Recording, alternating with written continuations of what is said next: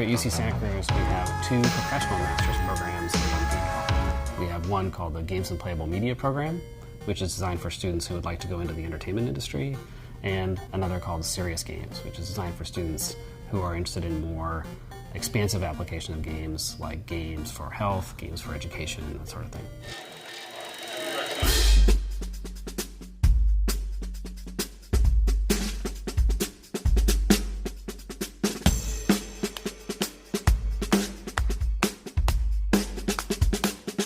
I guess on average day, I come in, I go to class, and then I just sit at my desk and I work, and I have meetings with my team. I talk to our sound engineers from San Francisco.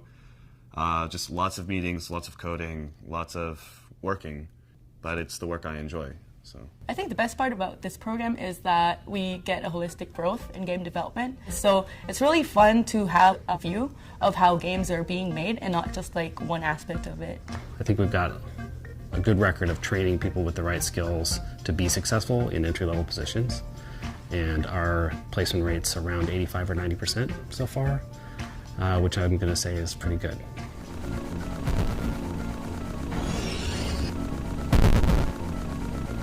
Here's the thing, so when you make a game and you see it every day for like a couple of months, like you don't see the good things about it anymore because like I guess you get tunnel visioned. So like having alumni and industry professionals like come over and see our game, like play our game and give us feedback about it, that makes us see the good things about the game that we've never seen.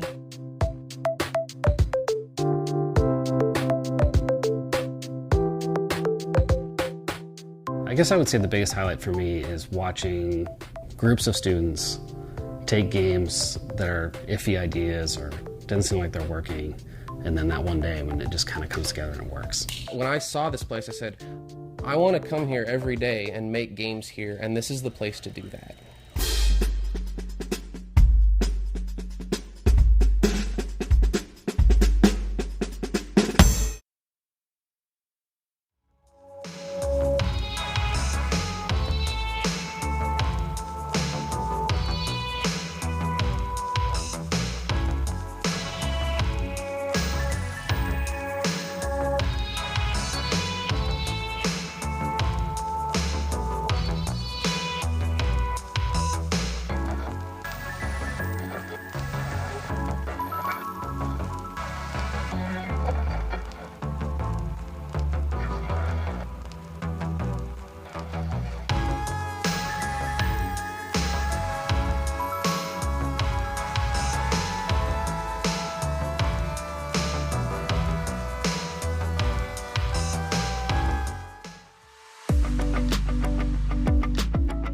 Bradley University is a mid-sized private university. Our Department of Interactive Media offers undergraduate degrees in game design and game art, as well as a one-year master's program. The game design program is consistently recognized as one of the top 10 in the country.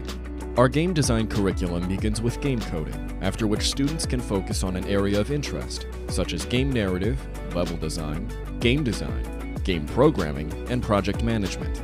The game art curriculum teaches the creation of 2D and 3D game art, from concepting to game engine integration. Each year, 10 freshmen and sophomore-led teams are awarded grants of up to $10,000 to develop games outside of class. These games are then exhibited to industry professionals and the community at the Peoria Riverfront Museum. Bradley students from the Department of Interactive Media gain internships and full-time jobs at a variety of studios, including Amazon Game Studios, Blizzard, Gearbox, Microsoft Game Studios, Oculus, Rockstar Games, Santa Monica Studio, and Volition.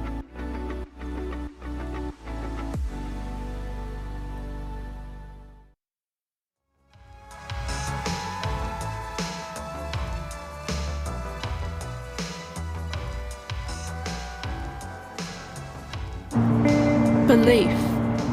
The emotion that stirs your body into motion. One small drop contains the power of the oceans. And yes, with all this chaos and commotion, you'd be forgiven for thinking, what's my personal motivation? The new normal's so abnormal that now normal's an abstraction. What happened to civilization? This world is a distraction. But still, belief will never fail to cause a chemical reaction, fizzing up your synapses with purpose and possibilities to put into practice. Yet those ones. And so you pause, breathe, and say, what do I want to do for me? The future me. The one who needs me to believe that I can make a difference unequivocally, in whichever way I deem. Even if that's flipping me into we. You see, that really is living the dream. So yeah, it's a pretty simple plan. Believe you can.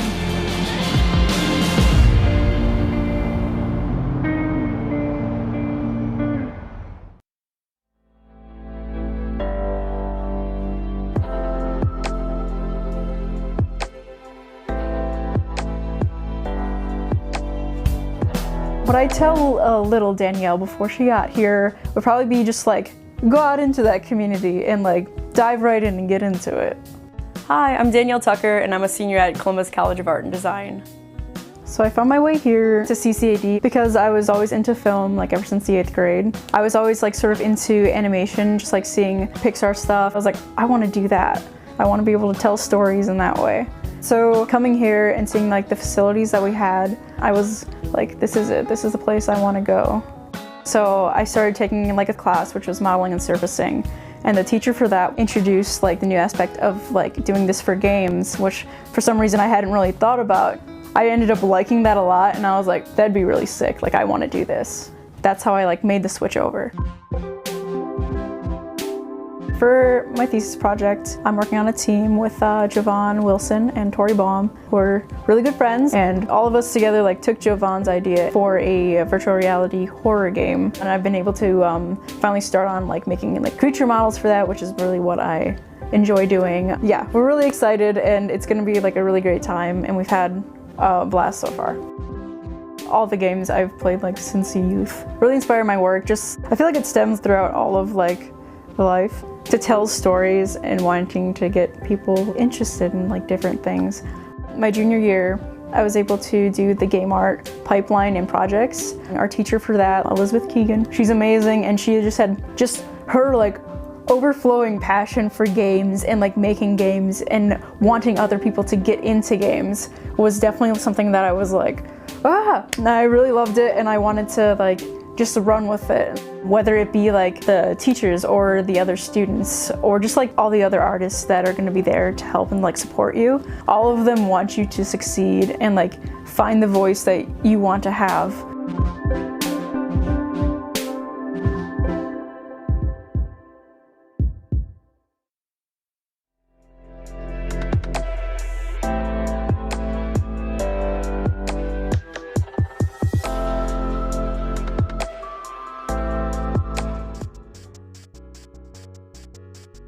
Hi, I'm Chris Totten, lead faculty of Kent State's nationally accredited animation game design program.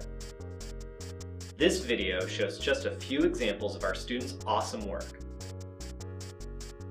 Our emphasis is on critical and creative thinking along with practical skills, which have helped our students enter the industry in a variety of areas such as 2D and 3D animation, game art, interactive design, and environment design.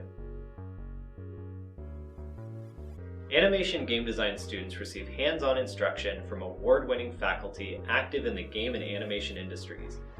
Classes are designed so that you'll experience studio-style environments where you can build your collaborative skills as you build your projects. Along the way, you'll create a professional portfolio through classwork, internships, and opportunities to display your work in the community and at industry conferences. This program is available in full at the Kent, Stark, and Tuscarawas campuses with multiple classes having in-person and online options. We're looking forward to having you in the Kent State Animation Game Design program, where we can't wait to see what you'll create.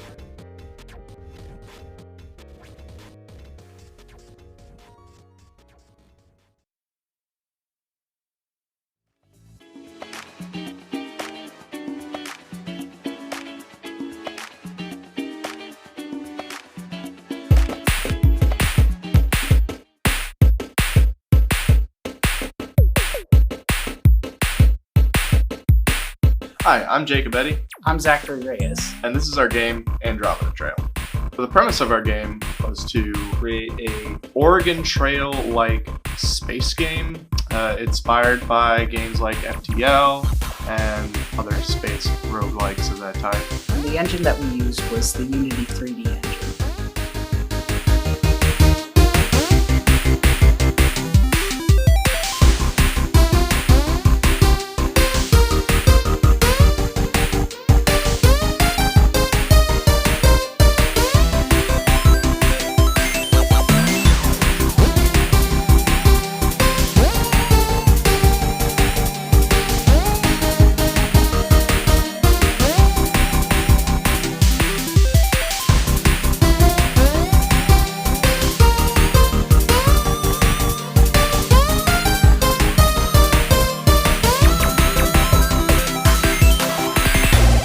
Often I'm asked why I picked gaming to study. I have always been interested in storytelling, and I wanted to be deeply involved in the tech industry. I started out as a computer science major, and I didn't see this storytelling creative element that I was really deeply desiring. And so then I also jumped on the computer simulation gaming train, where I could fuse the tech and the storytelling together and really bring those two worlds together, you know, art and tech.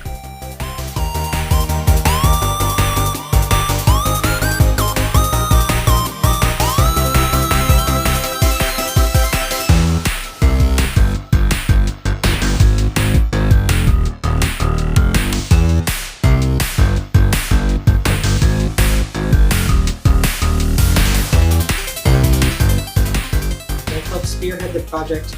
I've designed the sim on paper and also did a technical document to outline the objective system that it uses. And with a team of about 5 to 6 students, we've started assembling it over the summer, and work has been going strong since. We are now to a team of, I think, 9. I think it'll be a nice tool for the university to be able to use for their med students. I think it'll give them a good opportunity to be able to practice their simulation in a much lower stress environment than it would be if they were just going straight into it and having to run it. But I think also it kind of shows a lot of other uses for VR simulation that could potentially be used in other fields.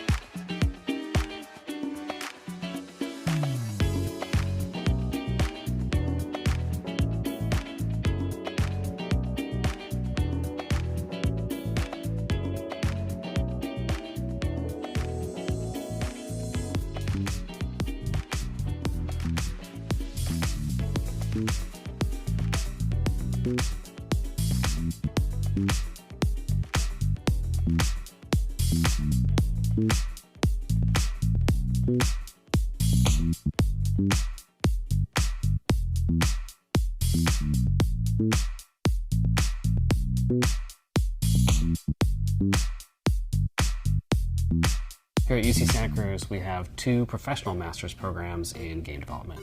We have one called the Games and Playable Media program, which is designed for students who would like to go into the entertainment industry, and another called Serious Games, which is designed for students who are interested in more expansive application of games, like games for health, games for education, that sort of thing.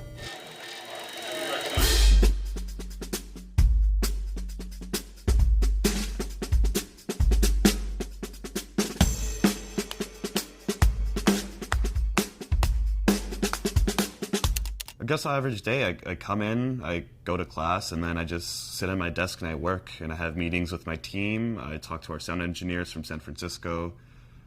Just lots of meetings, lots of coding, lots of working, but it's the work I enjoy. So I think the best part about this program is that we get a holistic growth in game development. So it's really fun to have a view of how games are being made and not just like one aspect of it. I think we've got a good record of training people with the right skills to be successful in entry-level positions, and our placement rate's around 85 or 90% so far, which I'm going to say is pretty good.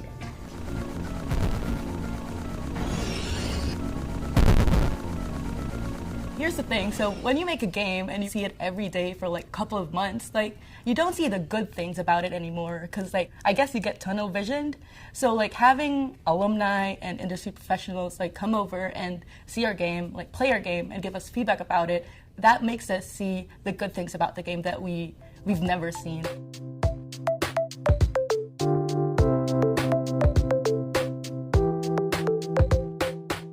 I guess I would say the biggest highlight for me is watching groups of students take games that are iffy ideas or doesn't seem like they're working, and then that one day when it just kind of comes together and it works. When I saw this place, I said, I want to come here every day and make games here, and this is the place to do that.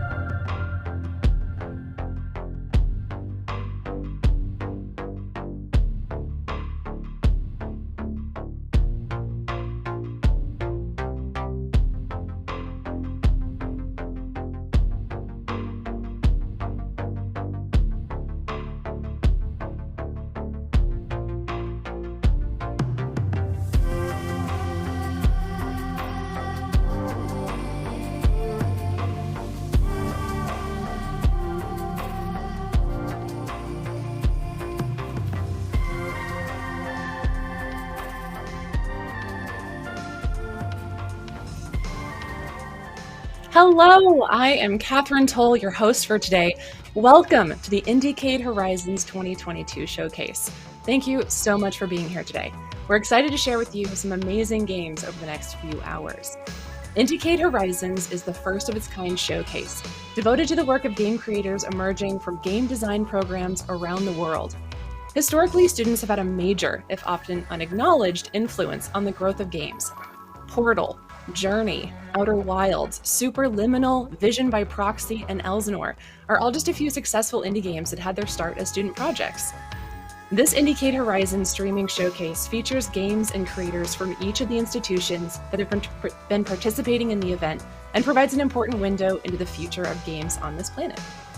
Today, student creators selected to represent their schools will be showing and talking about their games. We'll also see trailers of additional games, celebrate the winners and honorary mentions of the Grand Challenge, and for the first time, acknowledge the Horizons Faculty of Excellence with awards in teaching, service, and innovation. Again, I'm your host, Catherine Toll, and I'll be joined by two wonderful student co-hosts, Izzy Jones and Rafael Arias-Torres. Let the games begin. Hello, with me now is Rafa, a rising fourth year attending Northeastern University studying computer science and game development. Tell us a little about yourself. Yeah, like you said, Catherine, I'm a fourth year attending Northeastern studying computer science and game development. I'm currently the president of our school's game development club, where I help foster a hospitable game dev community on campus, and I help teach students design skills and programming skills necessary to make their own games. And we run a bunch of game jams throughout the year so that other students can learn how to make games for the first time, and we do cross collaboration with other clubs on campus. So it's been really nice. That's so wonderful. And how did you originally get started doing that? I started making games in high school and then found my passion there with RenPy and in RPG Maker, and then in college is when I decided to try out Unity, and I met other friends that were interested in game development, and I've been making games ever since. Oh, that's wonderful. Do you remember the very first game that you ever made? Oh, I think my very first game was probably in Scratch, if I remember. It was like it was in 10th grade. It was I forgot what I definitely think it was Pokemon inspired. But yeah, it was in Scratch. Yeah, that's so cool. Mm-hmm. All right, well, we're going to see some really wonderful student games today. Are you excited? Yes, I'm very much excited. Yay! Okay, cool. So, first up, we have Falmouth University. So let's go ahead and check out Dr. Bounce. Ooh.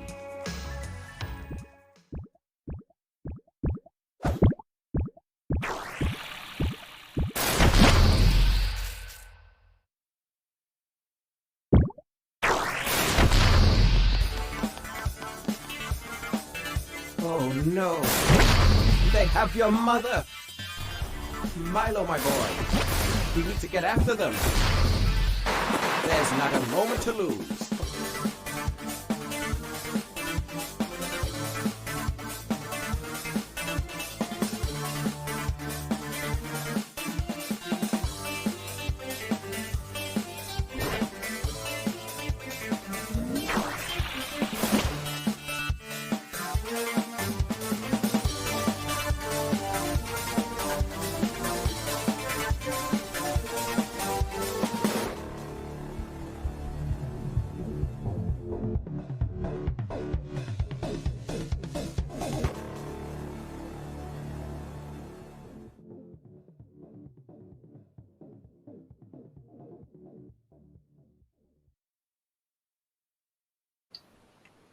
So bouncy! I love it. I got some like cool Portal vibes meets, I don't know, fun Jello slime world. So please tell us who you are and what your role was for this game. Right, hi, I'm Jacob Gibbons. I was the game designer for Dr. Bounce, made by our team Jellybrain. Hi, I'm Jasmine Liu, and I was one of the artists for the game. Wonderful. Yeah. And so tell us a little bit about Dr. Bounce. Were there any challenges that your team faced when you developed this game? So one challenge we had was because we had the bouncing mechanics and it's in a 3D space and it's also from the first person perspective, it can kind of be a bit difficult to kind of gauge how to catch the gun because you have that kind of loop of bounce, catch and shoot. So we kind of had to be very careful about the angles, you know, to make sure it was readable for players. That was a challenge to overcome. And yeah, and we. Yeah, go ahead, sorry. Jasmine. Sorry. Oh no, I was about to say, we also were lacking with an animator. We didn't have an animator on our team, which did mean that we had to limit some of the animations for our game. as well, so we can push forward on some of the heavier ideas. So Jasmine, as the artist, did you have to do a lot of that animating instead? I myself was more focused on environment modeling and concepting.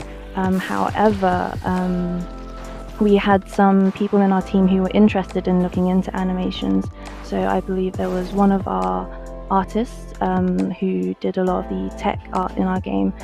They were quite interested in animating things, and even some of the programmers and designers looked at some things here and there, and everyone just worked together just to overcome this animation issue. Yeah, I love the vibe of the game. I don't know, something about it, the enemy designs, it just looks very appealing to me, and it just fits the bounce mechanic of the game. Can you talk a little bit about the art direction, Jasmine, of the game?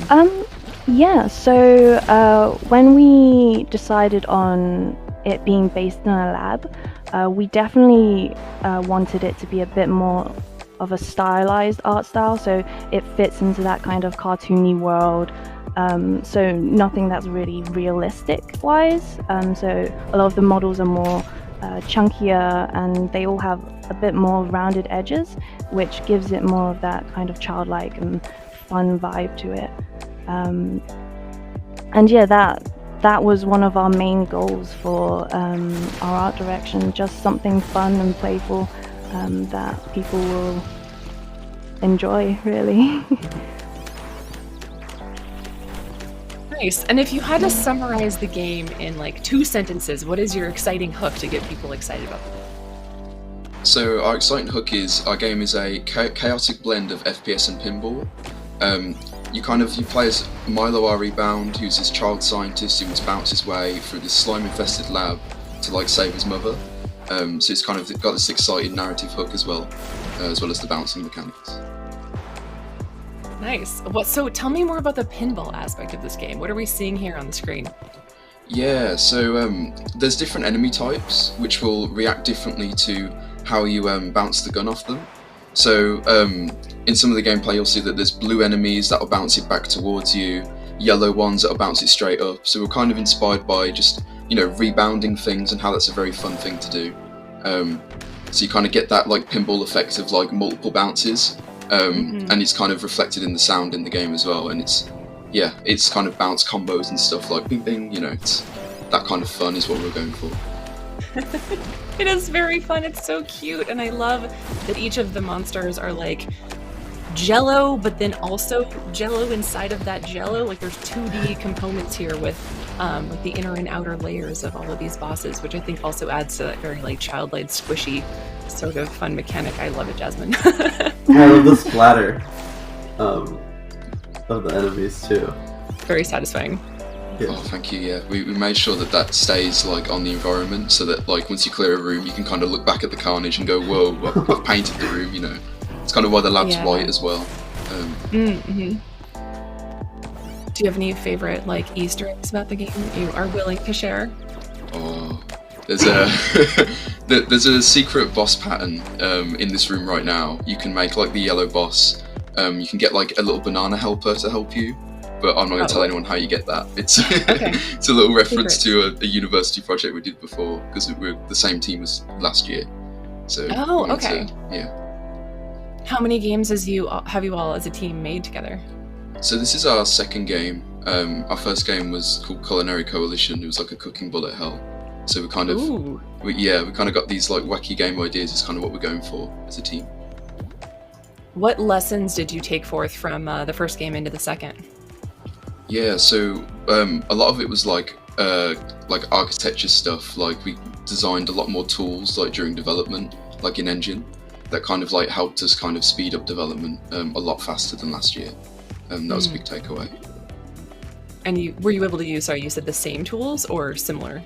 Oh, yeah, we were able to develop like new tools that obviously more specific to this game, but we kind of learned like to use tools to kind of speed up development, because that's something we kind of did a little of last year, but this year we really went ham on the development tools, which really helped speed up development. It was really useful.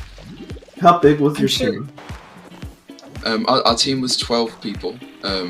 We had like 5 artists, 2 designers, a writer, an audio, and 3 programmers. Oh, wow. It's a really good size. I think that tooling is a really interesting aspect of game development that a lot of other students would be interested in. Is there any that you want to share that you're really proud of that you created? Yeah, so I didn't make it. Our programmer Cole made the like bouncing systems for this game. So we kind of made it so that we could attach this script to like any object, and it was all through scriptable objects and Unity events, and we could basically make anything we want bouncy and like decide what specific like interactions we want things to have. So we could kind of control the bouncing a little bit to kind of rein it in, and yeah, create fun scenarios like in this room right now. Like we were able to create the bounce pads from that system. Okay, so the green bits are the bounce pads, it looks like. Yeah.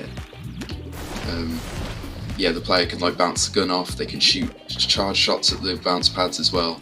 And that was all because it was under this same system. That was the tool that Cole created. It was really useful. What else did Cole create that you thought was pretty cool? I think Cole did the magnet, which is a mechanic the player can use. They can like pull the gun in. Yeah, the player just uses it there. Yeah, that is kind of a little assist for the player. That was very fun to create. We had to do some like Bezier curve things. I'm sure Cole could talk about it more than me, but that's not here. But yeah, that was very awesome to see. Really good system. Well, what did you work on that you want to share with us? So I did the level design for 2 levels, and I also created the like initial game concept pitch for this game, because our team went through about 20 pitch ideas, and like this was my initial pitch, but the game changed a lot from my initial pitch, but it still had the different enemy bounce types, so that's kind of stayed the same throughout development. And yeah, I kind of just helped with that and balancing game mechanics as well in engine, but it was a lot of level design as well. Nice. And Jasmine, do you have any favorite aspects of the game you want to share? Personally, I'm a bit biased, but I enjoyed the gun design. One, because I concepted it, but also because it brings out that childlike essence. The gun concept itself is that the child scientist who you're playing as made the gun himself. So on the gun itself, there's wonky nails and some tape, and you can see that it's something that he just mishmashed together, and something that you might not see when he's holding the gun, but if you're picking the gun up from like the floor or something, the handle is actually a dinosaur toy. So it brings out that very childlike essence, and I find is very recognizable as something a child would just try and piece together and make. That's great. Yeah, there's details like that me as a gamer personally, I feel like I don't appreciate those enough, and so to talk to artists and see those little details, from your eyes, I really appreciate that, because now everybody that plays this game will be like, oh yeah, wow, this thing's like all duct taped together. That's so cool. Well, where can we learn more about the game and more about yourselves? So there's an itch.io page where you could play the game right now if you wanted to, but we're also going to try and do a Steam release, and we're going to kind of add some new things in for that. We have a team Twitter page, which is Jellybrain, and then like personal plugs for me would be like Game Dev Gibbons on Twitter. Like that's where you can find me. And then Jasmine. Yeah, my Twitter is just Mary Sumiko. However, on our team Twitter, the very first post that's pinned on the page does link to everyone in our team. So if you are interested in checking out the entire team, that's where you can find everyone. That's great. Well, we'll make sure that the mods post in Twitch chat with the Itch Store page and with your team's Twitter, so everybody can find you. What else, other than a Steam release, what are your long-term goals for the game, if any? So we've actually had quite a long discussion about if we're going to progress the game or how we're going to go about for our future. And we have kind of made a final decision that with the Steam release that we're planning on doing, that might be the final step for the game for now, and everyone's going to pursue their own goals. We aren't sure if maybe in the future we might get back together and progress anything. It's very uncertain, but I think for now our main focus is getting it on Steam and just polishing things up for that. Well, great. I think that's an excellent goal. Thank you so much, Jacob and Jasmine, for joining us. It's been lovely to chat with you about Dr. Bounce, and I wish you the best of luck. Oh, thank you. Thank you. Have a nice day. Thanks. Wow, That was so bouncy, good. so cute. So bouncy, so child. I just, I don't know. Nostalgia is the word I guess I'm looking for. I just love I love the bounce so much. Bounce, bounce, bounce, bounce. It's a very happy thing for us to start with today.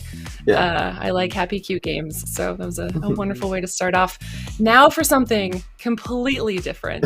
Our next game is cute in a very similar, cute, but very, very different style. We're going to go to another game from Falmouth University. Let us check out Arm of Satan.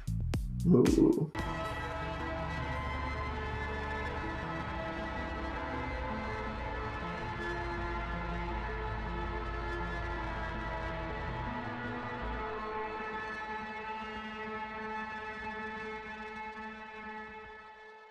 Explore the twisted and tangled roots of the many hells.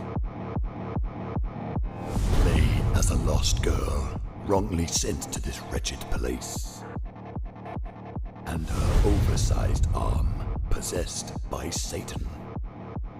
Grab someone close and descend in this two-player platformer.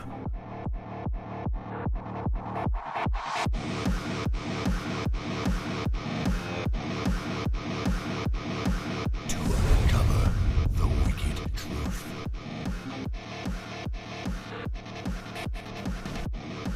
Arm of Satan.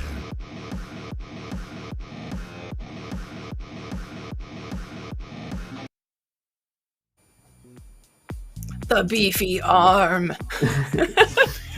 What was your initial reaction, Rafa? I was shocked. It looked shocked. It looked really cool though. I wasn't expecting you actually to have the arm of Satan, but you did have the arm of Satan. You do. Yeah. Well, I'm gonna go with the name. Thank you so much for joining us. Can you, John, if you want to start it off, please tell us a little bit about yourself and what your role was for the game. Yeah, so I'm John, and I am the producer and designer and animator for Arm of Satan. Wow. That's a bunch of things. Emma, nice to meet you. Hi, yeah, I'm the artist and writer for the game. Lovely. Well, let's take a look at some gameplay here. What made you decide to have the game be co-op instead of single player? Yeah, so it's one of the core hooks of the game. We, as a studio of master students, we were wanting to come up with a project that we can take to a commercial level. So we developed a few prototypes. We made 3 prototypes, and of those, we chose Arm of Satan, simply because it had a really strong direction straight off from the whiteboard, and that was simply, bam! It's a 2-player co-op game, and it's a hard 2D platformer. And this kind of comes off of the back of a mixture of a love of the 2D kind of games genre, so Hollow Knight, Shovel Knight, Celeste, Ori and the Blind Forest, amazing games. But then also It Takes Two, which of course most people will have heard of. It's kind of a resurgence of a co-op experience in the commercial market, and what's brave about It Takes Two is it's exclusively co-op, and the beauty of that is that you can target the design and lean entirely into that experience. So that's kind of why we chose that, and we're trying to make sure that all the design leans into the co-op aspect. And hopefully, most people won't be able to play this single player, but we do have players that can. But they are freaks of nature. They're super skilled at this game to do it at that level. Would that be like on one keyboard using both hands to be each player, or like having to use 2 controllers? So it's currently only been possible because we've had a build of this on an arcade machine, which we used for a recent expo that we had for the Falmouth Games Academy. So we had an arcade machine with this game on. So people can actually very dexterously use 2 sticks and 2 buttons. Wow. That is I some want to see dedication. video of that. It is amazing to watch, genuinely. I don't understand how people do it, but they do. It's amazing and both saddening when you realise they get a faster time than you. Well, yeah. But that really shows the true like love and dedication of some of your really early players, which should be like a huge compliment. Yeah, it is genuinely amazing because, some of these players who just play by themselves, like sometimes while we're working away, we'll look up, we'll see them playing the game, and then think, oh, that's really cool, and then 30 minutes later, look up again, it's like, oh my god, they're still playing, they're still trying to beat that time. And it's just like, yeah, it really does make you feel like, oh yeah, it's really nice to see someone engaging that much with the game.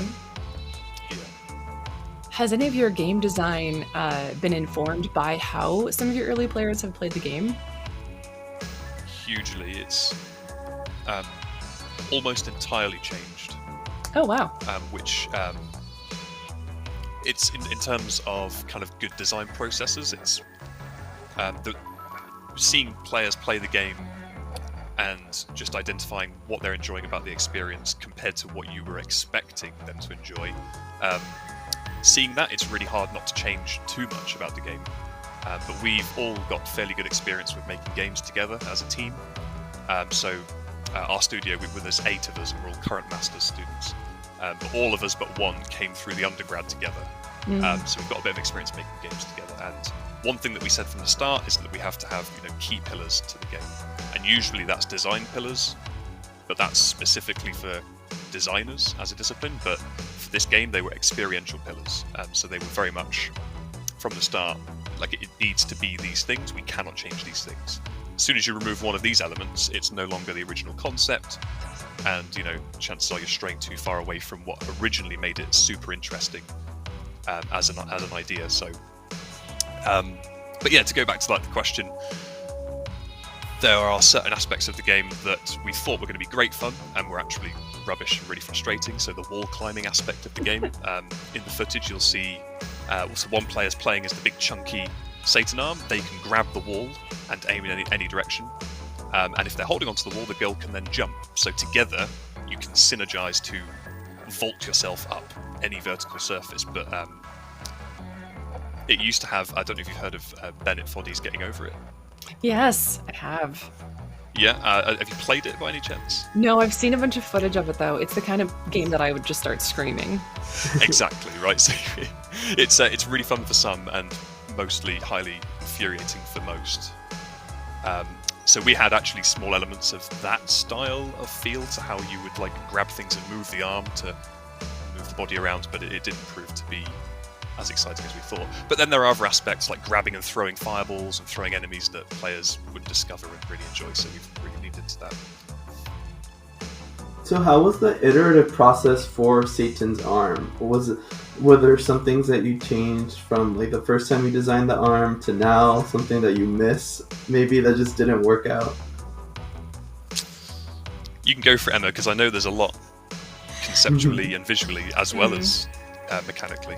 Yeah, oh my gosh. So, yes, Satan's arm went through so many different versions. I think we started off and it used to be this very irregular, bulging shape with all these, eyeballs stuck on it. And then we all sat down as artists and we suddenly went, nobody's gonna see any of this. The girl is tiny, and even though the arm is big on her, the arm is quite small in the grand scheme of things.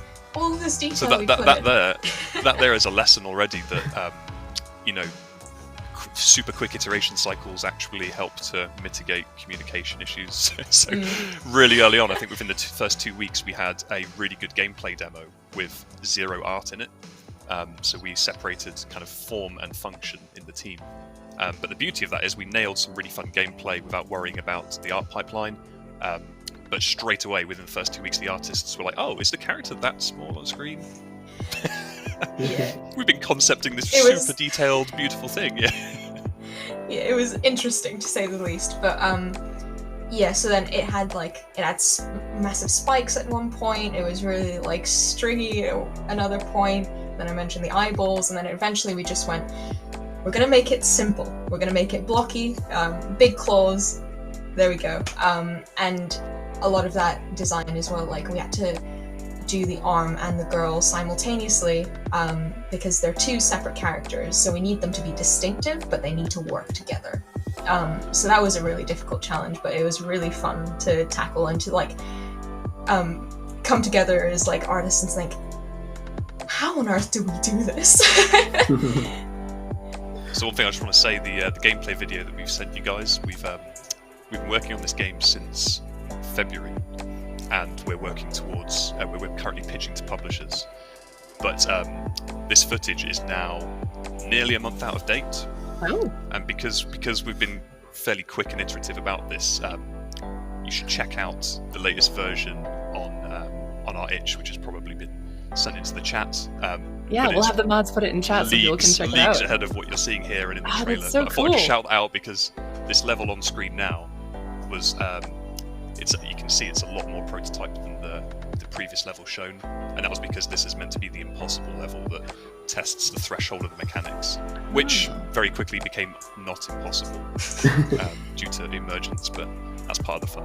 Yeah, as with all of our impossible levels, our playtesters quickly show that no, actually, there are so many ways that they can manage to do this, and within 2 minutes. Yeah, It's worth mentioning, you can probably tell from the fact we had it on an arcade machine, but there's a heavy speedrunning element to this game, so we want it to be a linear narrative experience for most players, but the arcade mode will allow you to play any level individually and set times on it. So we want it to be kind of speedrun ready, and that naturally means that our mechanics need to be tight, smooth, and also be fairly emergent in terms of synergies that you can find, just to make it exciting for players to really dig into the game and be rewarded for the time they put into learning it. Yeah. I'm curious with the co-op, did you face any challenges implementing that you weren't expecting? Yeah, so we had a pretty big design conundrum, and that is simply that we wanted the controls to be really simple for quick onboarding, but we also wanted it to be working for Switch. So each player only needs 1 joystick and 2 buttons. So the idea was you could use 1 Joy-Con set to play the game for 2 people. So there's that, simple controls, and then, of course, people being able to play it on their own. So instantly, that nearly broke the concept, and that was, trying to play It Takes Two on your own. You need to literally master 2 controllers with 2 joysticks each, at least 5 or 6 buttons. So we've had to take a different approach. We haven't added more buttons or more controls. We've simply added a lot more versatility to the verbs. So, for example, there are many ways that you can use each button contextually. Enough, hopefully, that it's, something we're testing currently, but it's increased the complexity enough that 2 players is not only doable for your average human, but it's also normally more effective for 2 very good players. Whereas the average person cannot play it on their own now, and although they can play it really well and fast, currently you can't get as fast a time as you can playing as 2 people. But that's been a continued design kind of challenge, I guess. But we've enjoyed tackling that one. Okay, cool. So there's going to be probably speed runs for co-op and then speed runs for individuals. Those really crazy, wonderful folks. Categorization. Yeah. So, and it's. Oh, sorry, go for it. No, go ahead. I was just going to say we've been doing a lot of research into the speedrunning community. It's very niche, but it's a super exciting space to watch people play games. in one of the speedrun competitions, there's a category for co-op games, and there aren't many out there, but like one of them is it's either an NES or a SNES game, and it's Goof Troop. But the fact that like a game that old is still being played shows that there's not enough modernization in that category, which is kind of why we're like this. That's one of our angles here that we're going for. Yeah, it should be exciting to watch two speedrunners combining their skills. Yeah. And the drama of them swapping out teammates when they figure out someone else is faster. Friendships will be ended. Great. So you mentioned you're looking for a publisher. What else, in terms of long-term goals, do you have for the game?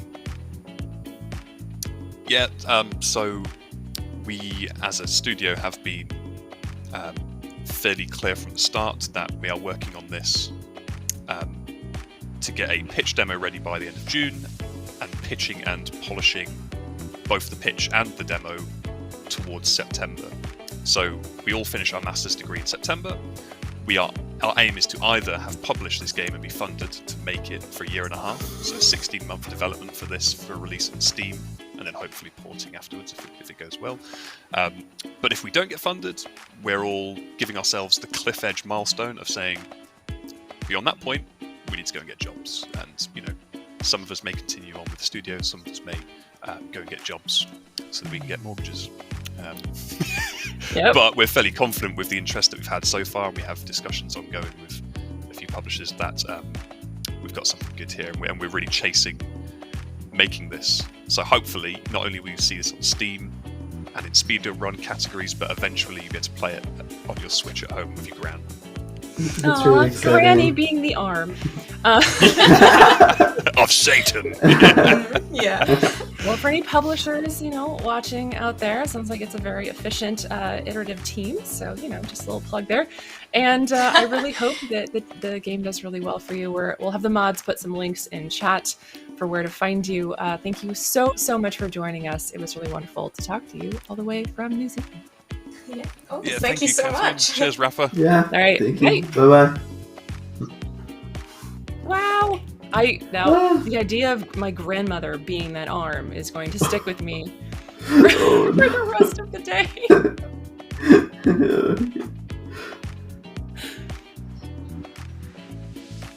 Yeah.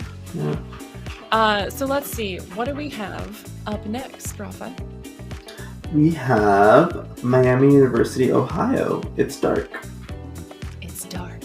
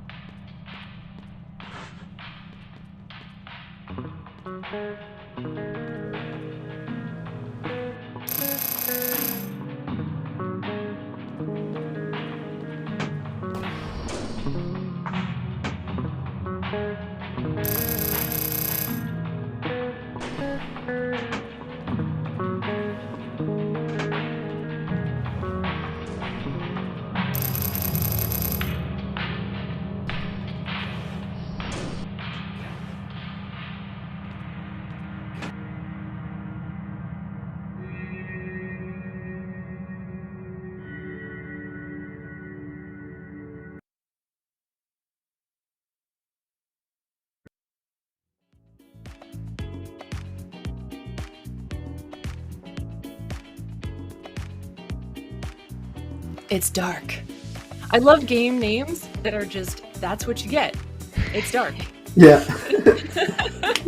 Connor, Cynthia, thank you so much for joining us. Tell us a little bit about who you are and what you did on the game. Hello, my name is Connor. I was the project manager for It's Dark, and also just a developer on the team. Just a developer, don't be modest. Just a modest developer on the Just team. one of those little developers. I'm Cynthia, and I was also mainly a developer and programmer on the team. Wonderful, wonderful. And were there any other stealth type games that inspired you when you decided to work on this project? A major source of inspiration that we found was Dead by Daylight was a game we were looking into. Not necessarily so much the stealth aspect necessarily, but the multiplayer interactions that you have quite similar. And we also used a board game called Anomaly, which was a pretty good inspiration as well. And that's a hidden vision game. The game's pretty cool. Hidden vision. That's the term I was looking for. I was like, are there any other hidden vision game? Yeah. Dark until you look at the play style games. Hidden vision game. Okay, cool. Yeah. Or so hidden movement, I think, is the exact term there. Hidden movement games. And are there zombies? Give us like a 2-sentence pitch about what the game is. So, you are a scientist in a deep underground facility, and there has been a containment breach. The monster Echo has escaped containment, and the lab is going into lockdown mode. So it's dark, because the lab is in lockdown mode. And the goal for the scientists is to just to get rid of the monster. The monster's become a problem. They need to make sure it doesn't kill everybody in the lab, essentially. And the monster is trying to kill everybody in the lab and escape. And using the cover of darkness is able to get around and do things much more freely. Nice. And is this multiplayer? Yeah, so this is a multiplayer game. So we've got there's 2 teams. There's the monster team. That person's just all by themselves. So as on screen right there, that was the monster. And the other 3 players are scientists. So this is a scientist right here. Okay. And so you can have up to 4 players in a room or a lobby, but you can have multiple rooms and lobbies. All right. Would it play similarly to like Left 4 Dead? I guess I haven't personally played Dead by Daylight, but so with Left 4 Dead, it's mostly like zombies. In this game, there's only one monster they have to deal with. Oh. So the player acts as the only like monster in this instance. So it's really good for a better connection probably Dead by Daylight, where there is only like one monster again, and the other players trying to fight the other wave of players. In It's Dark, are you able to attack the monster? Because I know in Dead by Daylight there's like you can flash the monster in Dead by Daylight, but you can't really harm it. Yeah, Cynthia, tell him about that. Yeah, so in our game, you can pick up a gun to shoot the monster, and there's this mechanic of a gas. So when the gas is turned on, the monster's health doesn't regen nearly as fast, or actually doesn't at all. But before the gas is turned on, it has a regen. So when you shoot the monster, if the gas isn't on, it doesn't quite accomplish what you would hope. But once the gas is turned on, using the key cards that you find in the map, you can all gang up and kill the monster. Yeah, so I guess that's one thing we forgot to mention is the monster has nearly limitless health until you activate the safety protocols for the lab again. So the scientists have an objective other than just walk around and try and find weaponry. On the map, you might be able to see some highlighted terminals. Like this is a terminal right there that the scientist is going up to. A nexus, I suppose. And activating 2 of them will start up the lab's safety measures. And as you can see now, there's little particle effects. They're a little faint. And that represents gas in the building. And now the monster is effectively vulnerable. So you're trying to get to a state where the monster is no longer in control of the entire match, and the scientists are able to fight back. Because up until then, the monster can be pretty terrifying to deal with. Yeah, it looks scary. Everything is always scarier in the dark. It very much is. We had several playtests where we'd get jump scared while playing the game. Yeah, I bet. So for each of you, what was your favorite aspect of the game to program? That's a good question. I liked the putting in the rooms themselves. The rooms are generated. I didn't do the code myself, but the assets that we throw in, we have this cool process for. We like basically handcraft the rooms, and they get shoved into this algorithm, and then they get placed in the map. So it was just fun to put the rooms together and come up with new environments and whatnot. And I had a lot of fun doing the UI system. Okay. Because I've done UI systems before, but I found making a more beefier one was a good challenge and a lot of fun to see it all come together. Did you work on the map? Because I know Rafa thought the map was really cool. Yeah, I thought the Sadly, I map did was really not. cool. Yeah. Oh, our teammate James did the map, and that's just another camera with a shader on it, Mhm. and that works great. It looks Yeah, it looks amazing. That's what caught my eye too.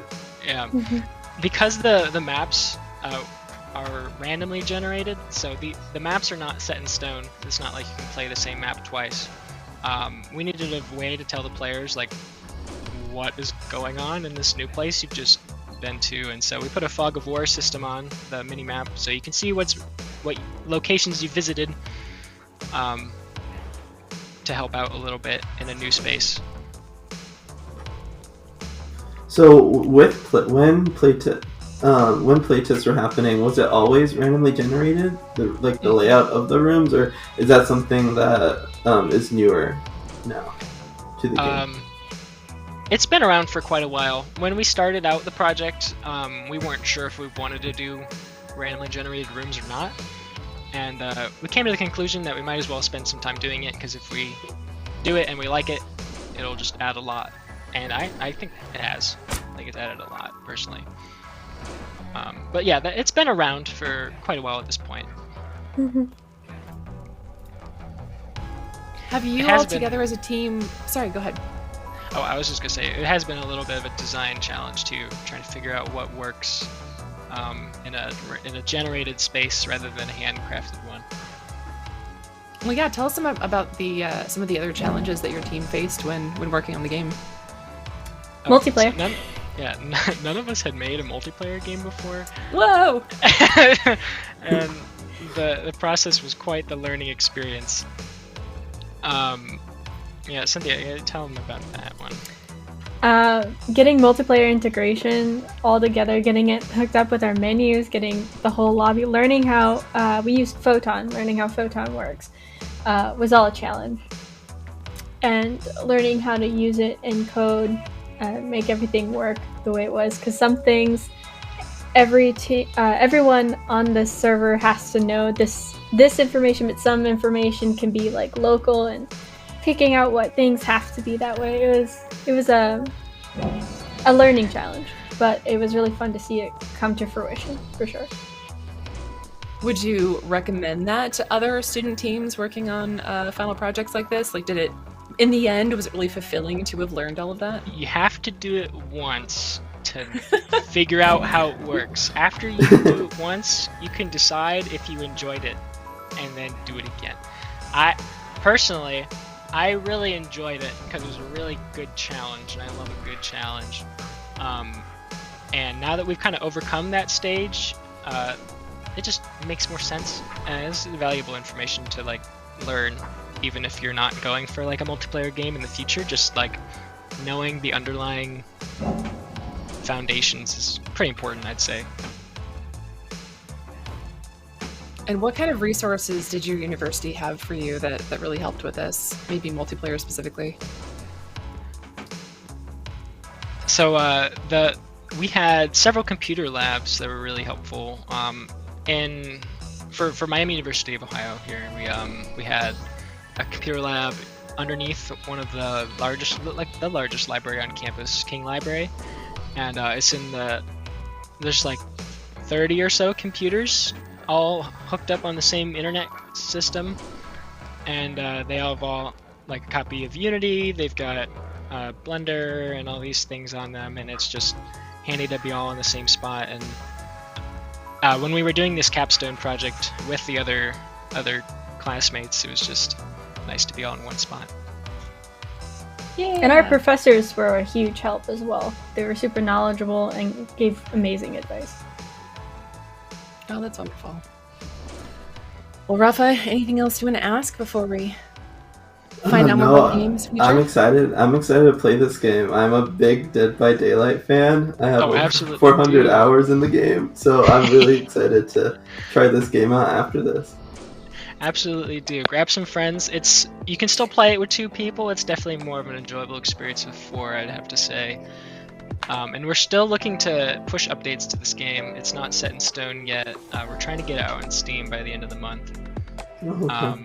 But we're still looking to see what people think, because we haven't gotten a whole lot of public feedback yet. All right, so potentially Steam at the end of the month. What are your other long-term goals for the game, if any? Definitely, well, the Steam is a big one. I'd like to get some other items in the game. Currently we have like 3, and the more the merrier, I'd say. And there's always been talk of adding more monsters rather than just the Echo that we have, but that's a long discussion, so maybe not. Well, we wish you the best of luck with the game. We'll have the mods post the itch.io link as well as some Twitter info for you. Is there anywhere else you'd like us to try and find you? We're on Discord as well, but you can find that on our Twitter. Okay, and in the game all right. itself, you can find the Discord. Well, thank you so much, Connor and Cynthia. It's been lovely to talk to you. Connor, you're not just a programmer. Obviously, you did a lot of work on this game, and it looks great. So thank you so much for joining us, and I hope you have a great rest of your day. We're looking forward to It's Dark. Thank you so much for having us. Thank you. Okay. I really want to play this. Dead by Daylight, student game. I mean, that's amazing. Yeah, it looks interesting. The monster. I will be screaming while playing this game. I will be screaming in excitement for you to play it. It's not a thing that I can deal with because I get so jump scared by things like this. But for anybody who's interested in that genre, it looks like an amazing game. And what a great title. I love things that are just like, it's dark. Yeah. It's so memorable. You're always going to remember the name of that game. Straightforward. All right, so next up, we are going to check out something else from the students at Miami University. Let's see what we're working on.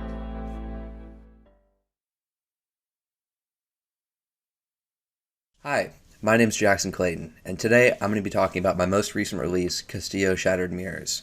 Castillo is my own unique mix of collectathons and retro first-person shooters. You play as a detective who uncovers Dracula's evil scheme of ending universes to feed off of their suffering, navigating his castle and the worlds hidden within the mirrors of its halls. The player spends the game traveling through dimensions, fighting hordes of monsters and collecting crystal shards to open up new areas of Dracula's castle, until eventually battling the undead king himself. I work to emphasize player freedom, which levels to play, how to play them, and which guns to unlock in your arsenal. I wanted to emphasize the shorter levels and expanded freedom that made lots of games from the 5th generation era so special to me. With Dracula's castle acting as a hub world, the player gets to choose which stages they play, in which order through each subsection of the hub. Along with game design, I also put lots of focus into the story and writing of Shattered Mirrors. I had a great time creating the worlds for each dimension you visit. I wanted to interpret an interesting story branching out from the very short original game. I did things like including the original character as a soul now cursed in a hot-headed voodoo doll who plays off the main protagonist's cynical personality. It was also a challenge to write around the game's non-linearity, making the story feel natural. One specific example is a side character whose curse is travel through time and space. You encounter them at different points in time throughout the story as you piece the parts of their story together. I also had to rethink my level design strategies when it comes to introducing enemies and mechanics. Many levels have multiple routes you can take, along with the ability to flat out skip levels, which means I need to accommodate the design to quickly teach players who may have skipped levels meant to introduce a mechanic. I included mapping tools and texture pack support to let players mess with the game's tools and mechanics. I think it's an important feature to help cultivate possible new creators. I'm currently working on expanding the tools with things like scripting to allow players to create their own enemies, objects, and other elements. Castillo was a 6-month project up to release, but I'm still working on it, planning DLC, adding extra content, and as previously mentioned, adding more features to the custom tools. Thank you so much for watching this video, and I hope you give the game a try on Steam.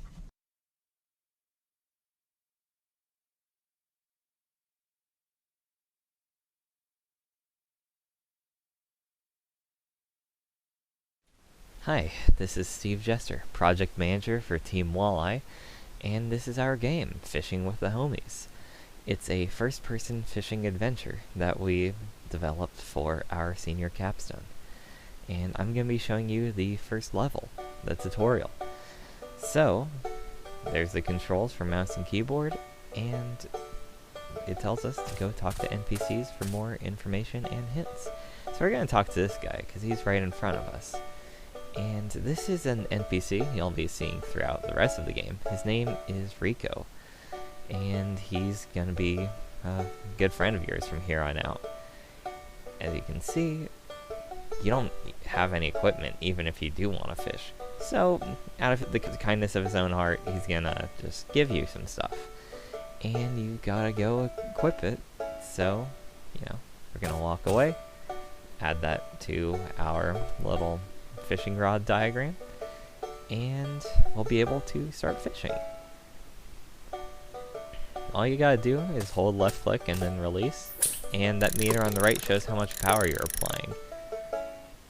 So, we've already got one fish's attention, but this other fish is gonna swoop in and get it.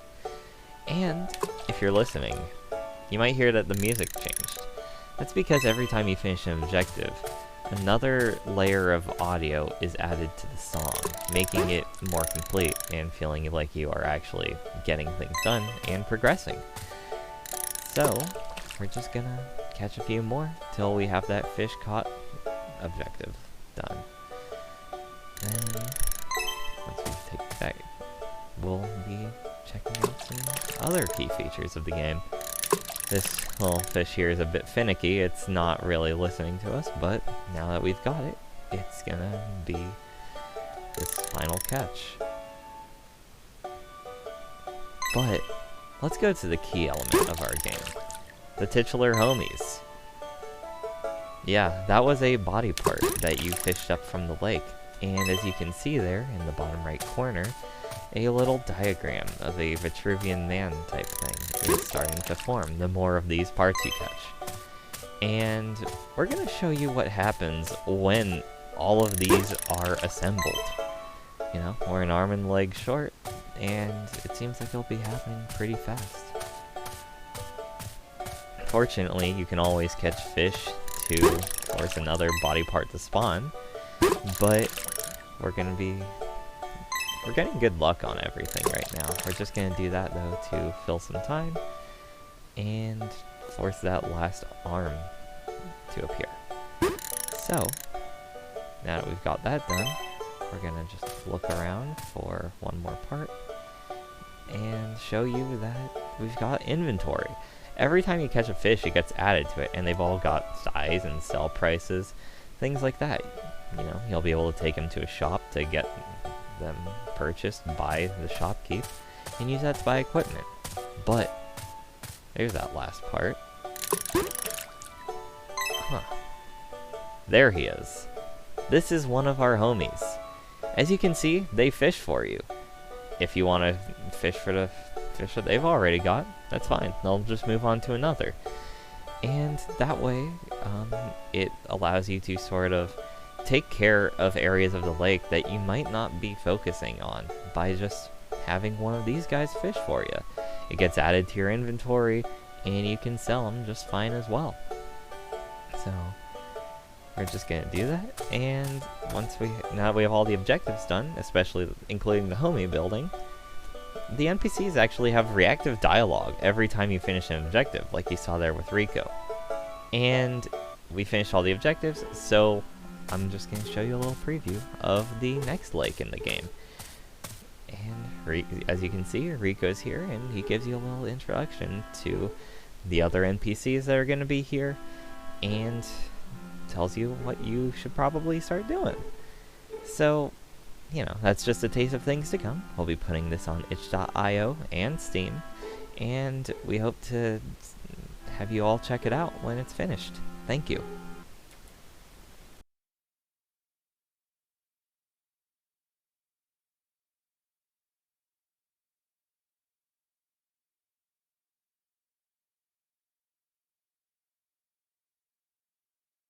Hello everyone, this is AJ, and I am the developer of Maiden Journey Through Geocress, which is available now on itch.io as a free download.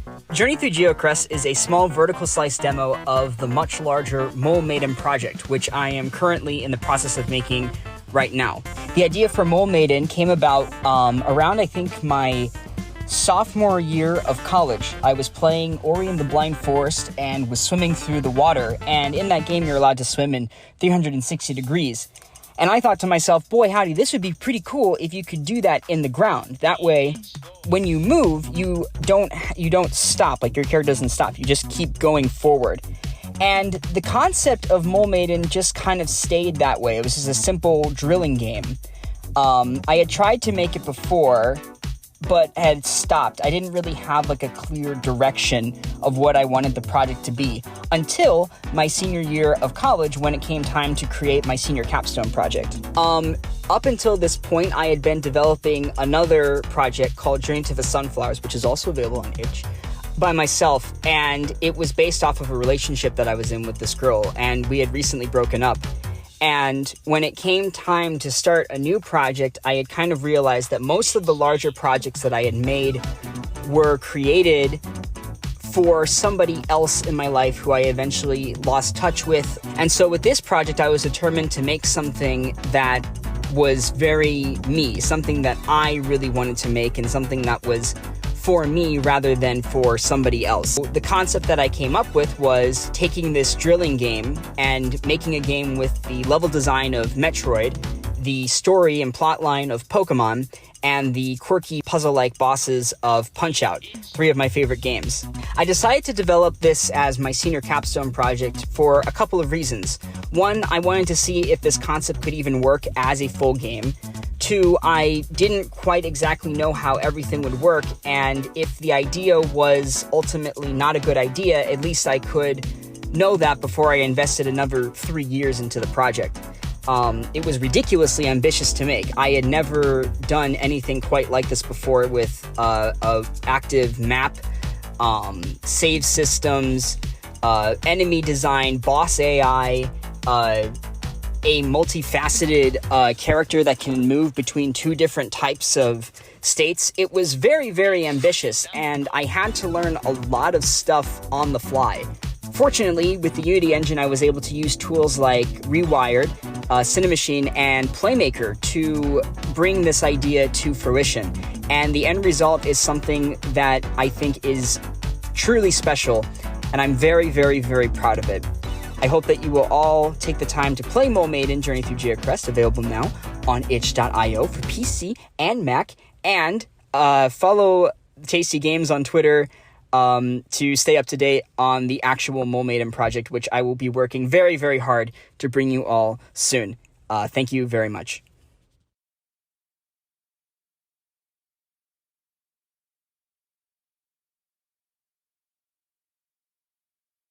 Hello everyone, this is Jason Allen, also known as J.Games, and I'm here to talk a little bit about Act 1 of Pastoral, the new GB Studio game available now for free on itch.io. Near the end of first semester sophomore year at college, I fell into quite a deep depression. I was surrounded by relationships, and being alone for all of my life, I thought the solution was to force myself to fall in love. I tried, and I didn't even get to start the relationship officially. Over winter break, I did a lot of contemplating my identity. During this time, I was listening to a lot of Folklore and Evermore by Taylor Swift. Inspired by these two shifts in my life, I began writing a new universe called Pastoral that had a lighthearted folk story with dark sci-fi horror twists. I explored the identity of my characters as I explored my own. In many ways, I am like Dror and all of his friends. Dror embodies the experience of discovering you are aromantic, but dealing with past emotions towards people of the same sex. In other ways, many characters are people who I wish I could meet to help guide my journey through life. Ambrios and especially Ansel come to mind. A fun fact, all of the songs that can be played on stereos in each friend's houses are actual songs that I've written myself many years ago. I used to be too shy to share them with the public, but I thought that my songs represent a journey of discovery, which perfectly applies to the stories of many of the characters in the game. I would say that the art is what both took the longest and was the most difficult to complete. I don't consider myself to be an artist, but I'm always up for a challenge, and I'm really proud of how it turned out. Learning how to draw top-down style specifically in pixel art was quite a treat. My favorite thing to do during the creation process was writing character dialogue. It felt like writing poetry, as I wanted the tone of the game to be very poet sitting by a lake on their cabin porch. I especially adored writing Ansel's dialogue. It was quite therapeutic, as you can imagine. Thank you for watching this video. If you haven't yet joined Drawer on his journey to find his friends and save them from oblivion, there will be a link to the itch.io page below. Bye!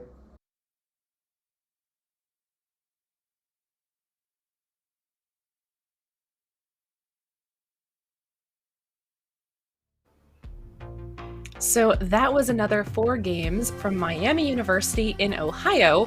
You saw Fishin' with the Homies, Castillo, Maiden, and Pastoral. There were some interesting things being fished within that lake. Rafa, did you catch any of those? Yeah, I think I saw a leg. No, yeah, a leg. Who's throwing things into this lake? What's going on with these homies? I also love that Game Boy games are still being made. It looked so cute. That was Pastoral, and it seemed like a really sweet story. I really love to see games where maybe it's a small team, or you don't have, an artist, or there's some part of your team that you can basically make the other aspects even more powerful by not having that one thing. We saw in Dr. Bounce, they didn't really have an animator, but I can't tell. In a small Game Boy game, there's maybe less that you need to focus on with assets, but you can really focus on a really incredibly rich story. Was for you, when you were making games in university, did you have any games that were like that?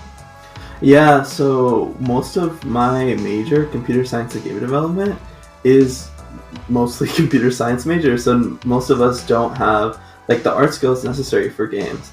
And there's a bunch of games that I know that were made in university that because of the fact that most of us don't know art, we use that to our advantage, and we showcase that as oh look, this art was made by a child. So we play it off like that, and it just makes it so that the game has the child look vibe, and also the art just fits because it is childlike. Yeah, so we use that to our advantage in the games that we make. That's so charming. Well, if anybody's interested in Maiden, Fishin' with the Homies, Castillo, or Pastoral, we'll throw the itch links up in chat. Next up, we're going to take a look at American University's student game, Heartache.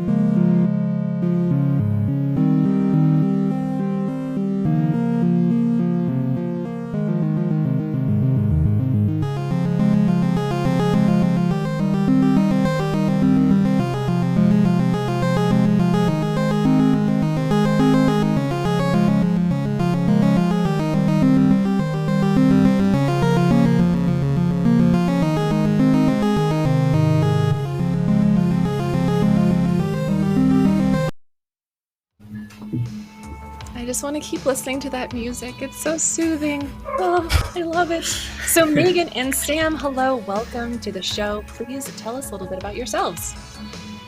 Hello, my name is Megan Couture. I was the lead artist for Heartache. Hi, I'm Sam Smythe. I was the lead designer, director, writer, and programmer for Heartache. Wow, that's a few roles. Well, welcome so much. Hello. All right, so besides such amazing music, tell us a little brief introduction into what the game's about. So Heartache, which the full title that isn't included anywhere is Heartache, A Game of Love and Loss. That's what I call it in my head. Is a 2D platformer puzzle game where you follow where you go through, you're a person who's experienced something traumatic in your life, and you are sort of trapped in this dark place, and you, with the help of Care, who's the companion that you see there, solve puzzles and sort of process your trauma through using energy to move objects around you. Nice. And is this co-op, or are you playing as Care? So Care is it is single player. Care is actually just your cursor. Okay, that's what we're saying. Yes.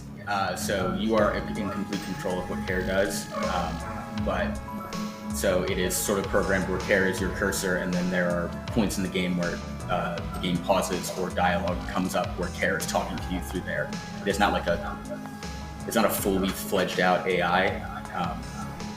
I am not experienced enough to have done that, but so this was sort of the meeting in the middle to make that work, where you had a companion, but it wasn't working as a traditional AI, rather just represented as your cursor. Okay, nice. And Megan, tell us a little bit about the art. Okay, so for the art in this, all of the interactable objects and the character themselves were made using Clip Studio Paint. And honestly, I was actually learning how to use Clip Studio Paint as I was doing this.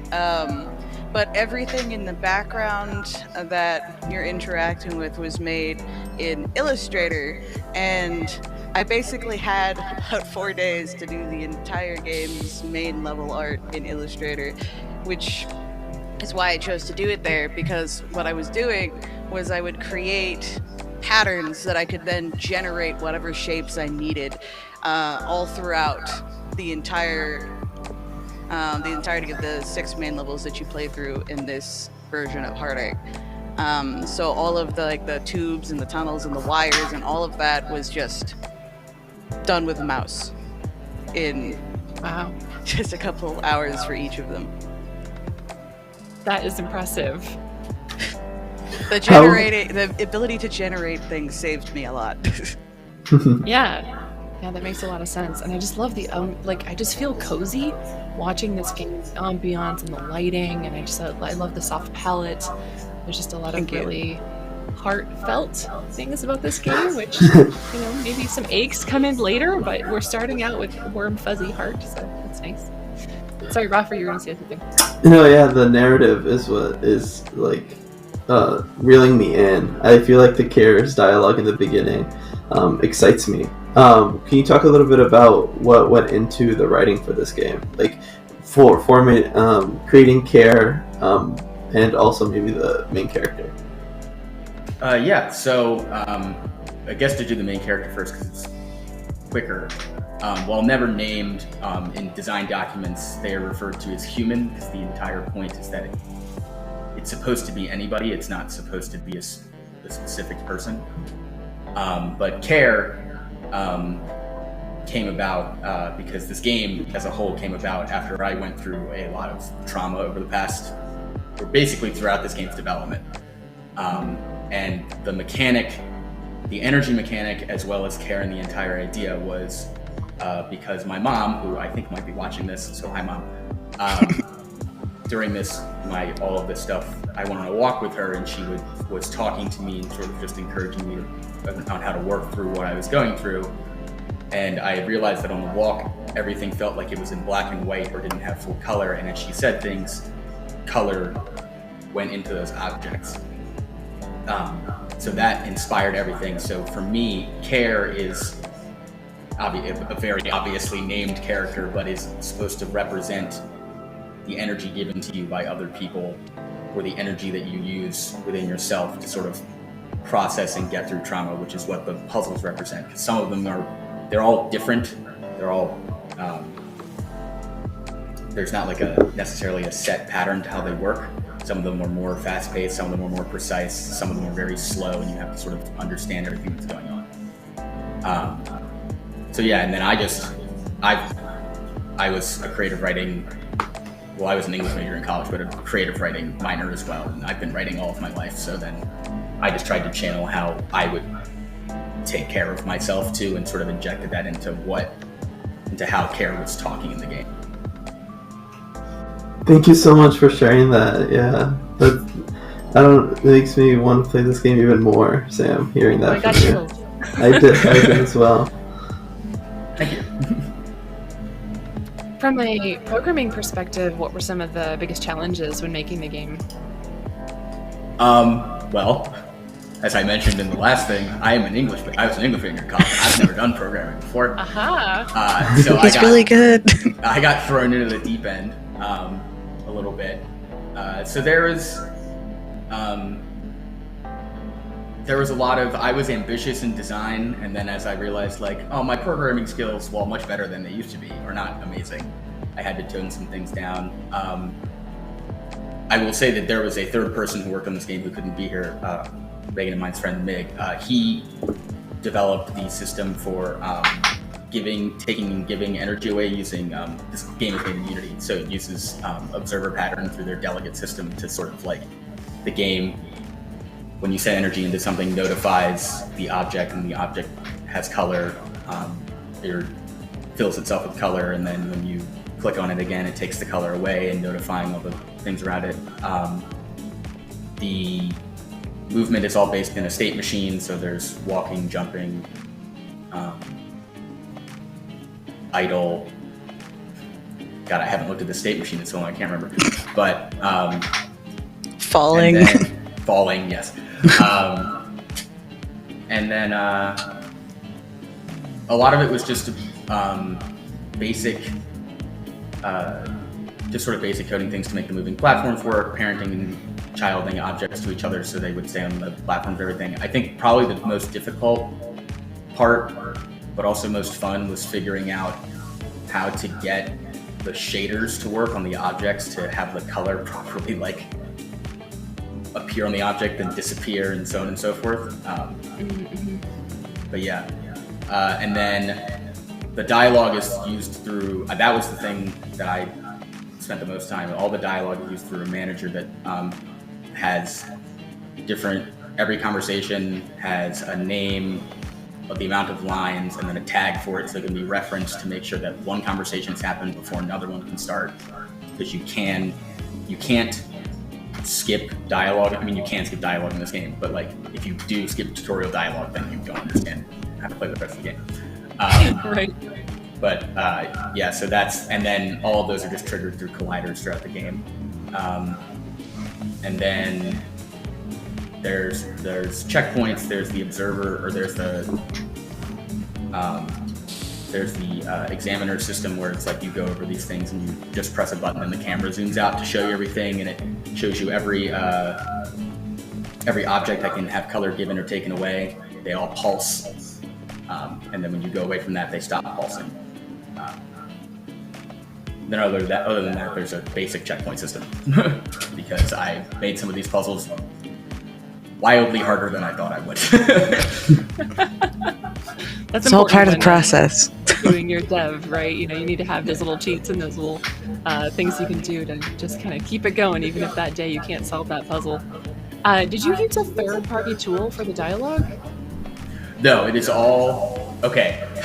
It is not a third-party tool. I will say that it is based off of a video by Brackies, who does all those tutorials on YouTube. But everything is built. All the changes that I made were custom made for it to make sure, like the tags, the tracking it through tags and stuff. That was all made by me.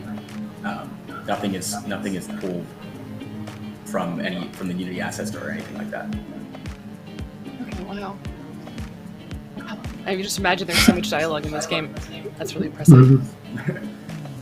I like writing, so. Well, yeah, I mean that makes sense, right? That's where you came from into this game. And you had mentioned originally maybe you were thinking of it being a full AI, that Kara was going to be a full AI. Was that part of the original design, and then you decided, everybody needs to scope in their Yes. Yes, so the original, as it was written in the original design, so there was two big things changed. Care was supposed to be a sort of AI that followed you around. I likened it in the design document to being like the ghost from Destiny and Destiny 2, just sort of following you around. And then you'd be able to send care out, and they would give color to objects. That was a lot, and we didn't have enough time to do that. So I instead switched it to, I still want the care has to be in the game. So I instead turned it into the cursor. So it was still sort of following you around because everything ended up connecting to like clicking on objects and hovering over objects. And so it just made sense to make care the cursor. And then the other thing that never appeared was another character called Rut, who was going to be sort of like I think I wrote in the design document that the design would have been like a smoke monster with the tragedy mask over its face, like in the center of it. And that idea was Rut would appear randomly and sort of drain energy from you, because it was the idea of while you're trying to process something, sometimes there's points where you get stuck back in just feeling awful, and it was going to simulate that idea. But that was going to be a full-blown like AI thing, and I when we ran into so many problems just figuring out like shaders and like the really basic stuff for the game, I was like, okay, I'm gonna just scope that thing out and we'll just focus on care. And then I realized care was, as an AI, was a little too difficult, so then I turned it into sort of a AI through the dialogue manager and the cursor and the way it interacts with the world. Well, that's really creative problem solving when it comes to scope creep. You know, I love that you didn't have to fully remove care, right? Because that's so integral to the story, but to have that be the cursor instead, just bravo for creative problem solving, because scope creep is hard for a lot of people. I'm just curious, is that going to maybe be a long-term goal for the game, or what are you thinking you'll add before any sort of final release?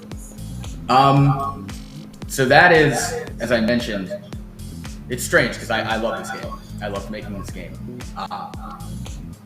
This game is also sort of bookended by the things that happened in my life that resulted in why I made it. And this is my capstone, and I presented it to people there. And I realized while even just talking about it, I was like, I don't know if I don't want to say that I can't work on it. Like, it's hard to work on it, but it's the way that it is represents how I felt then. And that matters a lot to me. So I don't know if I will ever work on it again. Right now, I don't think that I will. I know all of the problems. I have all the bugs logged and all that kind of stuff, and I know exactly how to fix everything. But at the same time, there's the time that it was made and the way it was released when it quote unquote released as a capstone really means something to me. So I don't know if I will continue to work on it. But if I do, I would absolutely, I still have those design documents of AI and stuff, and I have a better understanding of how to make those things. And so I absolutely would add all of that stuff. Yeah. Well, I mean, mental health is so important. So good on you for knowing when you need to stop on working on a project like this, because I know it's probably a lot, and it's really, you're really close to it. So, Megan, is there anything else that you would love to add if you had some more time to? Well, a lot of the designs for the later levels, I really had to figure those out on the fly since I was running out of time with being able to do them. So I feel like I would try to give even more depth to the areas that I was working with. There's some levels that feel like they go on forever, and then there's some levels that's a little flat to me, and I really would just want to take another pass at it. But also just being able to implement some better stuff around care for me, and maybe getting to redesign the character. Just lots of, I would tweak this, I would tweak this, I would tweak this, just from an artist perspective. Well, that's great. Well, thank you so much both for joining us. I also want to give a quick shout out to Megan, who did the lead graphic design on this whole live production. So my beautiful background and the background of everything you're seeing here. I just wanted to give a quick thank you so much to Megan. Again, thank you for joining us, and we look forward to seeing more of Heartache. We'll give the link in chat, and if either of you want to give your Twitter in chat as well, people can find you there. Thanks again. Wow. So emotional and warm and cozy, and that's the kind of game, sort of like, is it Gris? Yeah, Gris. I think it's Gris. The kind of game that maybe you do have a loss, you have a traumatic event in your life, and video games can really help you process that in a way that nothing else really can sometimes, because they're so visual and they pull you in and you can kind of imprint yourself on them. That's why I love talking to devs, because we would not have known that if we hadn't spoken to Sam. And now it just gives a different perspective on the game. You know, it shows that the dev really has a connection to this game, and you saw that. It's a real story, and I think real stories are really impactful. So, all right. Oh my goodness. We are going to look at another game now. What is NYU Game Center up to these days? We're looking at 500 million knots.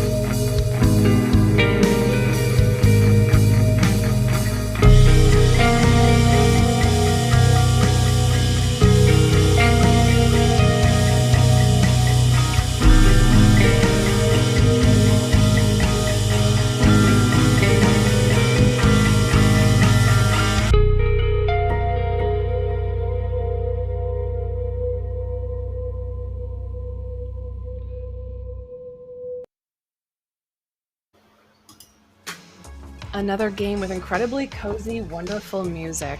I love game music. Anyway, hi Julian, welcome to the show. Please tell us a little about yourself. Yeah, hi, I'm Julian Spinelli. I'm the solo developer behind 500 Million Knots. They just saw the trailer. I'm from the NYU Game Center, and the music that you just heard is from Daniel Laurie, who's one of my main collaborators and composer, also from NYU Steinhardt. Well, Julian, sorry, apologies for the mispronunciation. Please tell us a little bit about your game, if you were to explain it in a few sentences. Yeah, so 500 Million Knots is a space sailing game. It's the best way to describe it. So you're a deep space probe in the form of a sailboat, and so you're trying to explore a black hole that you just found and venture in and try to document whatever is inside. So it's a sailing game, like a simulation of a sailing game, but also in space. Oh, that's so cool. Did you take inspiration from any other games that people might have played?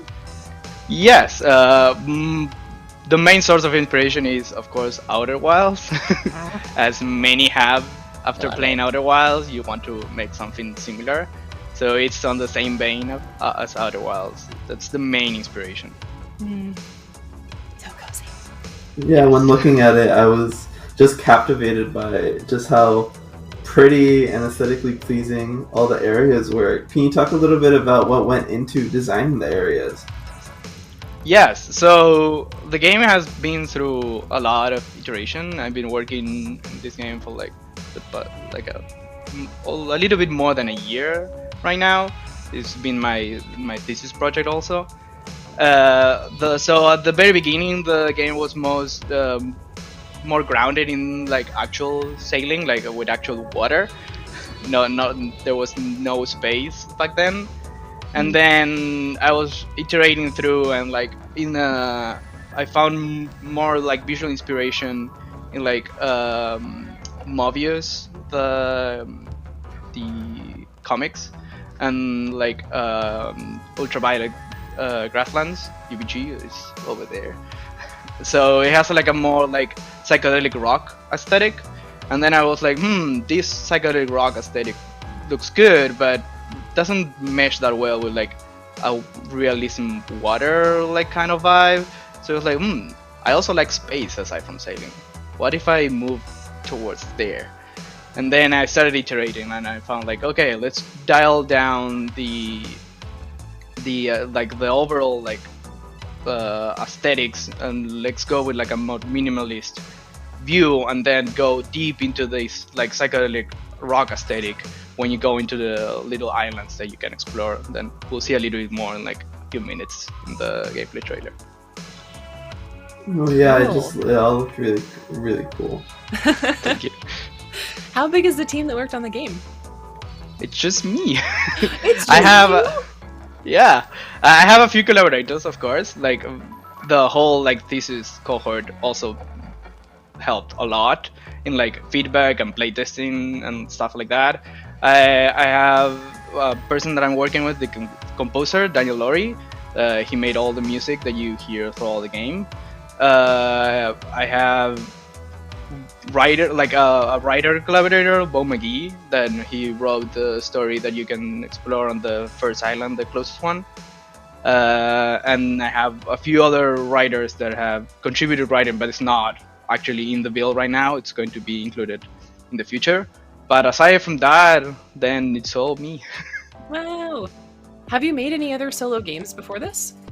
Not really. During the whole like MFA, I worked in groups mainly. If you go to my age, there's only like 2 solo games there. My first like visual novel that is part of the program, and my undergrad thesis, which is like a platformer. But aside from that, I work on teams, usually small teams, no more than 3 or 4 people. So this was like a huge undertaking for me. I was like, oh yeah, I'm going to work alone. Great idea. What made you want to decide to work alone for this game? On the first part of thesis and ideation process, my first like after the summer was like, oh, I want to work on a team. I don't want to work alone. And then through all the ideas that floated around, I started like getting more and more interested in this like sailing simulation thing, and like trying to see where I could go. And then I was like, okay, I'll work on this, and if I can get like collaborators from other thesis teams, perfect. Otherwise, I'll keep working on it by myself. So that's how the whole collaboration became part of it. Like the islands are written by different people, so they like contribute like a different voice to the game. But then the part of programming and Unity and wrangling that, it's all me.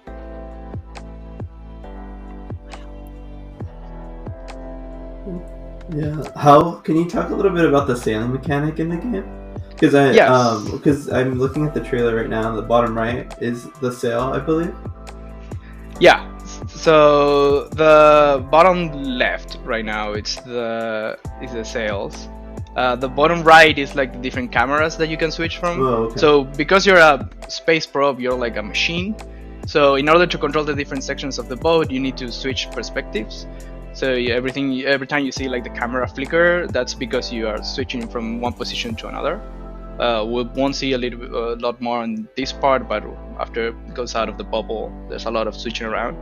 So in order to sail, you need to position the sails in the correct position in regards to the wind, so you can maximize them and like have the most lift possible. So in order to do that, you switch from the different cameras, adjust the sails, and based on how they are, you can see on the bottom left, you'll see like the little efficiency meter rising up as well as speed. Right now we are like the exploration phase of the game. So right now, because it's like precise exploration that it's a little bit needed, so you have like a little engine that you can use, so you don't need to worry that much about sailing right now on an island. After you go out of the island, then it's no engine, just sail and the space winds. That's such a cool mechanic. Yeah. Do you have any cool little like Easter eggs or hidden things that you want people to know about? And if they're not too secret.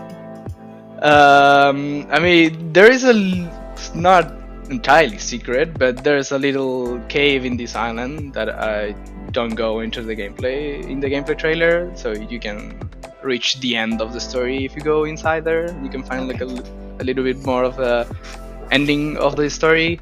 There is one. It's not secret to whoever played it, but it's secret to whoever puts it up and doesn't realize. The game right now is like a late prototype, so there's still some bugs inside there. And the most recurrent one that is the most fun to engage with is like you can flip the boat. It's not completely intentional, but you can flip the boat, but everything still works. So you can sail upside down. Everything becomes way harder. But it's like a different way to experience the game if you want to see like the other side. Challenge mode. Yes. That's awesome. Well, give us like maybe the most challenging part of programming this game for you. What was like the worst? Not the worst. The most interesting challenge. There are two that come to mind immediately. The first one is the sailing like aspect of like the controllers. So I've been through so many iterations of how to configure the inputs. The very first version was literally just like five key inputs that you needed to be messing around constantly, and that rapidly proved not fun. So messing with all of that and like simplifying and seeing what part of the sailing simulation I wanted to keep, what part I could abstract a little bit more so it's not as challenging, because at the end of the game I don't want people to be turned off by just like, oh, this is such a realistic simulation. I want people to like get more of like the vibe of how sailing feels and how sailing like the environment of like floating alone in like, in this case space, but it's equivalent to how floating in the ocean is. So iterating through that has been the most challenging part, or the section that has taken the most time, probably. Well, thank you for sharing that. Are there any long-term goals we should be on the lookout for 500 million knots? Yes, so I want to keep working on the game. Ideally add more islands. Right now there's only like really 2 that you can explore, and my goal is to get to around 8 ideally, and add a little bit more mechanics that make you want to engage with this sailing, like different ways to explore the sailing mechanics, like challenges. Yeah. Well, I'm a huge fan of anything Outer Wilds related, so I will definitely be checking this out. For anybody else that wants to check out the game, we're going to drop the itch.io link in Twitch chat. And Julian, if you want to put your Twitter or any information about yourself in Twitch chat as well, then people can come find you in your amazing game. Thank you so much for joining us and telling us about it. Bye.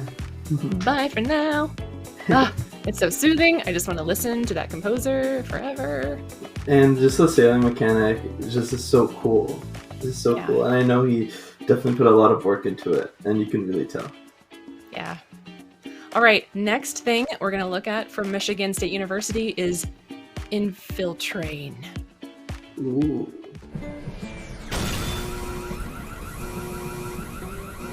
Well, did you really have to choose the back of a train to crash into again?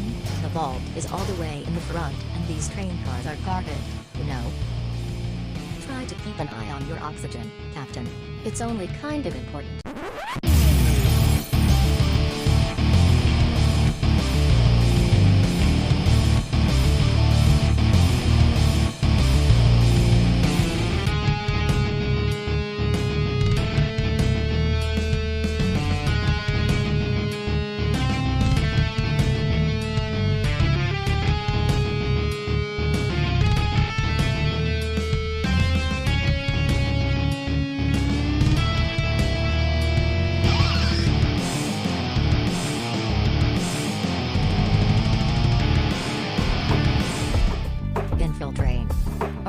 Soon, at your destination. Sorry, I was backstage headbanging. Hello, welcome, Casey and Rain. Welcome to the show. Please introduce yourselves and tell us a little bit about your role on the game. Yeah, so hi, my name's Casey Hansley. I was the producer for this project.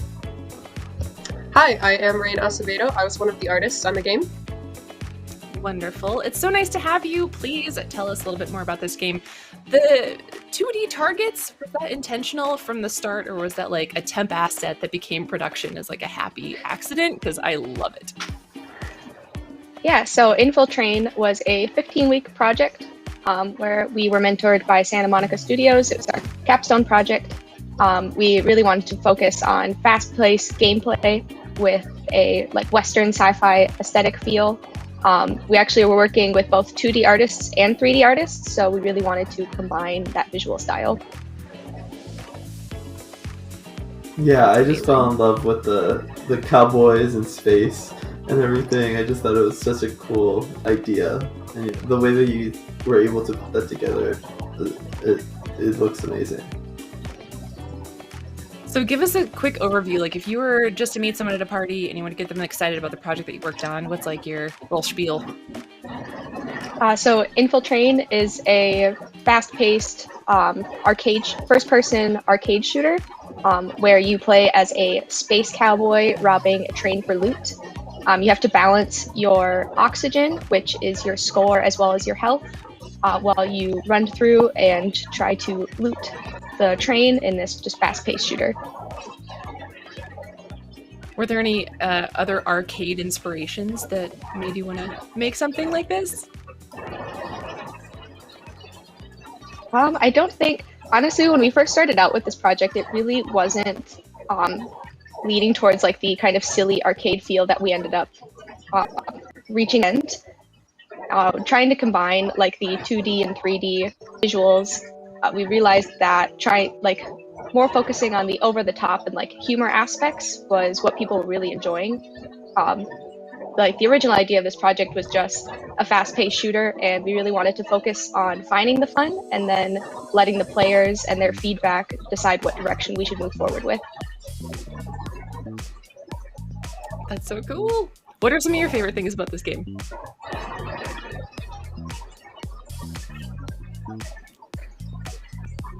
I personally... Okay.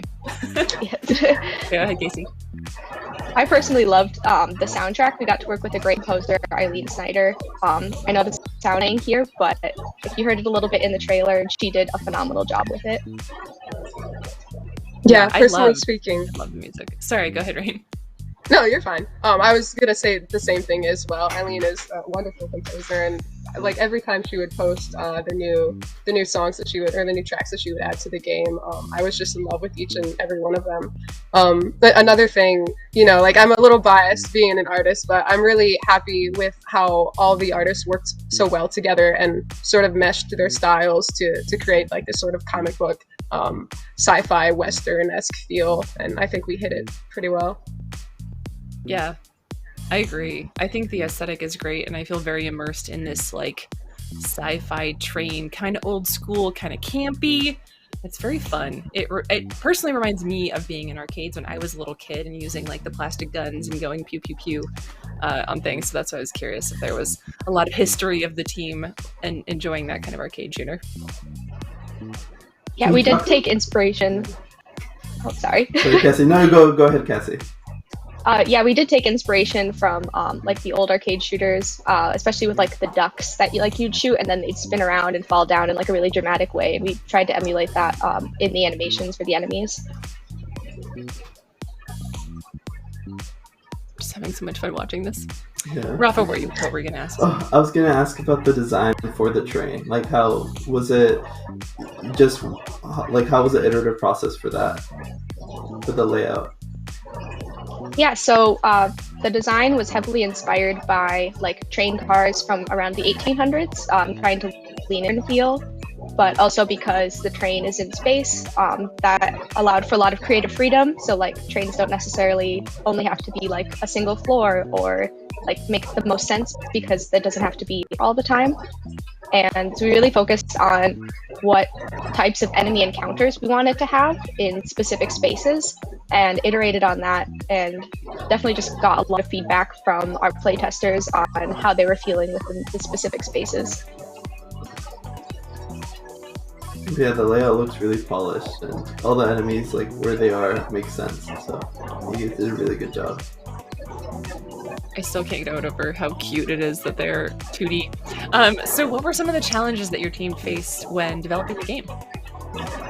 So one of the first challenges that we did face was trying to see if we were going to make this game 2D or 3D. As you can see, you know, we settled on something sort of in the middle of that, but having, you know, strong artists on both the 3D side and the 2D side, we sort of wanted to work toward both of our strong suits. And so we took a couple weeks to sort of iterate different ideas of what this game would look like if we went the 2D route or if we went the 3D route. But ultimately, settling on this, we, you know, ended up doing that. So that was an initial challenge, but we ended up working through it. Everybody collaborated really well, so I'm glad with how it turned out. And have you all worked on a game together before, or was this your first as a team? This was our first as a whole team. The team itself was about 9 people, and so the program at Michigan State Works is that we've done a lot of short-term projects, but this was the first long-term project that all of us had worked together on. And were there any specific things at Michigan State University that helped you with the project? Any particular professors or resources that they gave you? Yeah, the professors. Yeah, Michigan State. Oh, go ahead. I was going to say the professors were definitely a huge help, and we were partnered with, or we had like a mentorship team from Santa Monica Studio. So there was multiple teams in our capstone class that were partnered with different studios, and just getting to use the resources of those mentors was great. Even reaching out to other teams and other mentors were able to help us as well. Yeah, I was basically going to say the same thing.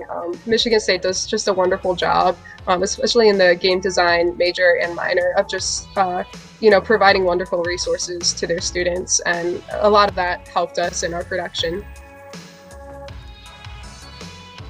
Well, thank you to all the professors out there in the game industry. It is so nice to have some guidance when you're facing those really hard challenges. So I'm glad you got through those. What are some other things that you particularly love about this game that you're really proud of? I'm really proud of like the overall feel that we ended up finding. So our big focus was really like finding the fun aspect of this game early on, which we did kind of in this fast-paced shooting. And then the more we got people playing the game, there was a lot of things that we didn't expect like the game to go towards, like the kind of silly aspects that we really leaned into, as well as environmental interactions, which originally was one of the core pillars that we wanted in our gameplay, but we really emphasized it later on, such as like, you know, you can see like exploding doors, you can shoot chandeliers, like glass bottles and stuff. In playtesting, we found that that's what people were really drawn to, so we really wanted to emphasize that. Yeah, I agree. Echoing what Casey said, the environmental interaction is probably like one of my favorite aspects of our game, because it's not just, you know, shooting, it's, you know, kicking down doors or shooting down doors, or throwing or shooting something onto, or as you can see there, we're falling down. Right, or throwing something onto a oxygen canister and then throwing that at the enemy and it explodes, or breaking these bottles. You know, it's fun and dynamic, and it's probably one of my favorite things to do in the game. Enjoying watching all these little environmental, and like the explosions are so satisfying. It's so cool. So what are your long-term goals for this game? Is it coming to Steam? Where can we find it? So this game right now is up on itch. Hopefully the link will get posted in chat. And I'll take care of it. But since we all just graduated from Michigan State, I'm not sure if we're really planning on moving too much forward with this game. I know a lot of us are looking for jobs right now, but I'm definitely like looking to like start a producing time, ideally. Yeah, as for me, I'm a concept artist and I would love to go into doing that as well. So that is one of my long-term goals. Well, wonderful. Yeah, we'll have the mods make sure to put the link in chat for the itch.io page. If you want to give us any of your Twitter info or anything in chat right after you leave, you know, producers and game companies that are hiring, we got some great candidates for you. So thank you so much for joining us today. It was wonderful to see Infiltrain. Yeah, definitely. Games that have interactive environments, I think, have like scratched that itch for people that want to feel like they've made an impact on their environment, or they had a different playing experience than somebody else. You know, I know for people that stream on Twitch, for example, they want to have their own experience with the game, and I think that really lends itself to this type of style of game. Yeah. I want to go and play and break the glasses now and the chandelier. Glass breaking. I don't know what it is about glass breaking, but it feels good in games. I did a game jam while I was in university, and one of the things that we wanted was like, this glass has to break. So that was like one of the first things we implemented in our game. The core concept. We're going to start with the game. All we know is that it has to have glass breaking. We'll just build out a whole game from there. Yep. Perfect. Exactly. Well, we're going to go and check out another game.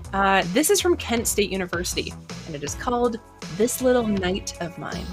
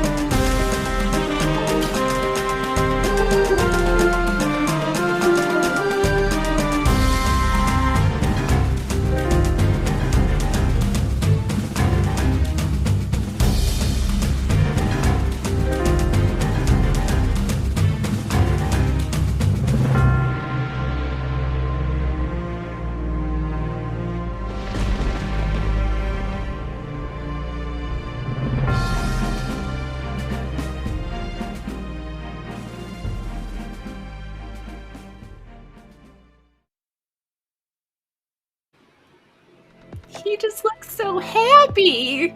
So happy. I love the night. Hello, Titus. Welcome to the stream. Please Hello, tell us a hello. little about yourself and what role you played on the game. I'm Titus Morrison. I was the project lead for This Little Night of Mine. I also was the lead coder. I did some of the character models, a lot of the rigging for the 3D characters, and some of the animations and VFX for the game as well. That's a bunch of things. How big was the team? There were 5 of us, and we also had a little bit of help from my younger brother, it wasn't like an official member, but he contributed also some of the character models and animations, so he was a big help. So it's 6 people, I guess, for the whole thing. All right. Well, hello, little brother. If you're watching, thanks for your help. This game is adorable. So tell us a little bit about the game if you were to give us a couple sentences on what we're about to see here. So you play as the mythical Candle Knight, which, you know, he's a knight with a candle for a head.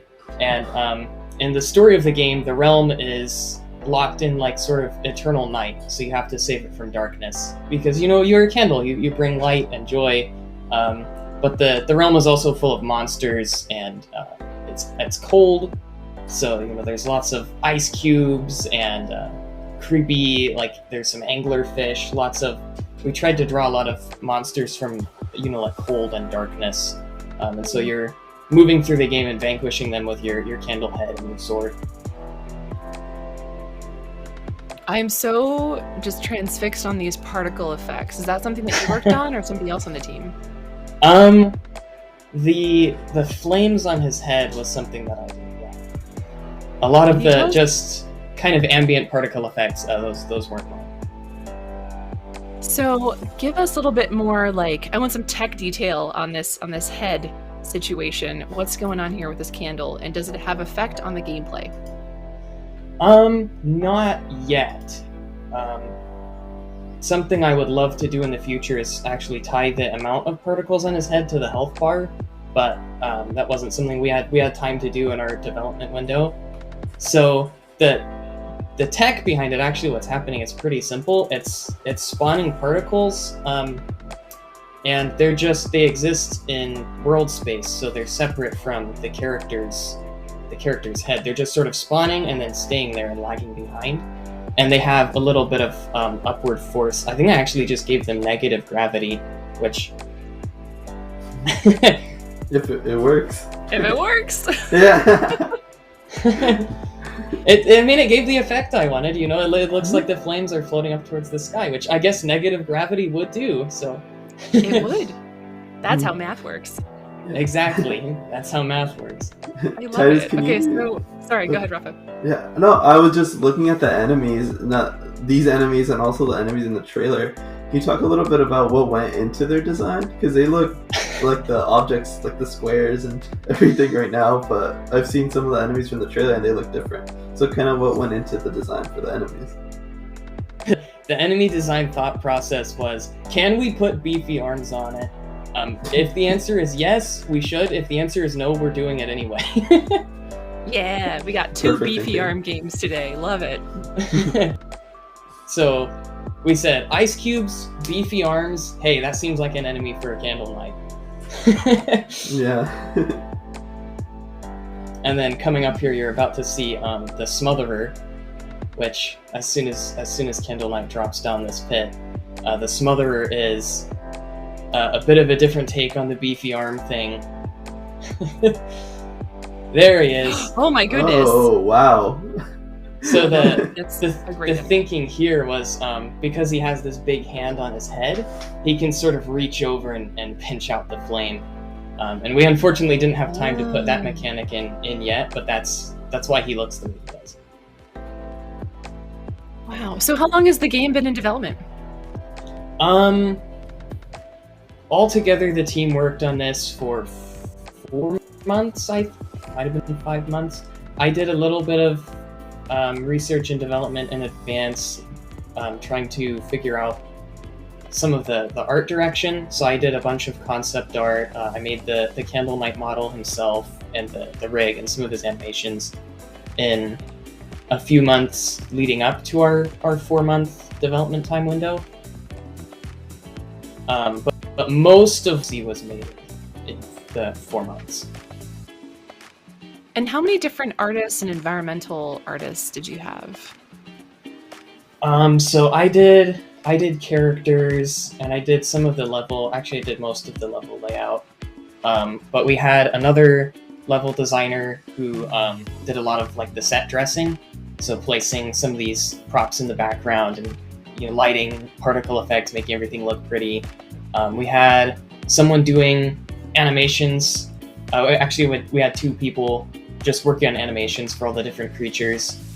And then we had another, I think, 2 people working on the character models. And a lot because 4 months is not a lot of time to get a lot of 3D art done, because 3D art takes time.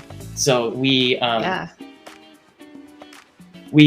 sped up development time a little bit by using the Unity marketplace to get a lot of the background stuff.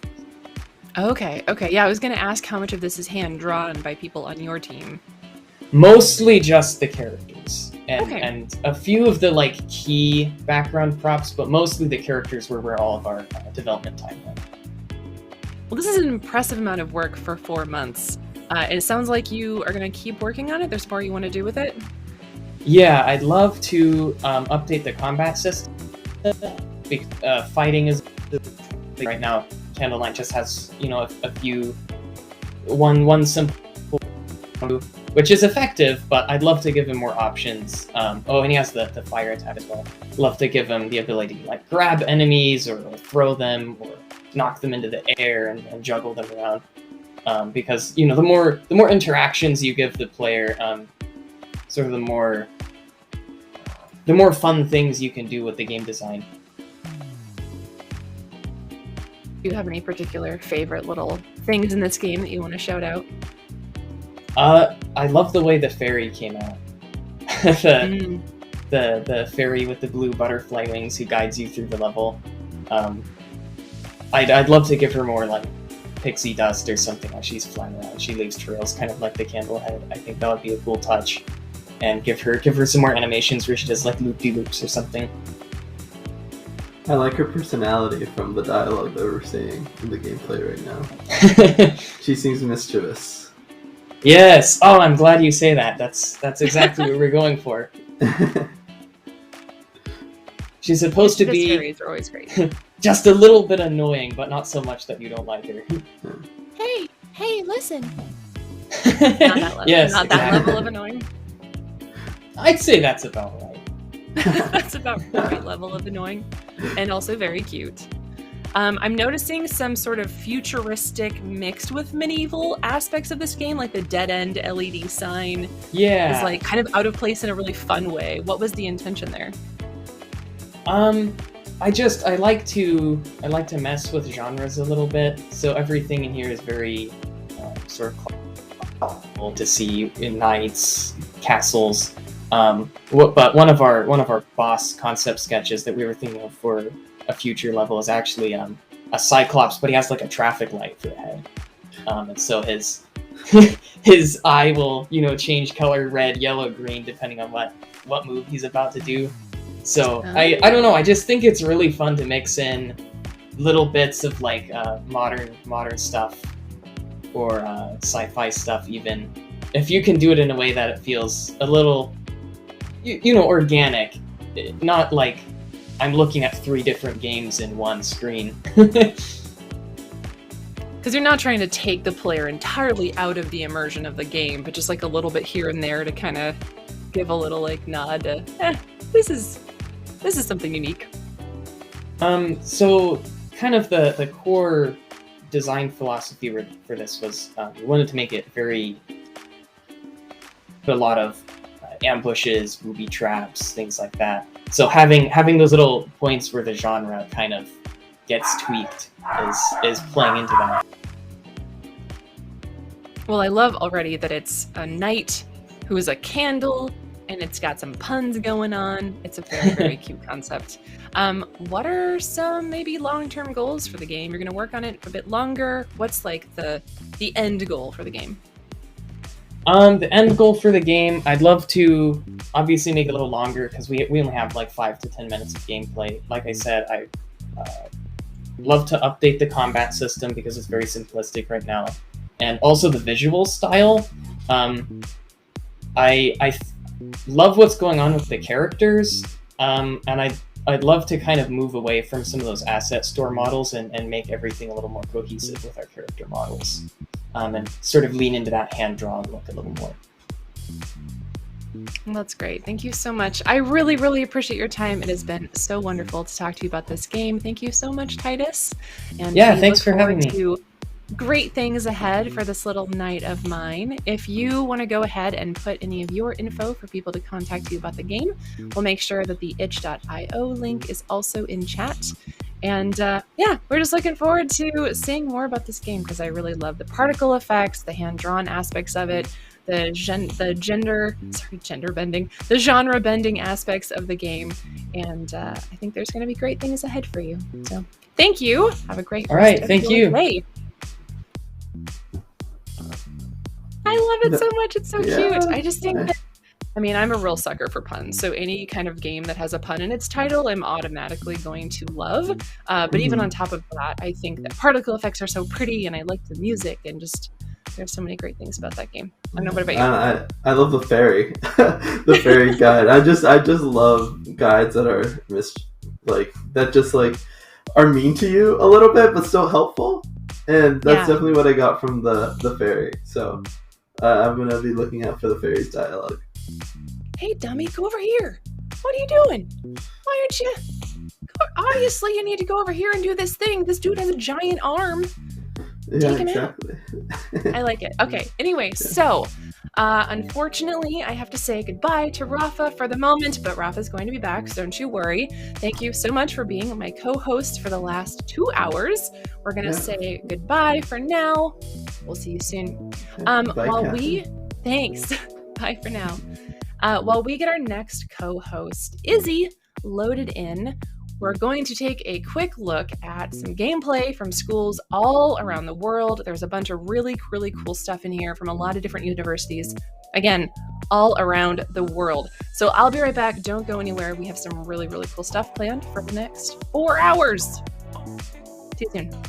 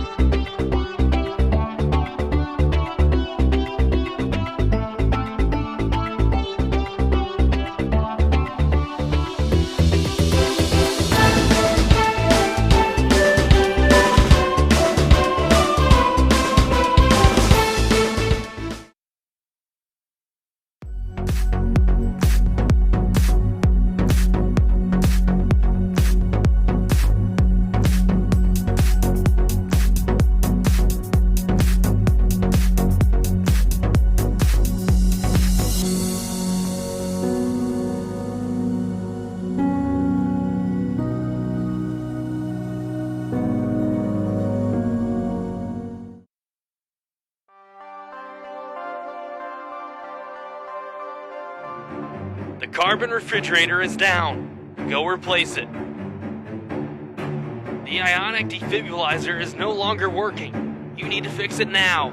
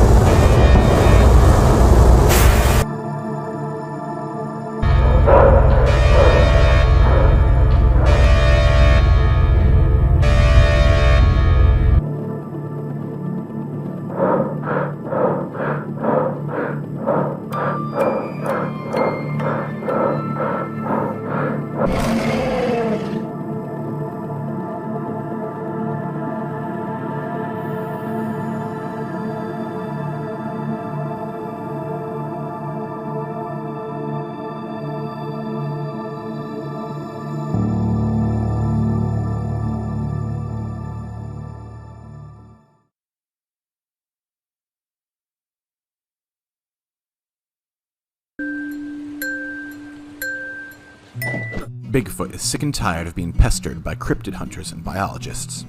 He wants to pursue his true passion in peace, photography.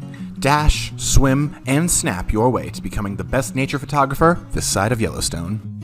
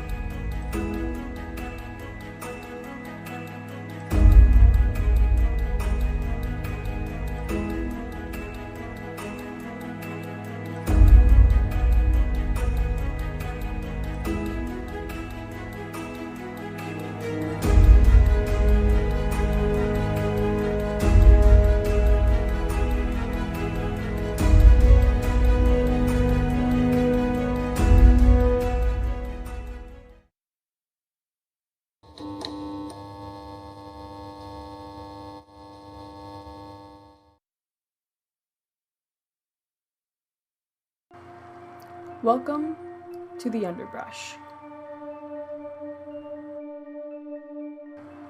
Play as Beans, an inquisitive young child whose goal is to find and catch elusive cryptids to bring to his father at their campsite. Collect the resources you will need to navigate the woods and capture the creatures. Search the woods, use the tools at your disposal to bait the jackalope, and catch him to bring home. As Beans makes his way through the woods, he'll narrate his adventure in the form of thoughts and childlike cutscenes. Explore deeper into the woods to find keys and discover Mothman's lair. Guide the Mothman from tree to tree with bright torches to capture him. Explore the wild, solve challenging puzzles, and capture cryptids in the underbrush.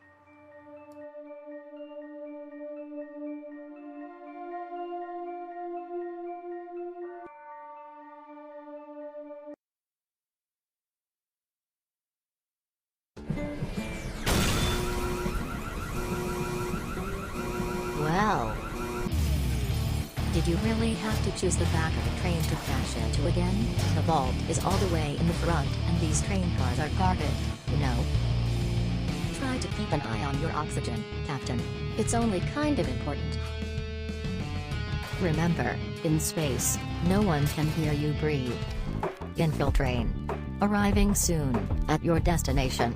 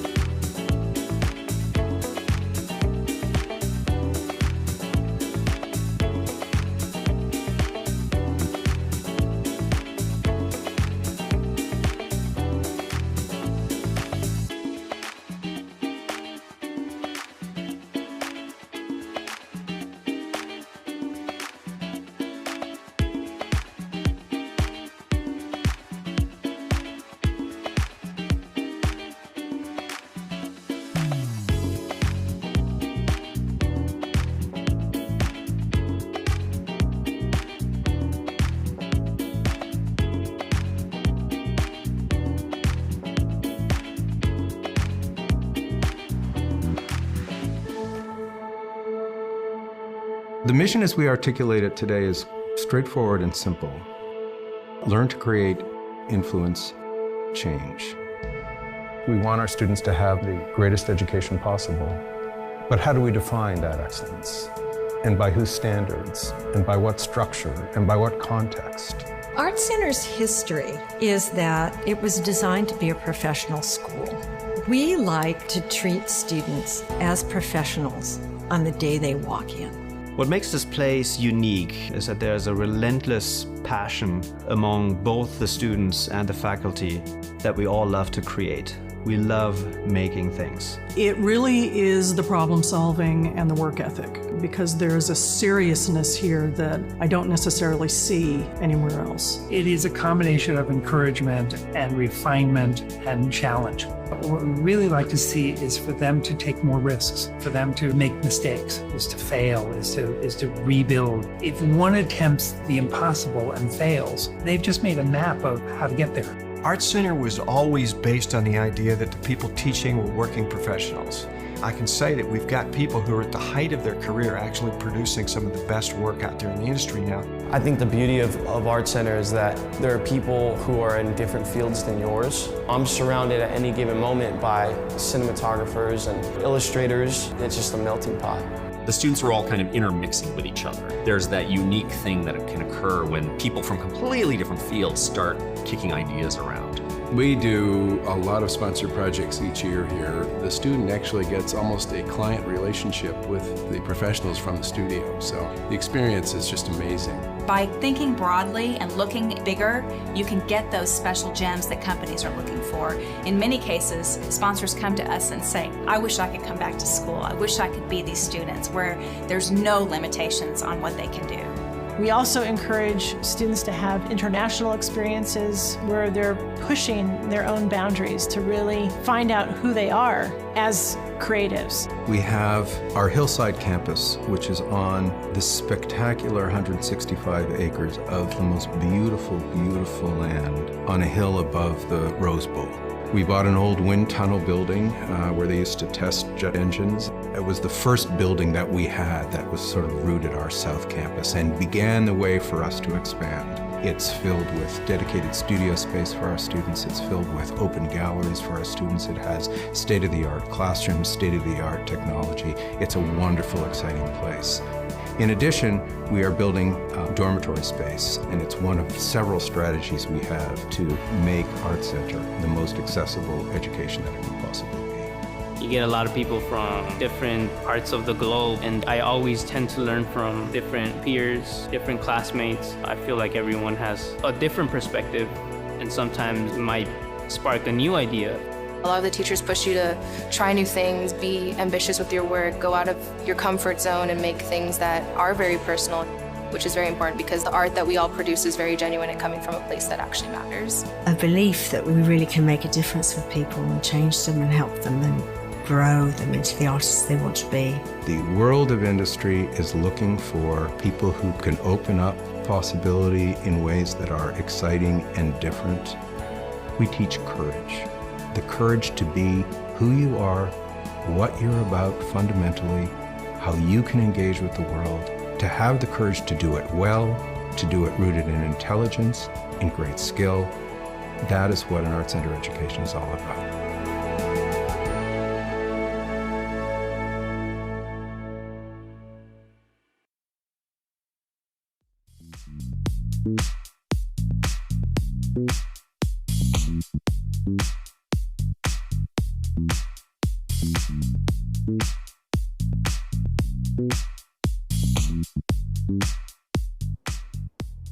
Hello, and we're back with more of IndieCade Horizons. I am your host, Catherine Toll.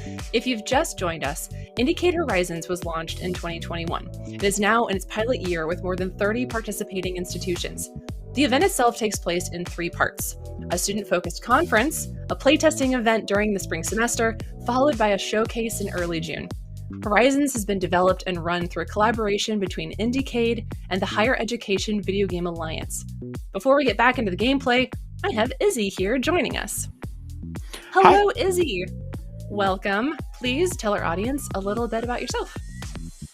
Hey, I'm Izzy Jones. I am a recent graduate from the University of Southern California with my master's degree in interactive media. And I'm now working as an engineering intern at a startup studio, Secret Door. Some quick facts about me. Obviously, I love games, but I also love cartoons and webcomics. Very nice. Favorite webcomic, go. Kill 6 Billion Demons. It's a very... yeah, no, it's right off the tip of my tongue. It's a very sort of rad fantasy action comic about like the multiverse and like ideas of power and godhood. Really great.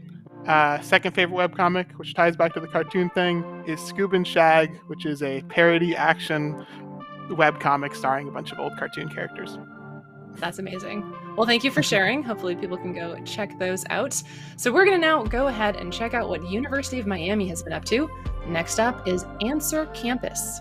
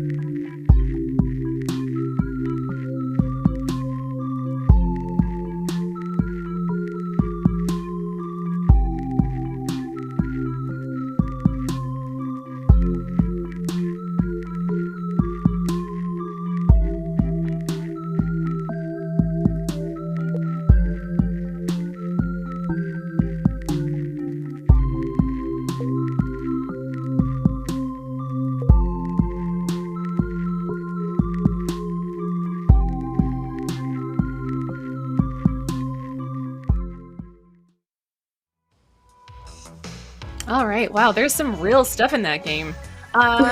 Let's hear from you two. Tell us a little bit about yourselves and what you did on the game.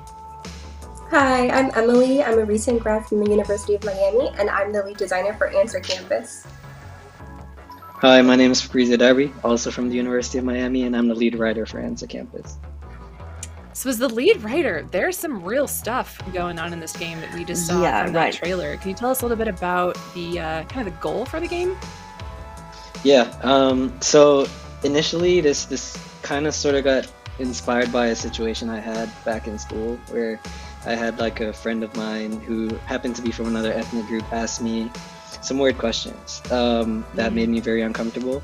And I thought, you know, maybe if we had more conversations about how to speak to people, we would better be able to not offend people and we'd have more productive discussions.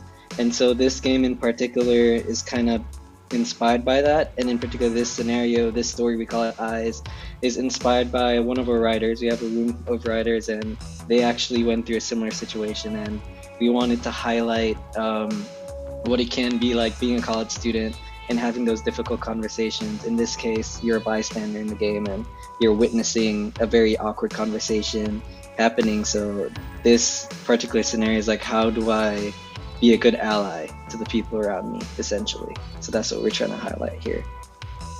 And you mentioned a group of writers. How many writers worked on the game, and then how big is the team total? In terms of writers, we have 8 writers total. We also work very closely to Professor Jaswinder Balina, a creative writing professor at UMiami. He has been amazing. He basically gives us all the technical details that we need to know about writing. But for the most part, all the writing student-led. And for illustrators and coders, I know Emily's pretty big on that, so she could probably speak more to that side of the team as well. Yeah, Emily. Thank you.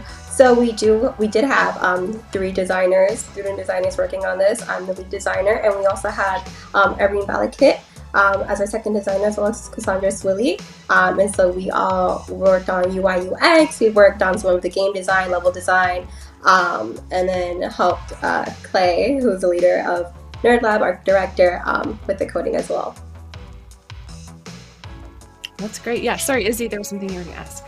Yeah, I know I have friends who have made games about these sorts of issues, but I think especially setting it in college while you're in college, what was the response like when you're making a game that's sort of about the environment that you're in?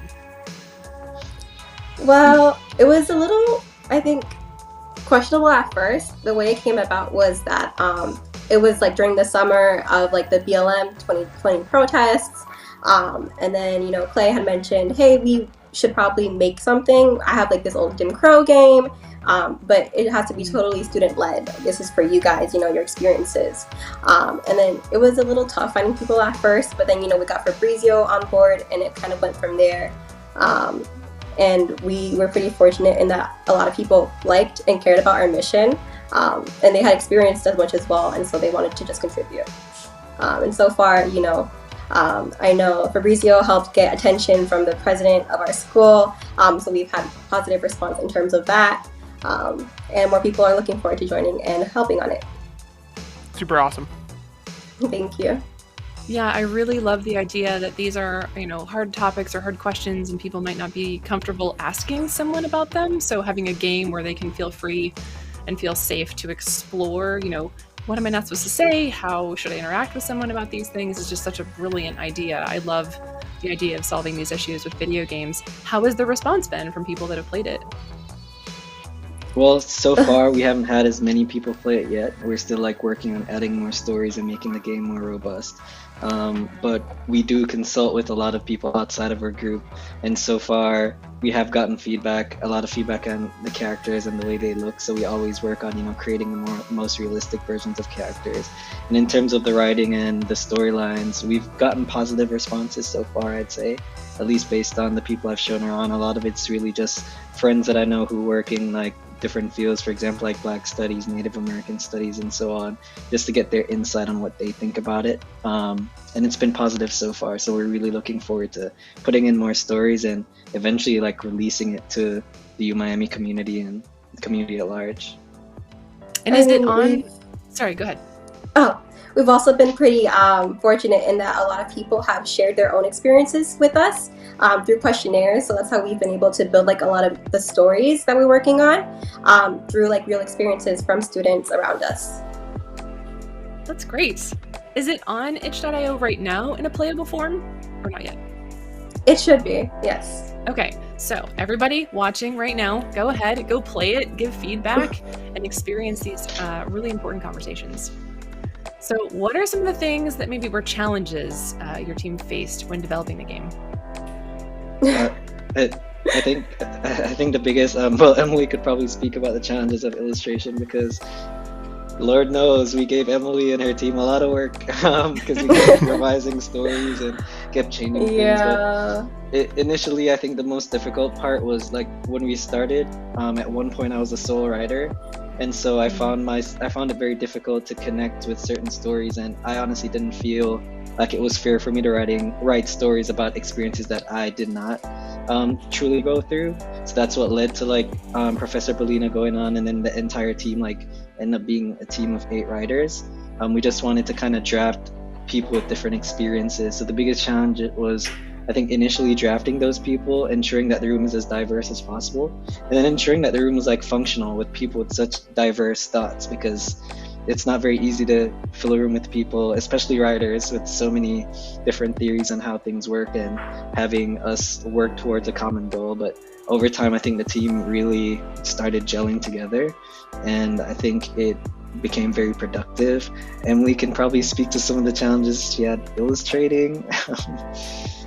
We had a lot of design challenges. I started off kind of on my own for a lot of the design, for the UI UX at least, and then it wasn't until like a year later that I had another partner to help me out.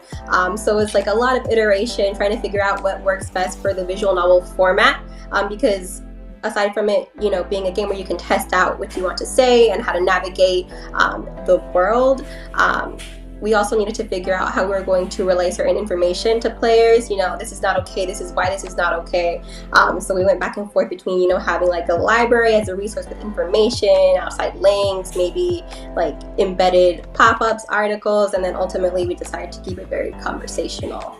But Fabrizio did mention the writer's room and taking time for everybody to learn how to work together properly. The design team did start sitting in with the writer's room this past semester. So it was a lot of, you know, back and forth. Okay, this is story, but does this story work with the design of the game? Are players going to be able to understand this? This is how it would work, you know, when you're using this mechanic for the answer, and some things like that. Yeah. Izzy, was there something that you wanted to Yeah, you mentioned like a year later, other people were added on. How long were you guys working on this project? How long have you been working on it? I want to say it's almost been 2 years since we started. For me, it's been 2 years since Clay brought up the idea, and then in a few months it'll be 2 years since Fabrizio has joined us. Yeah, almost 2 years. It started extremely slow at first because, as you said, like one writer, one illustrator. It was very slow, right. But I think once we got the writer's room together, things really started picking up. So now we're starting to churn out stories. There's always that initial period where we're like trying to figure out exactly what works best for the game. How are we gonna like take people's real experiences and actually do justice to them? And we've sort of figured that out now, so we expect to go much faster. But you know, it took a while. It took at least a year to truly figure out exactly how we wanted to do this, because for a game like this, you really want to get it right. You don't want to step on anybody's toes, especially when you're talking about very touchy topics. So yeah, I mean, definitely. I'm kind of curious where the name came from. Answer Campus? Where did that come from? Yeah, so originally, the original name, as we said before, this is based off a game that was called Living Jim Crow, which basically highlighted what it was like being a baseball player during the Jim Crow period. We adapted the game, and we were gonna go with something along the lines of Woke World, because we're creating our own little world. Mm-hmm. But then we also realized that we want to appeal to a large group of people, and the definition of woke and like certain words it's different for a lot of people, and we want to appeal to as many people as possible and get people from all aspects or all different levels of the spectrum playing the game. And so we decided, let's try to make it as least politically charged as possible and focus on the basics of the game. And we sat down and we thought about it, and it was actually Professor Bellissimo who came to me one day, we were meeting, and he just randomly said, this game is about answers, and it's set on the campus, so why not just call it Answer Campus? And we're like, it's a neutral name, it gets to the heart of it. Essentially, you're playing the scenarios to get answers to the tough questions that you may not be able to do or get answers to in person. So Answer Campus it was. I love that. Short and sweet. I mean, that reminds me of when I first saw the title of Dear White People, the show on Netflix. I wasn't sure if that was like literally talking to me as a white person, or was that like something ironic where I was like, oh, that's not, I'm not the demographic for that show, but I'm so glad that I watched it, and literally every white person needs to watch that show. So anyway, yeah, I appreciate that you wanted to appeal to everyone. So I'm curious, what are the long-term goals for the game? How many stories are there now? How many do you want to have? So right now, I'll start off and then Fabrizio will end off because I think we have a lot of goals for Answer Campus. Right now for our demo, we have about 1 to 2 stories, and we have, I want to say, about 3 to 5 stories that we have pretty much done for our next version of the game. This is a college-based story, so our long-term goal, we want to have 4 years or overarching levels of the game, all complete with their own stories for each year and different unlockable locations. And Fabrizio did mention earlier that we wanted to make this part of the Miami community, so we also want to have it for freshman orientation. And Fabrizio? Yeah, so kind of speaking on that, I think the biggest goal is, we don't want to make it glorified HR training. So we're trying our best to keep the game aspect of it, but we also do want to appeal to our freshmen or incoming students or at any level of college that you're at to play this game and to learn how to speak to people, because we think that's an important part of being a part of the growing community, the growing global community that we're in. We need to be able to have these discussions. So the long-term goal is to get the game to a point where, one, it's self-sufficient, because we want these stories to be real stories from real people. And so once we get the writers room going, the hope is that these stories will basically write themselves through people who've actually played the game and want to share their own experiences and see it come to life in the game. And as Emily said, just increasing the number of stories so we can have more levels and make it more robust, I'd say, is one of the big goals that I have for the game. Beautiful. Thank you. I'm so excited. I hope that it goes beyond University of Miami. Maybe every university can have this as part of their freshman onboarding. That would be fabulous. So I wish you the best with Answer Campus. Thank you so much for joining us today. Thank you for having us. Izzy, do you have any thoughts about the game? Anything it means to you? Yeah, I mean, I care about these sorts of issues a lot, and one of my games that I worked on this last year was really focused on diversity, but at a different angle. And I think that these sorts of games, especially from students, are really meaningful, and I think are something that we'll see more robust examples of in the next few years in the industry. Yeah, I'm really looking forward to that. Speaking of allyship, we have another game from University of Miami called Be Her Ally. There we go.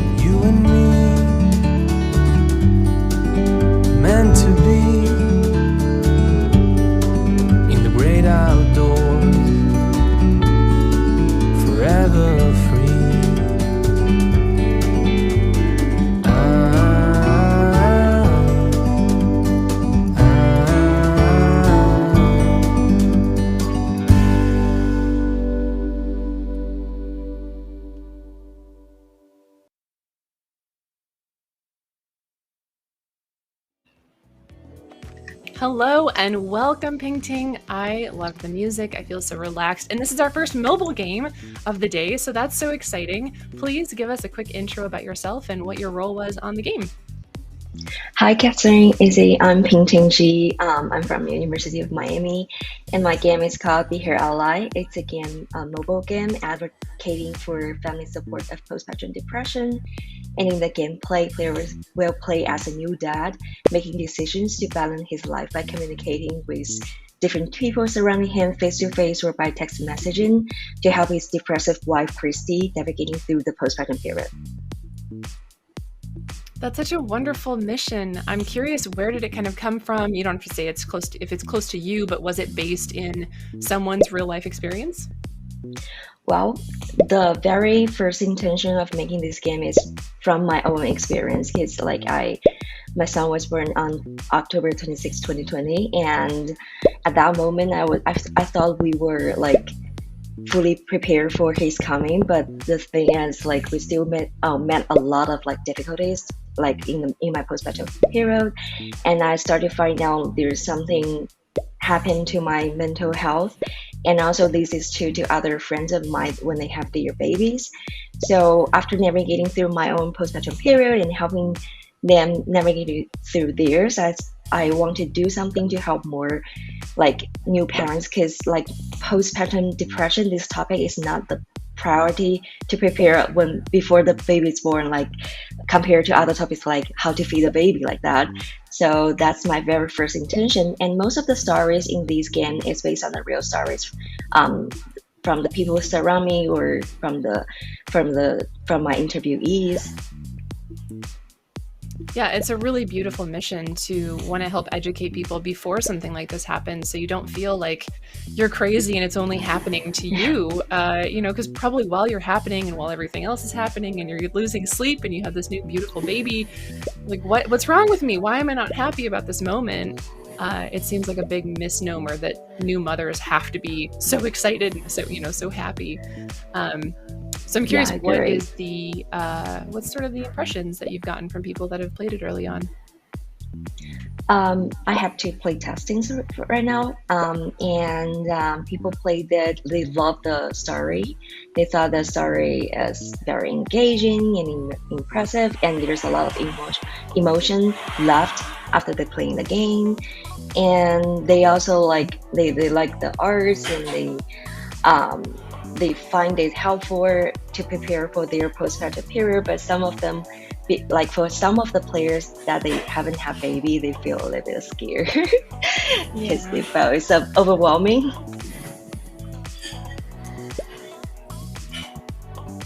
So I would ask, obviously you mentioned this isn't a topic that's not discussed a lot. Is this the sort of thing where the game is kind of for parents specifically, or do you think it has some use as just a general introduction to this idea so that people are more aware that this is something that new parents go through? The ultimate goal for this game is definitely for everyone, because it's more the mission for this game is more arousing the awareness of postpartum depression. So when there's more people understanding what's going on in the postpartum period, there will be more support for the new moms and new dads in the postpartum period. So, but the main target of this game is still the expecting and new dads, especially for the Asian expecting and new dads, because my background is, I'm from China, my background is Asian, and there's different cultural differences between Asian families and US family raising a baby. So I know a lot of friends of mine, they are similar to my background, but they raise their baby alone in a different culture. So there's a lot of dilemmas due to this reason. So this game is mostly based on the stories of Asian families in the raising baby alone in the US. Yeah, I hadn't really considered that it would be different culturally. I mean, of course I should realize that, but I don't know the specifics. So that would be really interesting to experience in this game and just to understand different cultures. Even if I don't plan to have a baby, you probably know someone who's had a child, in your life, and to be an ally is so important in that, and to understand that people are going through a lot. I know you mentioned interviews earlier. I'm assuming that was with other people who went through these sort of experiences and had kids. How much did that affect the direction of the narrative and the design overall? I would say a lot, because I had one of my very large challenge when I was developing this game was because it's a text-based adventure game, so the narrative design is kind of huge thing in the development process. So when I write down the scripts, I find it's hard to write one story to fit most of the family situation. Every family has their own dilemmas, and how can I write just one story to make all of my players feel resonate with? So I went back to my interview results and summaries, and to summarize their common problems in the post-pageant period. And then I found five of them, lack of sleep, social, work-life balance, mother-in-law and daughter-in-law problems, these kind of questions they all have. And then I start to write down the scripts for each chapter based to argue to discuss each questions. So their interview, their answer helped me a lot. And what was the design decision around having it be a mobile game? Is it mobile only? Is it also for other platforms? Well, I would love to develop it further for a PC or Mac OS version, but I will still keep the mobile kind of feeling there, because half of the things are text messaging, so I want to keep the feeling as realistic as possible, and that's what I'm trying to do, keep it realistic as possible during the development process, because it's something happening live, is live-based story, so I don't want to be over dramatic or over unrealistic, and that won't be helpful for rehearse the post-pageant hero. So it seems like it's really immersing you in the environment of what it would be like to be texting your friend back and forth, and that's why bringing it to mobile made the most sense. Yes, that's a very smart design decision. Well, so I'm curious with this game, what kind of long-term goals do you have with it? Where would you like it to go? Would it maybe be partnered with hospitals? Yeah, definitely. At the very beginning, at the very early stage of the development, I connect some maternity class holders, the OB/GYN doctors, to get contact with them, and they are willing to, and also the pediatricians, they are willing to use this game for helping their patients and use as a source in their maternity classes. And also I was start to develop up the game in other platforms, what you mentioned, the Android version, the PC version, and macOS version, so that even the web version, so that more people can start to play on it. Because some of my friends they have the Android phone, but I don't have that version, so they miss it. They can play with it. Yeah. So it's currently for iOS. Is it released on the App Store? Not released. It's a playtesting beta version on the test flight. So anyone with a link could download the test flight and download the game to test it. And I would appreciate every playtesting. Yeah, playtesting is so crucial for game development. I'm sure you know. So if people in the audience want to playtest it, how would they reach out to you? They could go to beherally.agame.com, and there will be a lot of information on that, including the whole process of developing the game. And they could download the test flight, and I have attached the link on the HIO Be Her Ally page, and they could just open the link and redeem the game easily, and that's it. Okay, great. So it's beherallygame.com. Beherallyagame.com. Agame.com. Got it. Yes. Okay, forgot the A in there. Beherallygame.com. Well, thank you so much. I think you're tuning in from China, right? Yes, it's what time is 2:30. it? Almost 3. Thank you so much for joining us. That's incredible. This just truly shows your dedication to this this topic and this game. Thank you so much. It's been wonderful to have you. Please get some sleep. Thank you so much. Thank you. Have a good day. Have a good day. Night. Bye. That's so cool. We got to see 2 games about being an ally for hard topics. Again, just really showing the breadth of different types of gameplay all around the world that we're dealing with here today. And I think it's just so cool to get to be in someone else's shoes and go through these topics, even if they don't apply to you directly. It's about being an ally. Right. And I think games in general are all about giving people certain experiences. And I think these last 2 games have really shown that those experiences can be very personal things. Yeah, very, very personal. All right, so we have a new school and a new game up next. We have Bradley University showing Disaster Golf.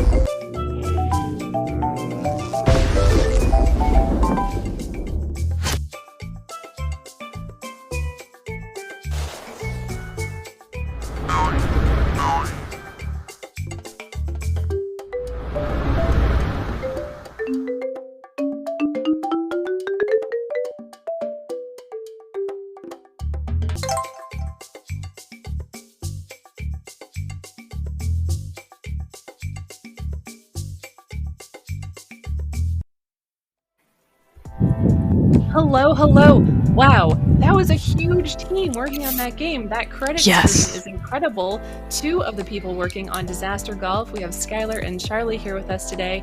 Tell us a little bit about yourselves and what role you did for this wonderful game. So, hi, I'm Skylar. I am the project manager on Disaster Golf, and I'm a recent graduate from Bradley University. Hello, my name is Charlie Kerr. I apologize for the lag. I'm trying to keep it still as possible. But I am the creative director and art lead for Disaster Golf and also a recent graduate of Bradley University. Well, congratulations on your recent graduations. There we go. That's the word I was looking for. Disaster Golf, an amazing game about disasters. Mini golf, disaster. How did this come to be in the beginning? So we started out with 3 prototypes that were originally developed by some of our team members in an earlier semester, and the 3 prototypes that we had option to go on with development was Disaster Golf. There was also a horror game where you're like navigating this school, and then there was, I want to say, a platformer, and the golf one was just so out of left field. We'd never worked on anything like that we were just like, we gotta try this out. And for the team size itself, why we did this, because we actually had an option of 2 small teams or 1 big one, we actually wanted as many miscommunication issues as possible. That was our genuine reasoning. So we could, as disastrous as possible in all aspects. Yes. Yeah, so we could learn how to handle them before we got out into the field. Smart. Thank you. Okay, so giant team. How many different groups of whatnot? Was everybody from Bradley? Yes, everybody was from Bradley. And were you pulling like the entire senior class? Yeah, it was the entire game design senior class. We also had a few computer science students who either majored or like double majored or minored in game design.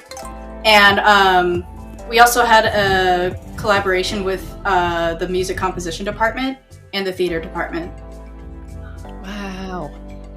It's amazing. So everything we're seeing here, music and everything, was all out of Bradley? Yes, all of it. That's stellar.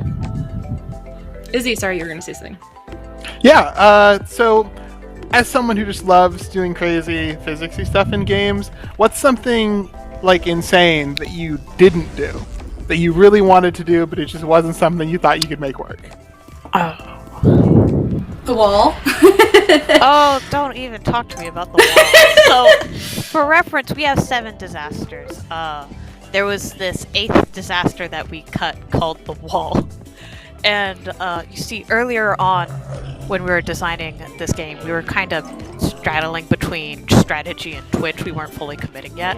And we had this old disaster called the wall. And all it did was just stop the ball in its tracks.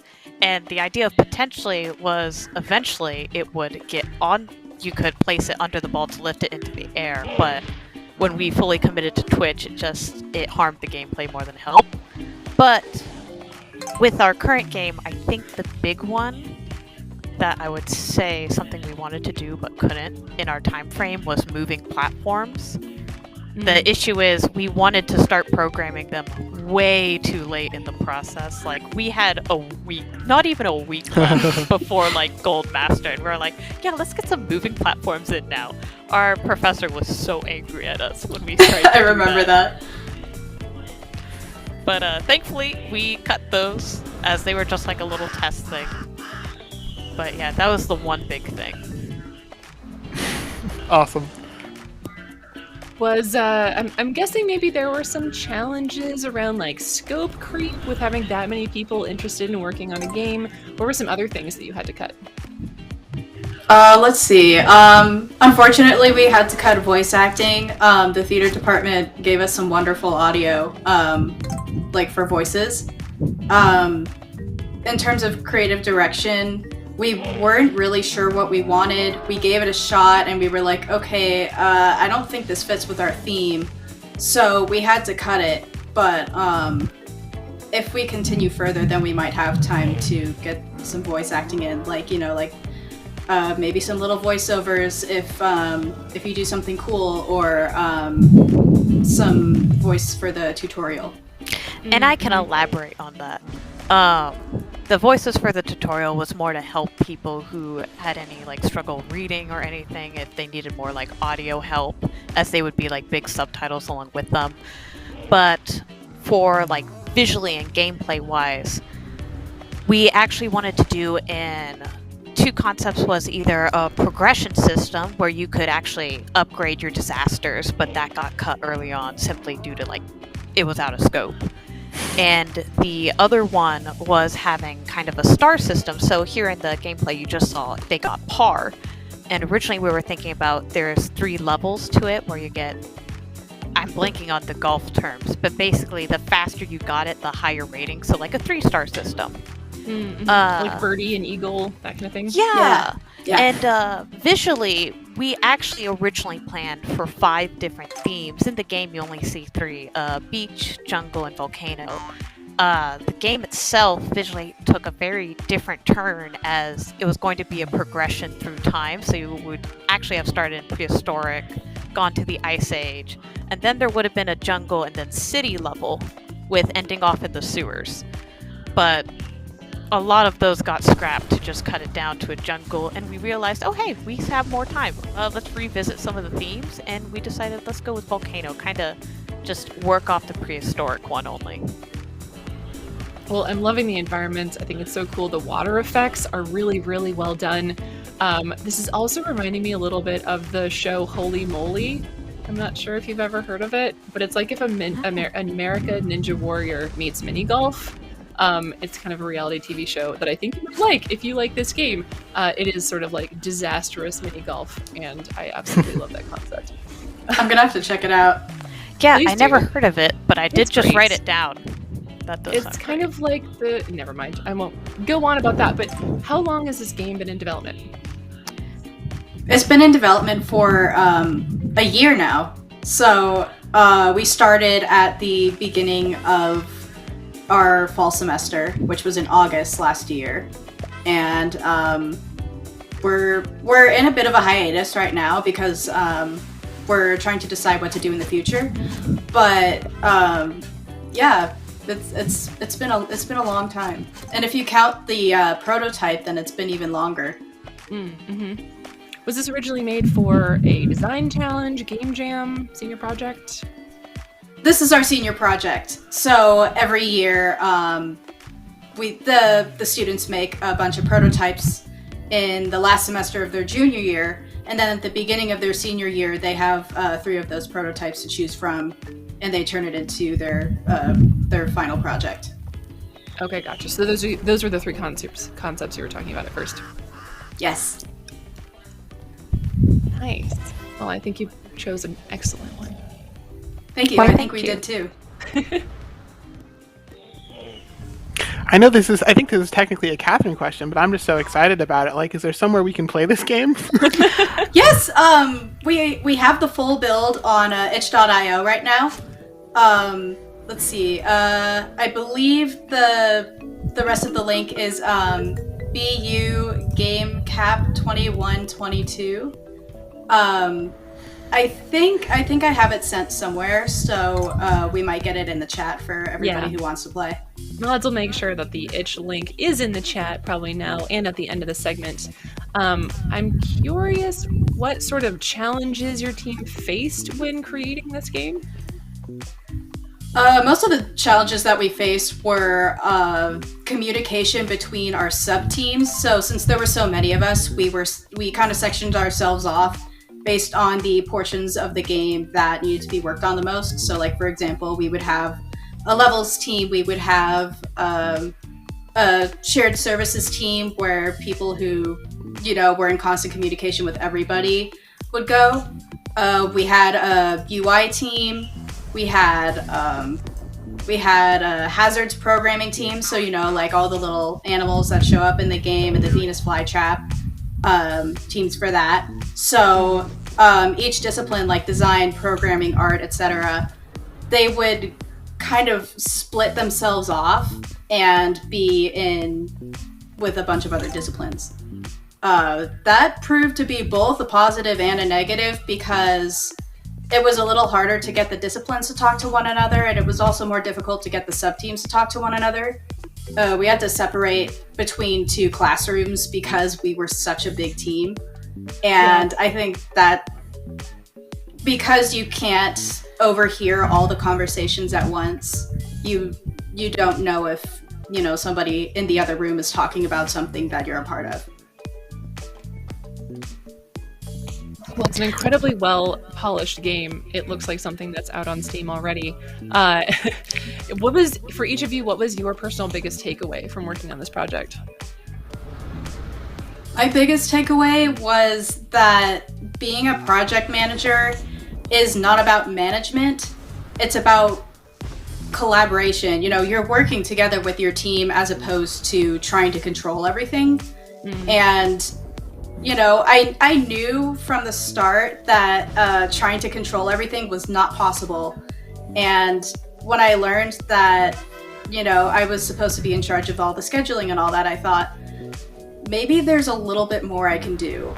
So I learned that project management is about really being in there and interacting with people in real time as opposed to, sitting on the sidelines and making schedules and all of that. Charlie? For me, go ahead, my bad. Oh yeah, I was just gonna ask for you, what was the main takeaway? For me, it's really hammering that down on compromise. For me personally, as a creative director, I wanted to put other people's ideas first over my own. And it's just learning how to examine multiple people's ideas and come to a place where we can all agree on where to take it forward. Because sometimes some ideas just won't work for the game and you have to cut them. There were a few levels, and this was probably the worst part of my job, when I'd have to go to someone and say, hey, I'm really sorry, this isn't working with the game, we have to cut it, but we can incorporate some of the concepts you set up into other levels. So, learning just how to... I think my favorite part about deciding about cutting levels is that it wasn't a decision made by 1 or 2 people. It was made by the entire levels team. They sat down, looked at playtesting results and said, okay, what is not working for us? What can we cut and invest more time in something that does work? Yeah. So And you had mentioned earlier, voice acting for the trailer, some other environments. Is that something you plan on adding to the game, or what's kind of your long-term goal? Our long-term goal right now, we're not entirely sure yet, but we're deciding this month, so that's pretty exciting. Actually, no, yeah, our full team meeting for it is tomorrow. We have to decide whether we're going to let Bradley University publish it under their name, or if we're going to take it to a separate publisher, or if we're going to just leave the game as it is. Because so many of us are, already working full-time jobs or have internships or, are just trying to reacclimate to their home environment. I don't know how many of us will still be involved with the project, but I have high hopes. And are there specific things you think you would add if you did go to another publisher? Do you want to take that question, Charlie? Yeah, I can take that question. I would say, going back to the scoring system of the 3-star with the different golf ratings. Yeah. Strokes. Because one of our programmers came up to me a while back and he's like, hey, just so you know, I actually made the entire system just on a whim one day. Really? And I'm like, what? Wait, really? Yeah! He just learned that to me and I was like, we're gonna discuss this more later, but good for you. Yeah, he's like, yeah, it just took me an hour. And I'm like, what? How? Okay, he's an amazing programmer. But yeah, he just revealed that to me. Yeah, our programmers are insane. That's how we got the game as good as it is. If we didn't have the programmers we did, we were ambitious because we knew we had the skills for it. Yeah.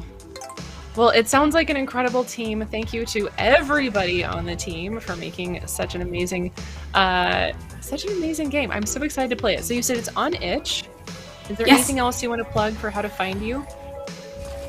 I believe the itch page is all that we have right now, but we also have a playtest form that's located on the itch page if people feel like giving us feedback. There's also the comment section on there too. You can find most of us on LinkedIn if you look up our names in the credits. But yeah, I think that's all we have so far. Well, great. Thank you so much for your time. It was lovely to chat with you both. I hope you have a great rest of your day, and we look forward to seeing Disaster Golf out in the wild. Yeah, thank you so much. All right. So many disasters, so many fun things. The wall. Yeah. Except for the wall. But there's 7 other fantastic disasters to look forward to, so that was so much fun. I think next we are going to toss it over to a game called Bellissimo. Let's check out the trailer. Bring it on.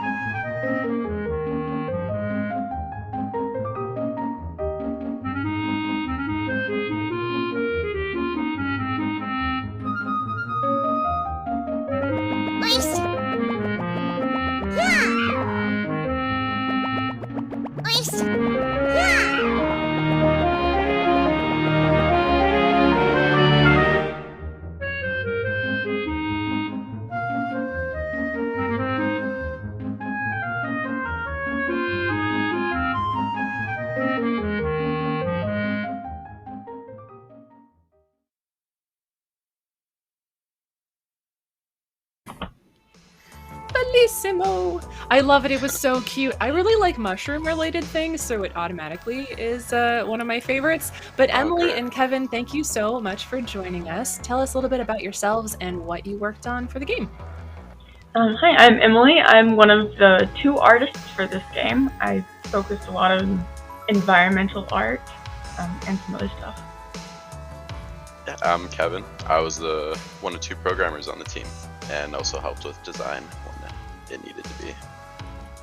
Well, nice. We're going to take a look at some of the gameplay from, is it Bellissimo? Am I saying that right? Yeah, Bellissimo. Yeah.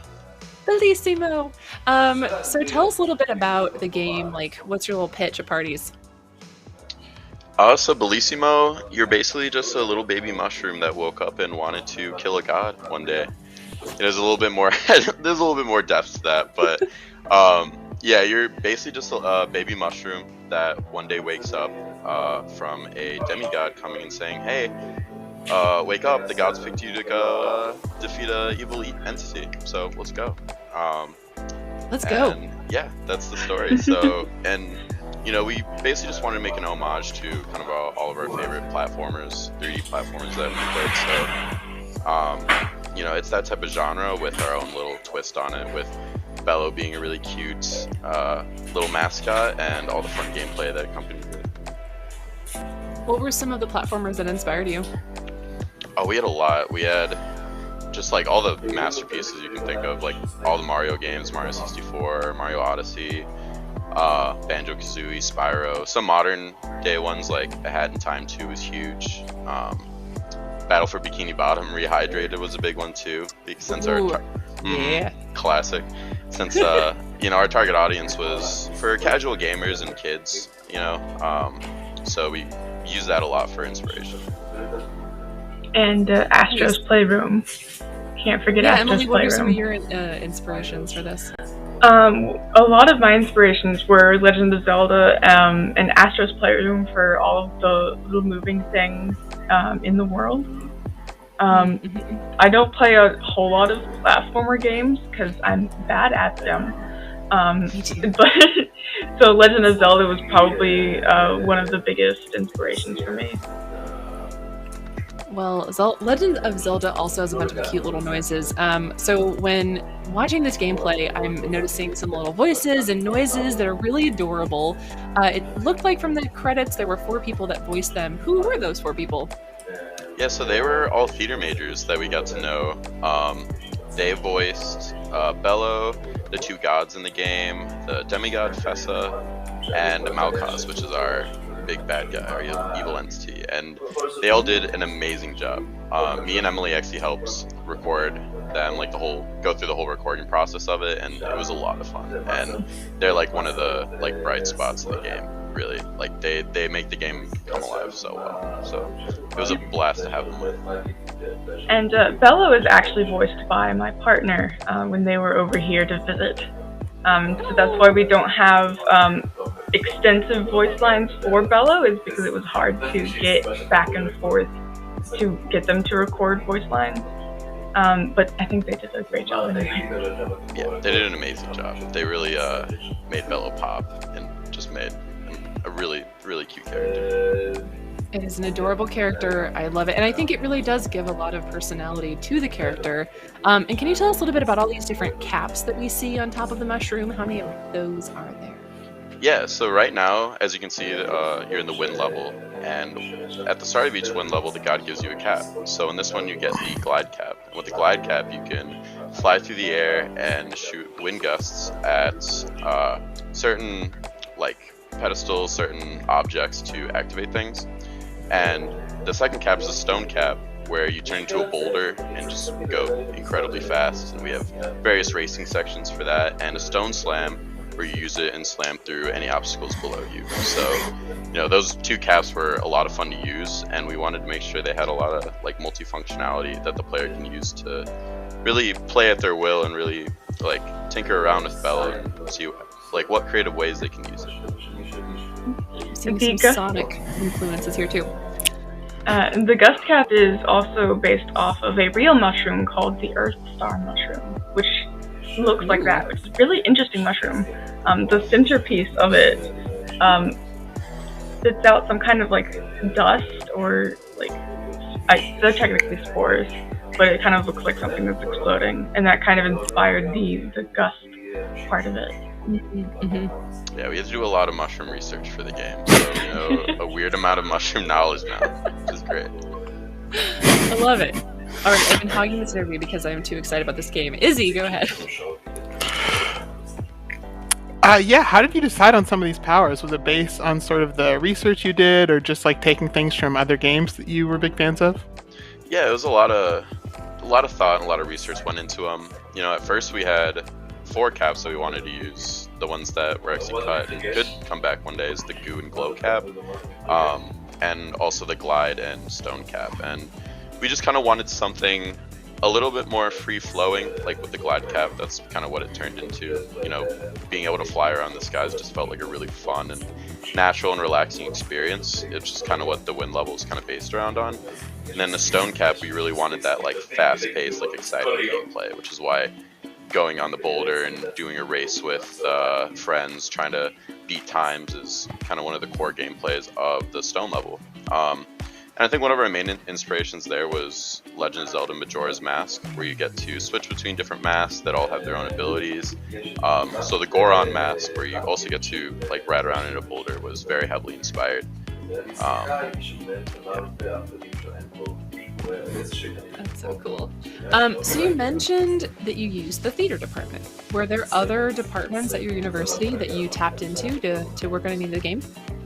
Yes, we used the music department and had one musician make all of the music for us.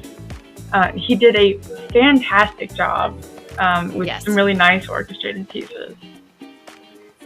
That's so cool. I had never really considered before today that it would be really advantageous to make a game at school, because you do have all these other departments and people you can tap into. And if you're just an indie dev, you kind of have to go and shop that out yourself. And who even is a composer out there, starting from scratch in a way. So that's just a really cool thing that I'm taking away from today. Yeah, it's a great learning experience, because when you're an indie dev, you kind of have to, reach out to different people, because you can't do it all yourself. And we were a team of 5, so we were already a little bit like sparse. So we really had to go out and find voice actors, people from the music department and stuff to really help us out. And they were amazing. To reiterate, the music in the game is like one of my favorite parts too. Like each level's music is fantastic. So shout outs to Jonah. Yeah. Sorry, go ahead. Oh, no, I was just going to say, I have a lot of experience with like the sort of student thing and having access to those people, and it's really great. Were there any particular design challenges that your team faced, being only 5 people? Oh yeah, that was a big challenge. I think just from the beginning, we kind of overscoped a bit with what we could do like on a 5-person team, and we were really looking to do a lot, which at the midpoint of the semester we kind of realized that we bit off a little bit more than we could chew. So we kind of had to scope down a bit, which was a great, learning opportunity. And we still think with those limitations, end cutting was one of the best decisions we could make. Because one thing that the department really strives for is polish. And with the scope that we wanted, we didn't think we can get enough polish time in for the game. So what you see now, like how the art styles evolved and everything like that, came from like kind of de-scoping. And allowing us just to do really what we wanted to at its make the core and the foundation as best as we can with the 5 people that we have. Yeah, it's hard to cut things that you're so excited about, but if you can kind of do 80% of what you want on everything, or do like 120% on fewer things, I feel like it is usually worth it to do that scope cutting. But I understand it's like cutting off a limb or something. Sometimes for some games it feels really hard. What's one of the things that you cut that you really, really hope you can do in the future? Combat. I think we originally had all of these little spiky creatures that you see were one type of enemy that we had. And they have since been like stripped of all of their like combative things, and they're just AI that you can pick up and throw around, and they scream. That's pretty much it. Yeah, we used to Yeah, they all their little screaming animations and their faces. I think they sweat a little bit too when you pick them up. But I put very animated faces on them. Yeah.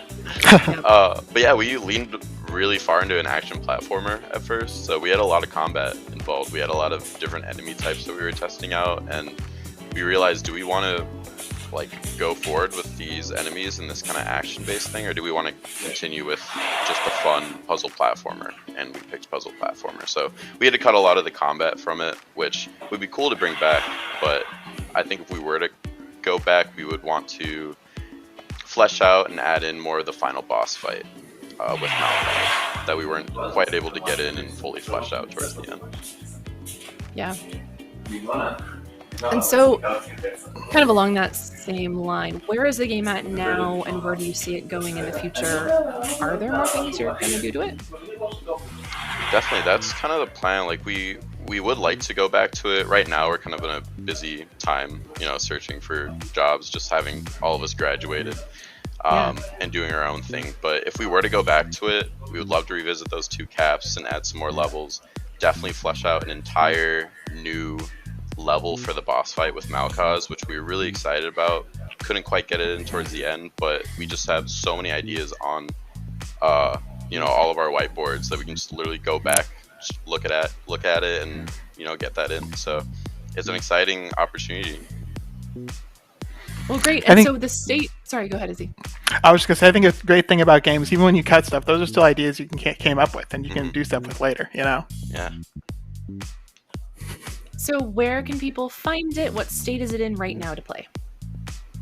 It is free to play on our itch page. You can download it completely for free.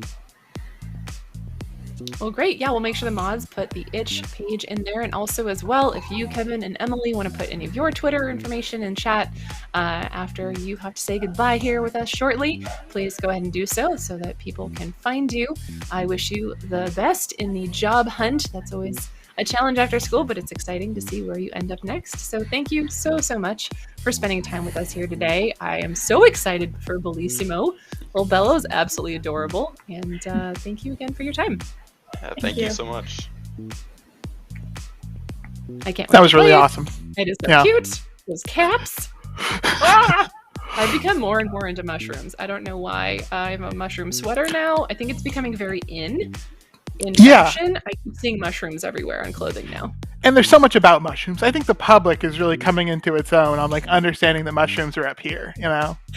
I had some delicious morels in my pasta last night, and I had never had just a morel before. I've only heard of them as being these fancy mushrooms. Anyway, that's not to do with the gameplay. That's just because I love food. Anyway, next up, gameplay. The next school we're looking at is DePaul University, and we have BroomBot Battleground. So let's see what this trailer is all about.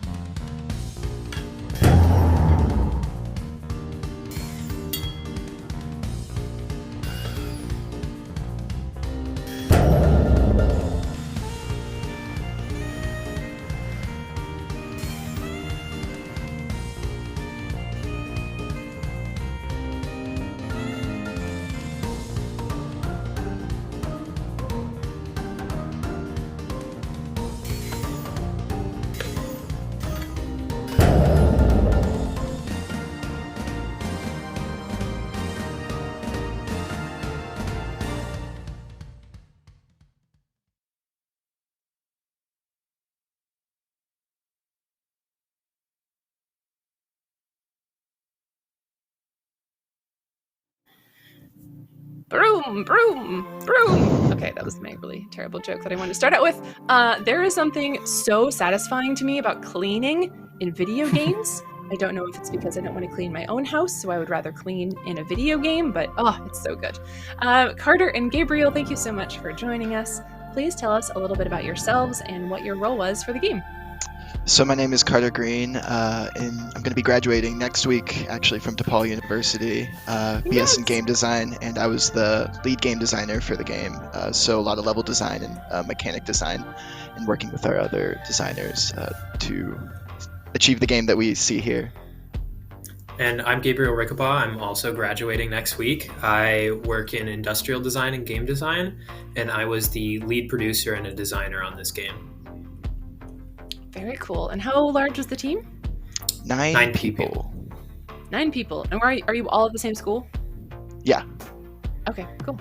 Well, oh my gosh, you're almost gonna graduate. Congratulations. So exciting. Give us like a 2-sentence synopsis about how you explain this game to people. So this is a game about combat and cleaning. So you play as a cleaning robot that must sweep up dust and also avoid being killed by your fellow robots. You've got how many players is it? Sorry, go ahead.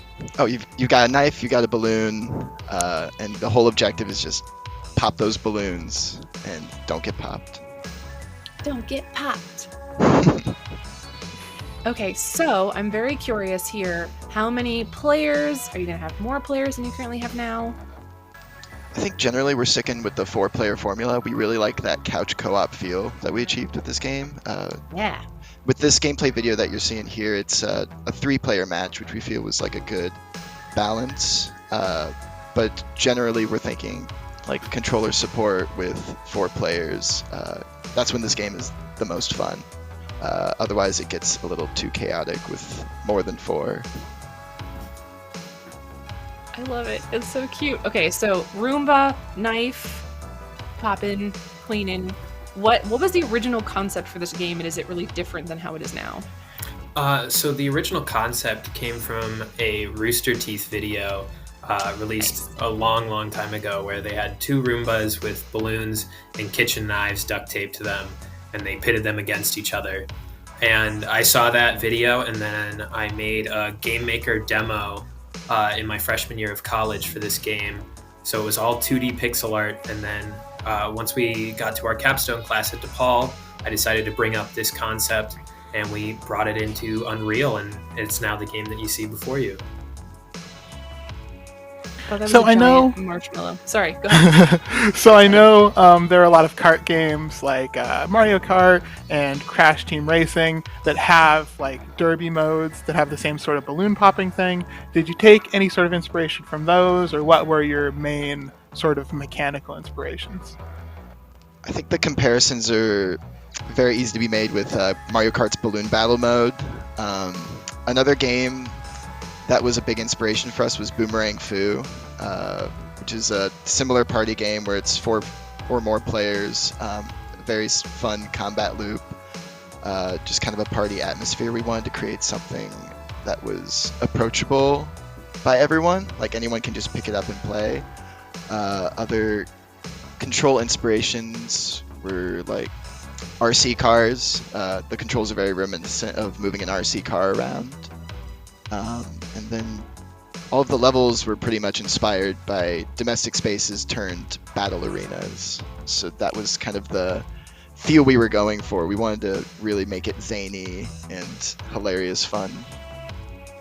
I'm definitely getting zany, definitely getting hilarious fun. This is so cute. How many artists worked on the game? There were 3, I believe. But also we had programmers who doubled as artists. Like a lot of the 2D art was made by our dear friend Daniel Duros. He did the opening logo, the 2D BroomBot, and he did a lot of the UI design. In addition to Gabriel, who did a lot of the UI design, like the dust clouds you see around the scores there, and a lot of the menu stuff. Has anyone on the team ever done BattleBots? I used to compete in robotics in high school. So oh yeah, industrial engineer. I did do first. Yeah, I did too. So I just loved robotics, and then sort of funneled some of that into the fun, zany designs of the robots that you see here. I was noticing that the robots look very, very detailed and kind of like realistic. Like that's how I would want to build a little Roomba robot if I was going to attack with it. So I was curious if maybe there was some actual real life experience with robotics, and it turns out there is. That's great. Yeah, and I know, Gabriel, you said you're an industrial engineer or designer? Industrial designer. What did you say? Yeah. So what are some of these? Yeah, no, sorry, go ahead. So some physical experience with product design and mechanical stuff. I absolutely love this world. All these flowers are so detailed and intricate. Can you tell us what were some of the ideas behind these different environments? So the one that you're seeing right now, the construction map, started out as another map that we called High Ground. We wanted to test how the camera would react to the Roombas going up and down on different elevations. And then based on that, we said, how can we take this test level that we made and theme it, like give it a really unique theme? And so we decided construction, and we added a whole bunch of different elements to try and capitalize on that. Gabe made the actual like graffiti art that's dotted around the level, which added a whole lot, like a splash of color. Yeah, it's one of my favorite levels, the construction map.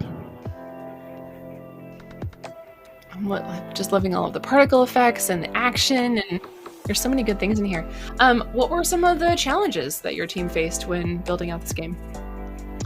One of the biggest things that we had to figure out was how it felt controlling the Roombas. So we had a lot of custom collisions that our lead programmer Nathan was at the apex of. He was very instrumental in helping us get these interactions together. There was a lot of, I remember we had like a whiteboard at the start of the development process that was like, how do each of these collisions actually work? So body on knife collision, for example, or body on like a wall.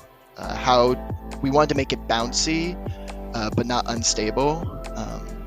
And we also wanted to make it so there was enough mobility options to have strategy, but not make it so skill-based that it would turn off people from... We wanted to have an element of chaos, essentially, so that there was always something going on for everyone to have fun around. That's awesome. That's so cool. Were there any resources or anything that really helped at DePaul University to help make the game?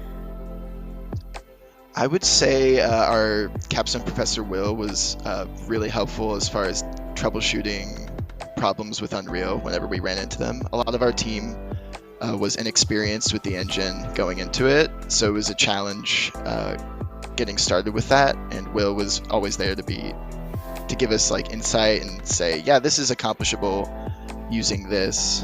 And then Gabe, I also wanted to shout out our sound design team. So we paired up with a sound design class to work with them to develop sound assets for the game. Nathan was a double dipper. He also did all of the music that you'll hear in the current build of the game. And in addition to that, I wanted to shout out Dr. Mike Deanda's playtesting class and Dr. Mike Deanda as a professor in general, because much like Will, huge help in the development process for the game. Yeah, playtesting is so crucial. Well, I'm glad you had those resources. Izzy, what's your favorite thing about this game? I mean, my favorite thing about the game is everything. Like, I'm a big fan of sort of multiplayer couch games in general. Like, it reminds me a lot of like Gang Beasts. It reminds me of the personal failures I've had trying to make very physics-oriented games in Unreal.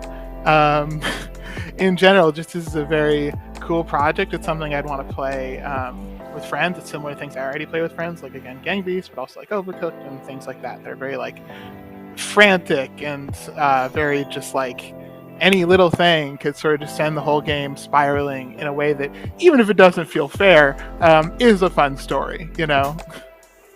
Yeah, absolutely. I think if anybody likes the game Star Wall, you would definitely like this game. Yeah, Star Wall is a good comp.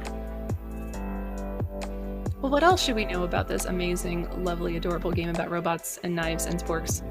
Let's see, we haven't seen it too much yet, but we have our other game mode. This is the battle mode right here, and we also have Clean of the Hill mode, where you are collecting dust and... Oh, okay, so battle mode is just finished, so we're probably going to go over to Clean of the Hill gameplay in just a second. In that one, you are sucking up dust and returning it to your dock as quickly as possible. So it's all about the cleaning aspect of the BroomBots. There's lots of hidden nooks and crannies all throughout these much bigger levels, and we also transitioned the game into split screen rather than what you saw with the all players encompassed on the camera, to allow for more exploration.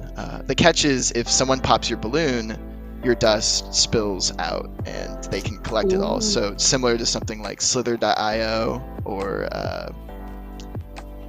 Agar.io, a lot of those .io games where you collect something. Well, what's the current state of the game? What can people play right now? We have a build on itch.io. We'll make sure that link is in chat. Thank you very much. Thank you very much, mods, for doing that. And is it both of these modes that they can play right now? Yes. Both of these modes are fully playable, and we have several levels for each mode. Great. What are your long-term goals for the game? What's up next? We are actually super excited. We submitted this game to the IndieCade Festival happening in September/October. And we're planning on doing a lot more work on the game over the summer to get it ready for that. Actually, the build that you're seeing in this gameplay video is outdated compared to what you can download on the itch.io.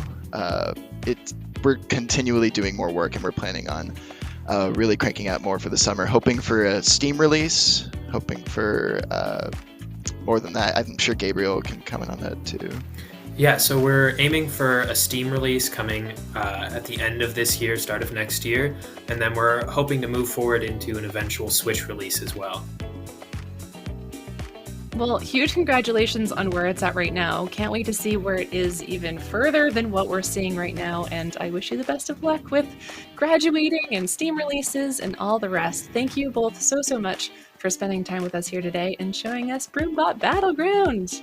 Thank you so much. Thank you. Look forward to seeing you later. It's been an honor. Thank you. Thank you. Yeah. Well, Izzy, I'm going to take you down with a spork. Spork is my weapon of choice. I don't know about you. I like a classic knife, I think. Ooh, it's very psycho, you know? What an adorable concept for a game. I love it. And the environments, you are right. They are as polished as Gang Beasts, which I am very, very impressed by. I can't wait to go download it and play couch co-op. Couch co-op games are one of my other favorites. Same. My roommates who have walked back and forth, and I have definitely been looking for stuff to play together. Well, yeah. Shout out to the roommates. We're going to beat you up with BroomBots. All right, so we are going to switch gears now. We've seen so many amazing games. It's time for us to talk about our planet and talk a little bit about the Grand Challenge Climate Change. So, back at our Horizons conference in April, we announced a grand challenge to address the misinformation surrounding climate change. Horizons teamed up with the John S. and James L. Knight Foundation and put out a call to action for teams at the Climate Jam. You've heard of the Climate Jam? If you haven't, you should definitely check out the Climate Jam because it's amazing. So we asked participants to create creative and inspiring games that address misinformation about climate change and its effect on communities. Participants created some extraordinary games that address this core issue of climate misinformation specifically. Through the challenge, games may be eligible for further funding to take their work further. And we're excited to share the creativity of the top 3 honorable mentions and then, a drum roll, the winner of the challenge with you here today. Okay, so first we're going to talk about the honorable mentions. The game Greenwashed addresses the type of misinformation that companies put forward about their own environmental friendliness. The first level is about a fictionalized happy chicken farm where the player controls a chick experiencing tight quarters, antibiotic and hormone injections, and other effects on their body and movement. They plan to move on to other companies in the energy sector and more. So take a look at that one. The next game, Row, is a game about trusting your enemy. After a flood, the player is thrust into a survival situation with a member of the enemy community. Gradually, it's revealed that much of the conflict had been fueled by misinformation and mischaracterizations.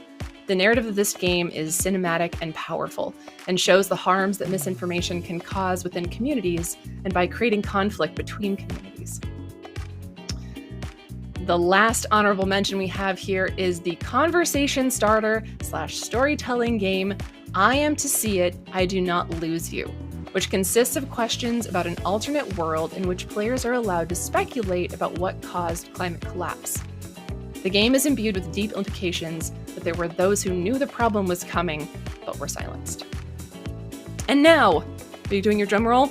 Drum roll at home. The winning game was Denial Network, which embeds misinformation deeply in its gameplay mechanics and story.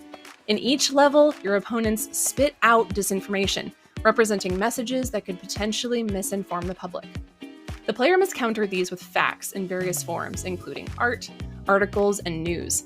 These can eliminate part, but not all, of the disinformation messages. So after each turn, the misinformation grows, representing more and more of the public believing these messages. A critical part of the story is that your moves can eventually unlock information about why the disinformation is being shared. The player slowly uncovers connections among those who are spitting out misinformation and why they're doing this.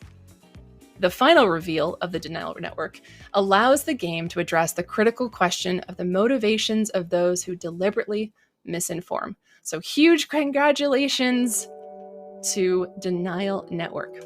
Check it out. All right, so the games in the Climate Jam exposed climate misinformation as a ripe topic for exploration within games. The very different and surprising approaches show how creative developers can create new ways to explore topics. Give a bunch of developers one single concept and you'll see 1,000 different ways in which they'll interpret it, which is so cool. A big congratulations to everyone who joined the challenge. Stay tuned for the next challenge coming up in the fall. All right, so climate change is a huge topic. I'm so glad that there was an entire game jam about it. It's just such a cool concept. I love themes like that. It definitely is. And I think not just with climate change, with a lot of things, there are so many issues we have that are systemic. And I think games are really good at like analyzing systems and letting people sort of experience different parts of systems, like the games that we saw today do. Yeah. Another topic that's very real and presenting to everybody in the health sector is nursing training. So the next game that we're going to take a look at is from the University of Tulsa. It's called VR Nursing Training. Check out the trailer. Nursing is a fast-paced, high-demand field that requires skill and accuracy. Training for real-world scenarios can be difficult, and live in-person simulations can be both time-consuming and costly. The University of Tulsa's Oxley College of Health Sciences reached out to the Tandy School of Computer Science to enlist our computer simulation and gaming CSG students to develop a VR nursing training simulation to help nursing students practice and prepare for a variety of nursing scenarios. Our demo simulation trains students to follow doctor's orders in preparing several different medications from oral, liquid, and patch. The demo required an objective framework to be developed by our CSG students. The framework ensures that several required steps can be completed in a certain order or check if a step can be skipped. In addition to the framework, students also modeled all objects in the game, created a custom UI, and developed an alternative 3D version of the game that can be run without the use of VR. Our goal is to continue the development of the simulation, adding a second room in which the players will move to and administer the medication to a patient. In the future, we hope to further develop the game and include a variety of scenarios for nursing students to practice through. All right, it's so cool to see a VR game in this showcase. It's our very first VR game of the day. Brennan and Jacob, please introduce yourselves and tell us what you did on VR nursing training. Yeah, my name is Brennan Crowder. I handled a lot of the player interactions in the simulation, so anything from hitting a button to picking up objects, opening drawers, things like that. Yeah, and my name's Jacob Sharp, and I was kind of more in charge of the programming for the backend systems of keeping track of like what the player's doing, and then giving them feedback on like did they do things in the right order and that kind of thing. All right, and so a VR game, let's see, how big was the team, and was it larger than it would have been if it wasn't in VR? I think there have been about 10 of us like working directly on the project in total over time. We've kind of like the team has changed in and out people, but I think it probably is a little bit bigger than we would have had if we were just dealing with like straightforward projects. Because for instance, one team member was actually working on trying to make haptic gloves that they could like be able to grab things in VR. without having to use the typical controllers. So something that wouldn't even like be a concern in a normal like 3D game. Yeah. And was that person's role entirely just to work on the VR side of things? For the most part, yeah, they were just in charge of like trying to get those gloves to work, because that was a pretty big undertaking for us, and it's still not done. But yeah, that's really all they've done on the project, and it's been a huge like component of it. What are some other challenges that the team faced working on a game like this? Well, so one of the main aspects of the VR simulation is accessibility, and so while we've been developing it in VR, we have also been working on making it playable on just keyboard and mouse.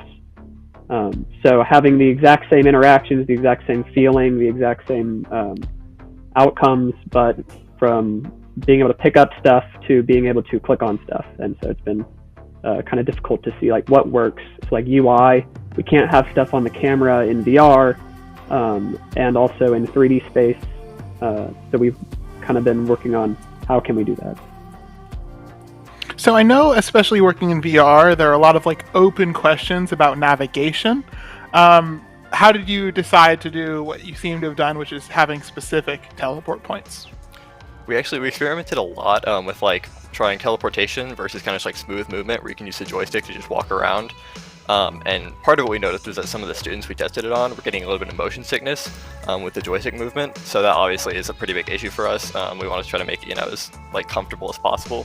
But then with the purpose of the game too, there's like kind of specific stations around the nursing room that the people are going to access, and they really don't need to be able to go anywhere.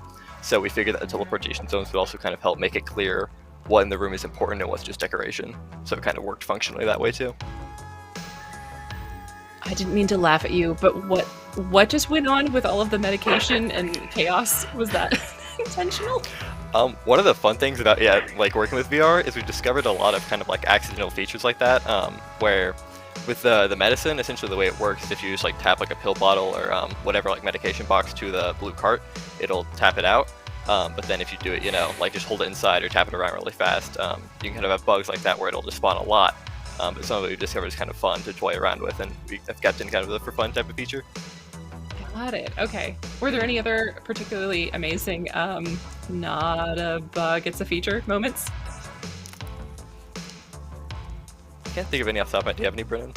I'm trying to think.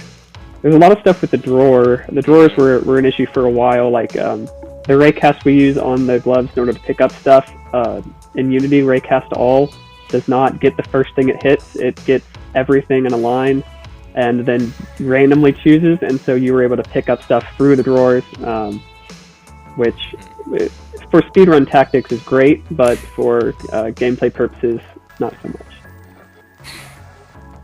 I love it. I love happy accidents like that. Because it seems like a pretty serious game, right? You are really trying to teach actual things to people. Do you worry that throwing in some stuff like that is going to be, I don't know, make it less realistic to like, hospitals wanting to use it? Mm-hmm. I think long term we plan to take that kind of stuff out. We mostly kept it now kind of just like for our own entertainment. Just kind of like when people are from the public are looking at it that don't necessarily know like all of the kind of like nursing lingo and like the details behind it, they can still have a way to like have fun with it and kind of like, hey, this is what VR can do. But definitely by the time we like give it to like the real like nursing students, the idea is that we're going to take it all out, so it'll be like you said, as realistic as possible and give them a good kind of recreation of how they can really be practicing in the real world. I mean, you gotta laugh while you're making stuff like this, though, right? That's important. Yeah.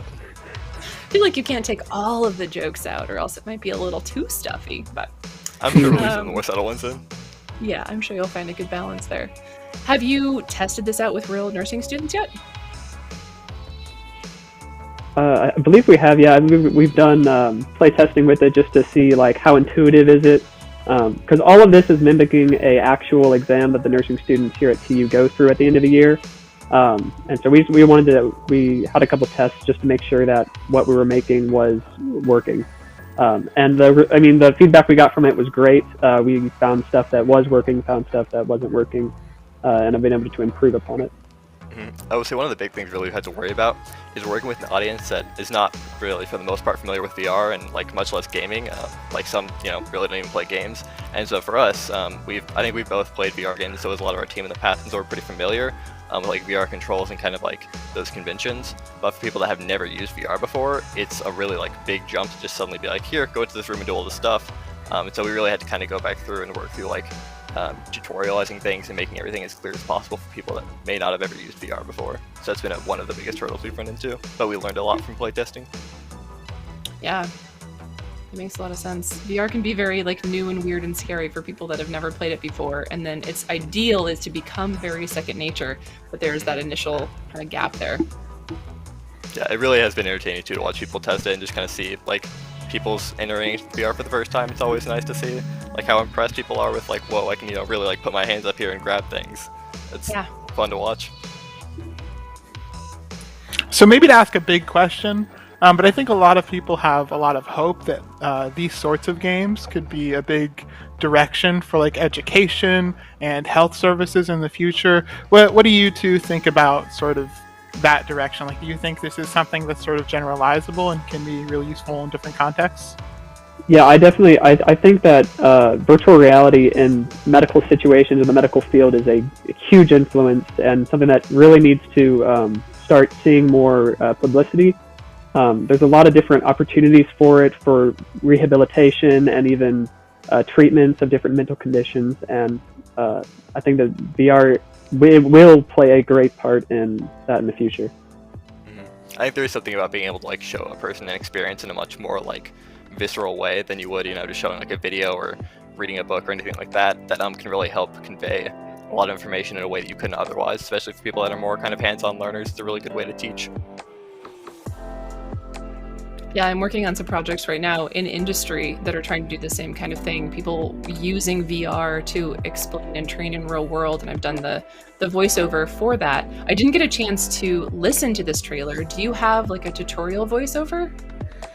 We don't right now, but that is something I think we do eventually want to work on, because right now you can see the text is a little bit obtrusive kind of where it is. So I think the idea was eventually to have a voiceover to kind of like give you verbal instructions instead of having to like try to read on the screen and also look at what's around you.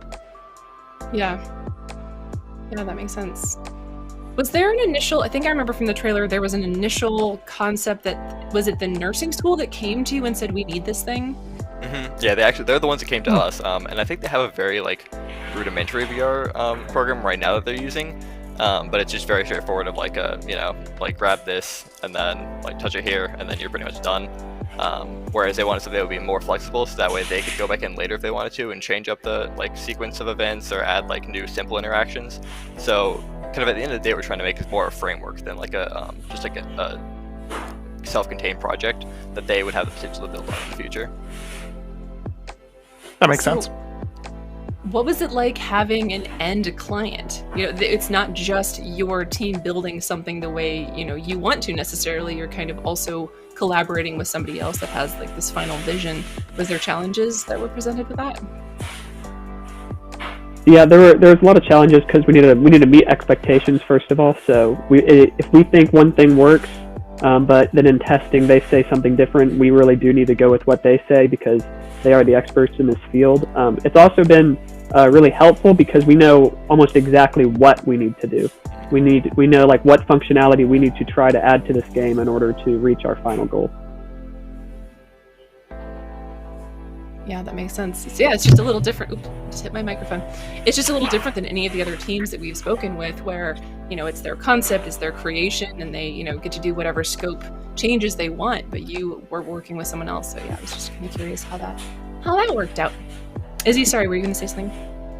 Yeah, just like on that note, like obviously when it comes to the components of like what they actually do, that's something where they're experts.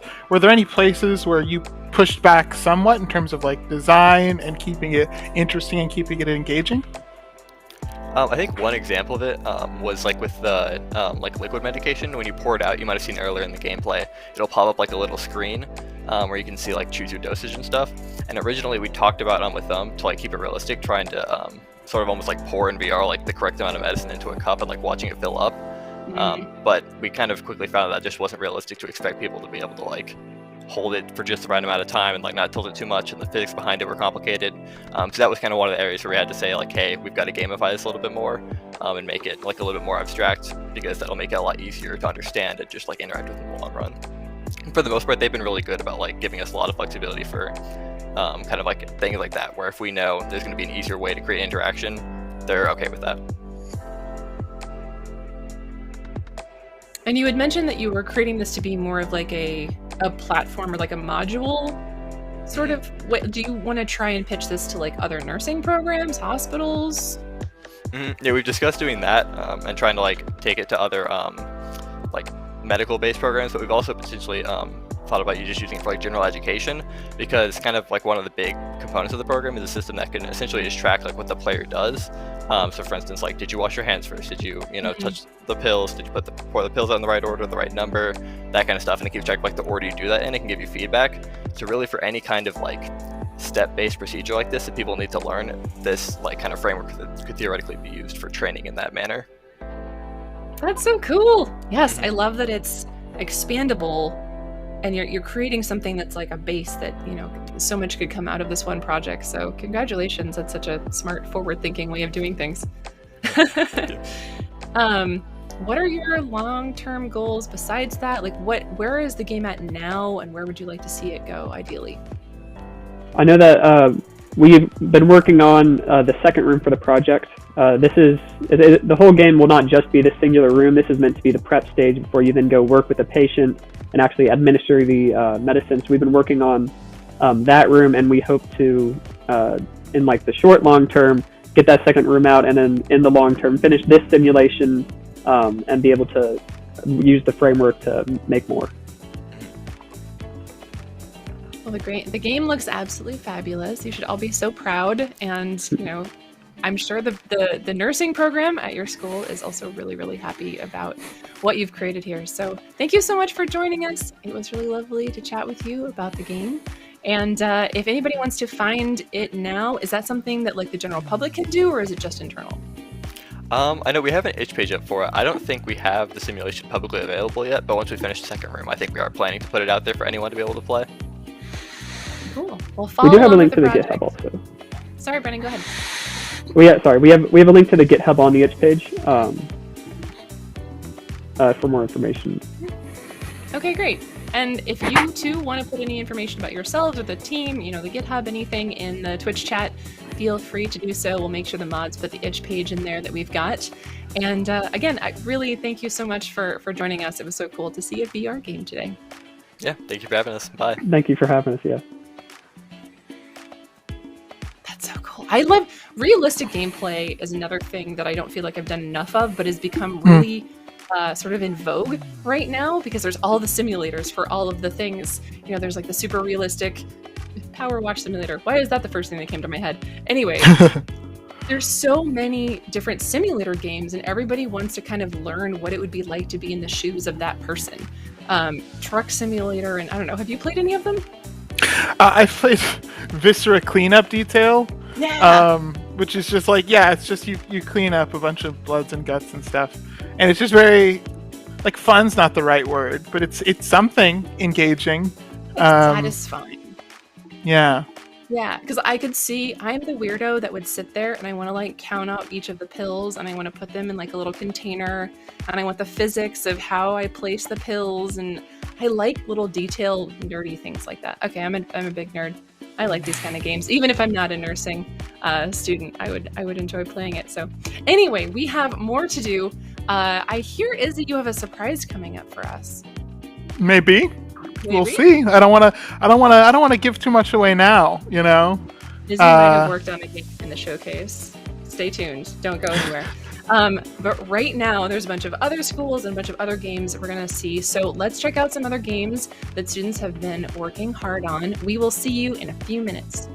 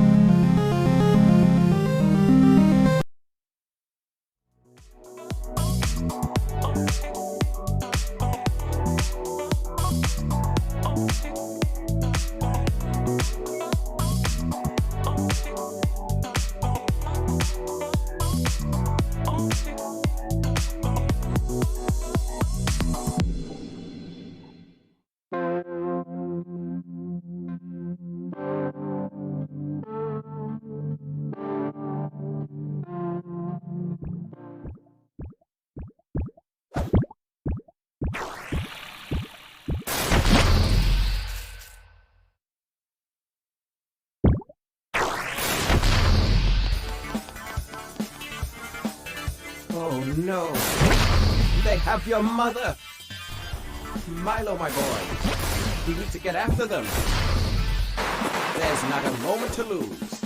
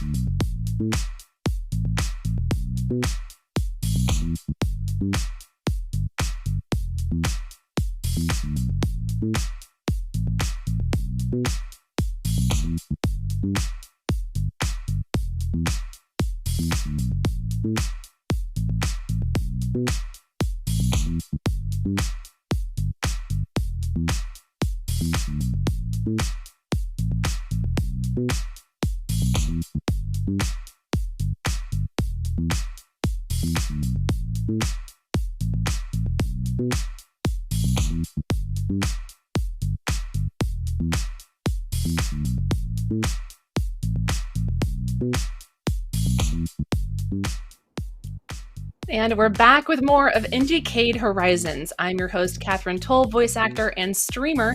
If you've just joined us, IndieCade Horizons was launched in 2021 and is now in its pilot year with more than 30 participating institutions. The event itself takes place in 3 parts: a student-focused conference, a playtesting event during the spring semester, followed by a showcase in early June. Horizons has been developed and run through a collaboration between IndieCade and the Higher Education Video Game Alliance.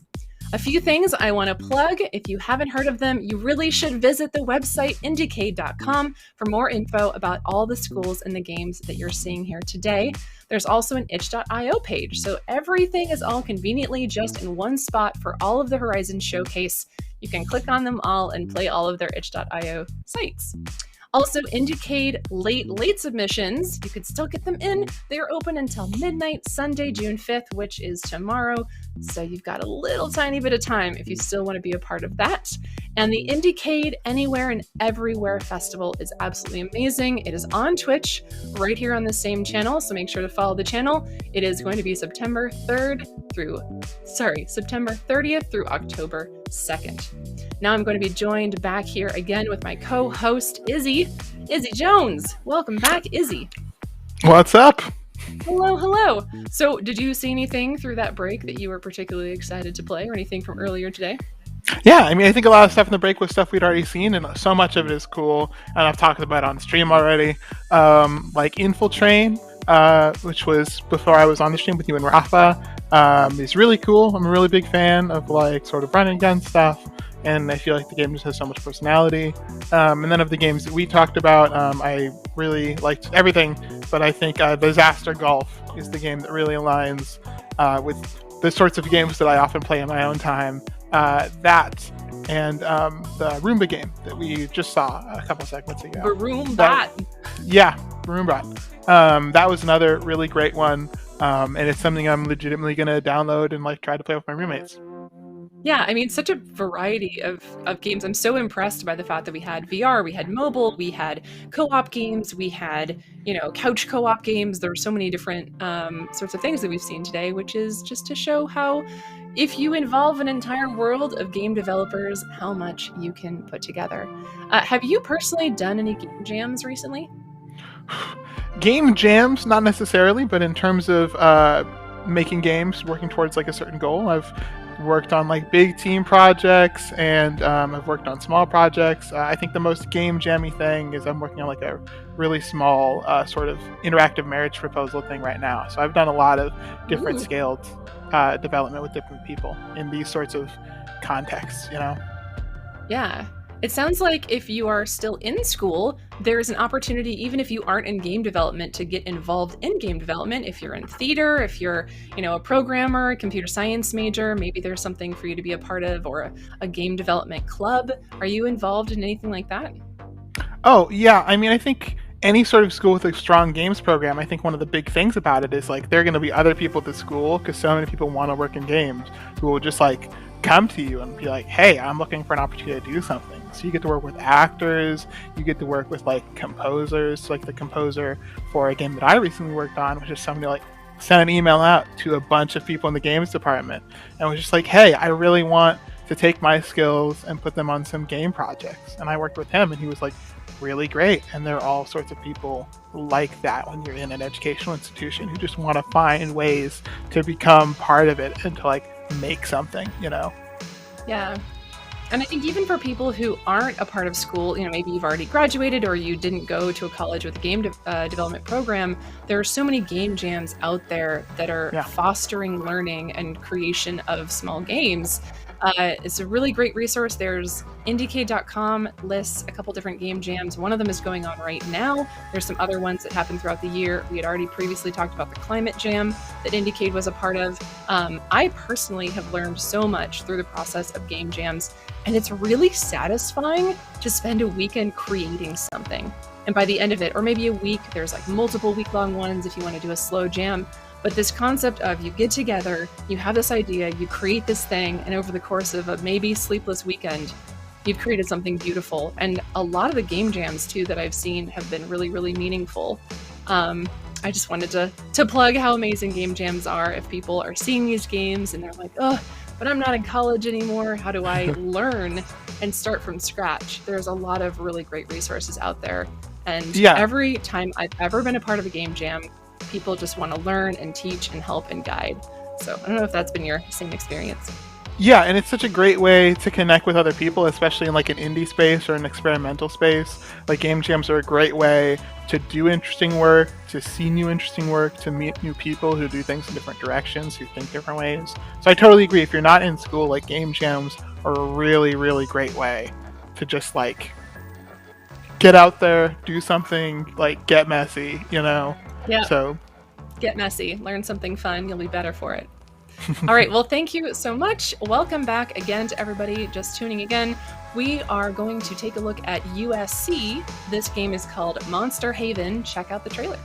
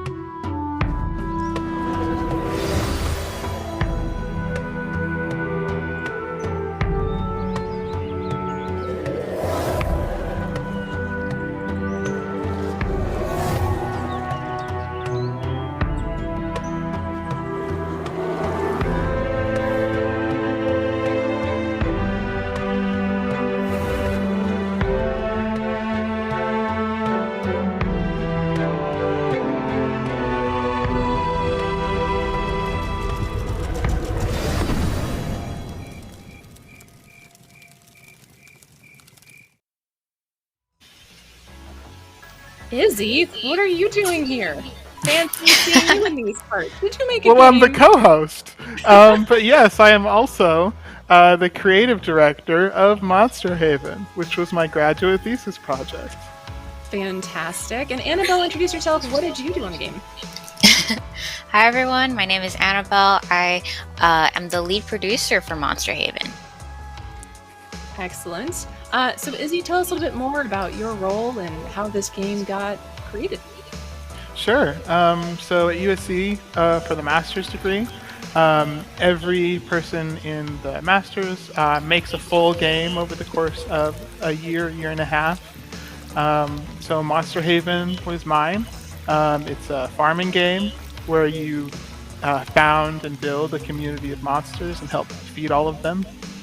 It was a real labor of love, and I got a decently big team of volunteers, about 15 volunteers who worked on the project with me to do art and UI design and music and programming. And it was just an awesome opportunity to make something that really represented a lot of our voice and a lot of our interests. And so I'm a huge fan of farming games. Were there any particular ones that inspired this game? Yeah, so the two big inspirations are, I and a lot of people played a lot of Stardew Valley. Mm-hmm. So a lot of the mechanics are like similar to Stardew Valley, but another more management game or sim game that was a really big inspiration there's this game Graveyard Keeper. Oh, yep, played that one too. Yes. And there are some things that Graveyard Keeper does that are interesting, but that I wasn't fully satisfied with. Like there's an automation system in Graveyard Keeper where you make zombies and you sort of throw them at jobs, and then they stand in place and sort of do this, and then the job happens.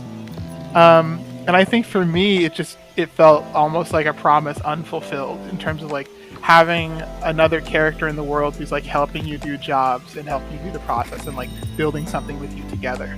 So one of the big things in our game is that as people join your community and become closer, like they're also doing the same type of work that you can do and like working towards common goals, as opposed to in Stardew, like single player, you're doing everything, right? And you're saving the community. And I really wanted something that felt like it was a really collaborative effort where you could work towards sort of success and self-reliance with a group of characters as opposed to by yourself. Yeah.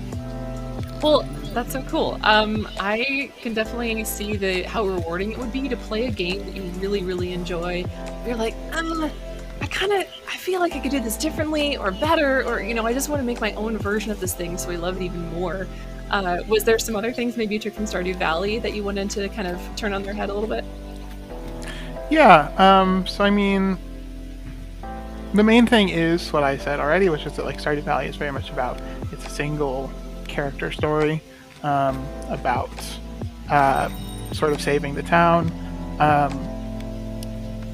And I wanted to dig a little deeper into that, have more than just like a single like absolute bad guy. Like Dojo Mart in Stardew Valley is very much like, this is a bad guy. Like there's not really a question about it, and there's not really any other way to see the issue. But I wanted something a little bit more complex here. I wanted some more different character arcs that were part of the main story, whereas in Stardew, all of the individual character arcs are very much like parallel to the story, but not necessarily at the core of it. I think another thing was I was interested in like some more self-sufficient systems, and mimicking some things in real gardening a little bit more. And there were different ideas for how that would work originally, but ultimately it just meant like when you water stuff, different things require different amounts of water. But I know that's something if we were to return to the game, I'd want to think more about like real requirements of gardening and the way that different plants are different and have to be cultivated in different ways. So what kind of like sets this game apart is that it's supposed to be like a fun farming game, but then it's just connected to like bigger themes around marginalization and using like monsters as a sort of metaphor for marginalized communities and how we can build something greater by like collaborating. Yeah, I love that. What are some of your other favorite things about the game, Annabelle? I really enjoy the music in this game.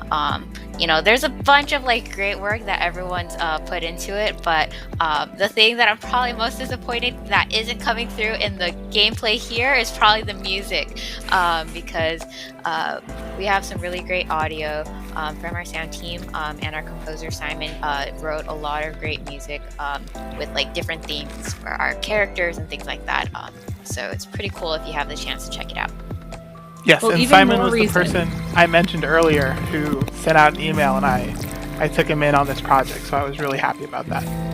Yeah, that's even more reason for people to go and download it right now. We'll put the itch page for sure in chat so that you can hear the wonderful music from this game. What were some challenges that your team faced while creating the game? I mean, one of the big ones is like, we've talked already on the stream about like large team challenges. But I think especially with this game, it's a large team of volunteers.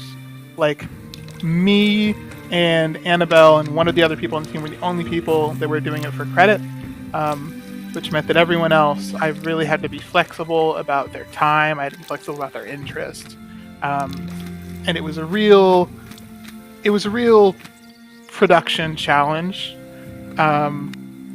Also, just I overscope. I love doing a lot. Do. Annabelle, do you have any more thoughts on big challenges? I mean, Yeah, just like over the summer, last summer when we started pre-production and all, like we had a lot of like big ideas of what we could do with the game, where we hoped it could go, and we just ended up having to like scale back on a lot of the storylines and features we had been hoping to include by the end of the school year, just because it was more important for us, like, so that instead of stressing out our team, we just wanted to make sure that everyone was also having like a positive learning experience on the project. Yeah, that's very admirable. It's scope creep is so easy. I think for anyone, it's very, very relatable for literally everyone. But I think related to what Annabelle said is like some of the things I'm trying to say in the game are about collaboration and labor, and I really wanted the way that I was leading the team in real life to reflect the types of things that I was trying to say in the game. Yeah. Well, it sounds like our production team is amazing and superheroes, and they were able to remove some of our background music and add back in Simon's music. So hopefully everybody's enjoying Simon's background music now for the game. Awesome. What else would you like to tell us about the design process or the original Inception? I mean, I think I really love monsters, and I actually took a course in undergrad about monsters in literature and about the way that we perceive them and the way that they symbolize things in society. So I tried to bring a lot of that like actual reading and research that I had done in the rest of my life to this project. And it was also just really fun to make our own versions of monsters. And like get to see all this awesome art from our character artist Jebby. I'm just gonna say it, lots of hot characters. Like the Minotaur, big, buff, shirtless, great. It's a game for the monster lovers out there, is what I'm hearing. Yeah. Well, great. So what are some of the... Sorry, no, go ahead, Annabelle. I was just gonna add that I think, just the whole overall theme makes tackling some complicated topics like a lot more fun, and just as part of the process, like, there was so much care and attention paid to each of our characters. Yeah. So much care. Oh, I see all the love and effort that was put into this game. What about any long-term goals? Where is it at now, and where do you want to see it? So, Monster Haven is still a work in progress, but it is currently available to play on itch. So we really encourage people to download the game, check it out, share your feedback. We have a Google form to help collect feedback. And then you can also stay tuned for like any further development updates and things like that by following us on social media. We're on Twitter, Instagram, and Facebook at Tiny Fury Games, or you can also visit our website, tinyfurygames.com. Yeah, Perfect. And we have Thank a you so decent much. amount of content that was already made that we still just need to get in the game. So that's stuff that we don't need all of the team members we had to put in. We just need to like do the groundwork of getting it in there. Yeah. Well, we'll make sure to put the itch link into chat, and if you too want to put in any other plugs like the itch or your socials in chat, please do so. Thank you so much, Annabelle, for joining us today. It was lovely to meet you, and Izzy, don't go anywhere. Thanks for having me. Bye. Yeah. And I think it's a really good reminder for all of these games that development is so important. Feedback for developers is so important to the development process. So if you're playing any, beta games, alpha projects, or anything, give your feedback. Constructive criticism is so helpful. Izzy, you made a game. That's so exciting. I did make a game. Izzy smiles. So next up, we have another school, UC Irvine, and they have been up to a game called Nijito. Let's take a look at the trailer.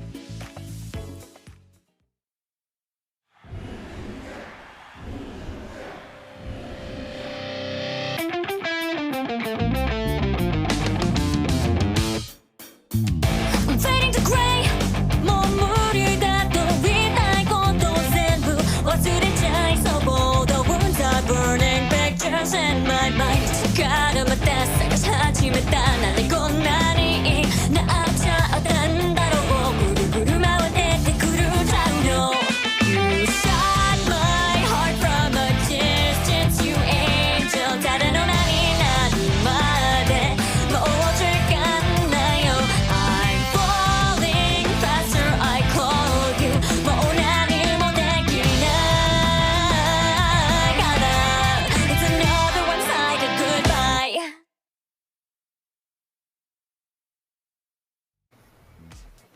Hello! That music is incredible. I just felt like I watched an anime in 30 seconds. We definitely agree. One of our team members actually wrote and then performed the song, so... Oh, so good. That was the same writer and performer? No, actually it wasn't. Partly. So there was a translation. The English was written by one person and then translated into the Japan English that ended up as the final one by the singer. Gotcha. Well, it's absolutely incredible. Hello, James, and is it Ilana? Ilana, yes.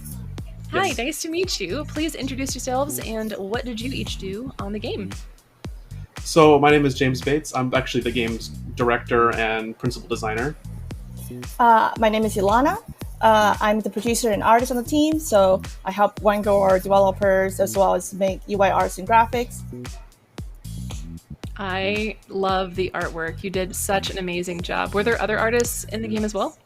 Yes, we have, right now we have 3 artists on the team, but throughout our development, there's so many amazing artists who have contributed to the project, and it's really amazing to work with all the kind of different artists and their different art styles. Did I also see in the trailer that you can switch between game modes mid-song?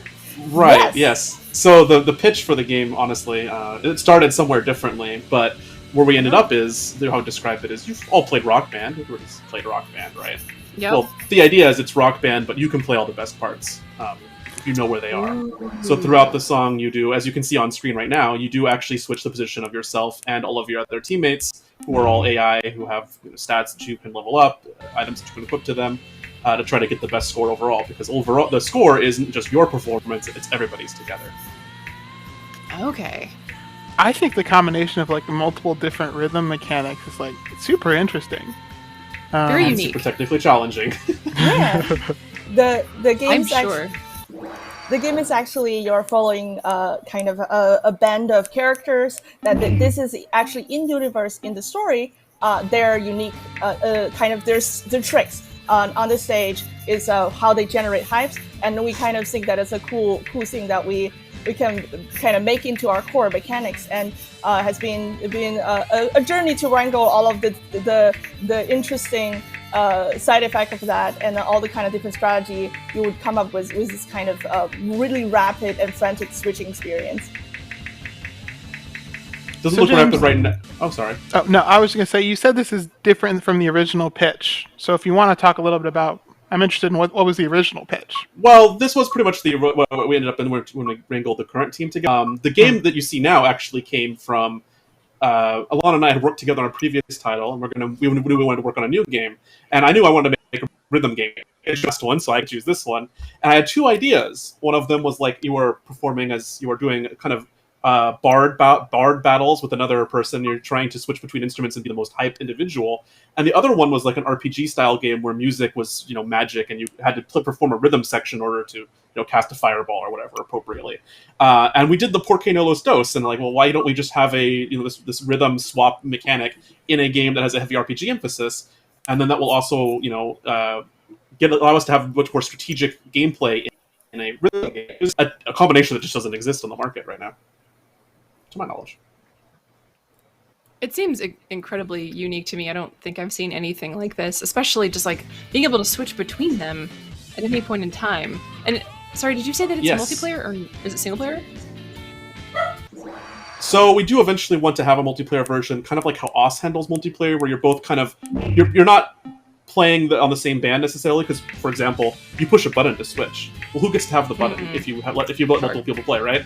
But the core conceit of this universe is that there's a lot of band battling, on the same stage, going on, kind of thing. And so it's more, that's what the kind of multiplayer we look at as a competitive, I'm playing my band, you're playing yours, and we'll see kind of comes out on top, much like how OS or even like DDR handles multiplayer, where you're kind of side by side competing. My brain immediately went to utter chaos mode, where everybody has the ability to tag team, and so you're just like, no, I want to do the drum part. No, I want to do the drum part. So we did actually consider that, but I think the game would crash at a certain point. Yeah, that's fair. Yeah, but the upside of this is also that you get to be able to build your own band, which is actually a very important part that we want to explore. Is kind of how do we make a rhythm game that is also a really interesting party RPG experience, as in like you build your own party, right? And so all of these characters you see in the game that right now are unique individuals that we have like really interesting stories around them, and then we wanted to explore.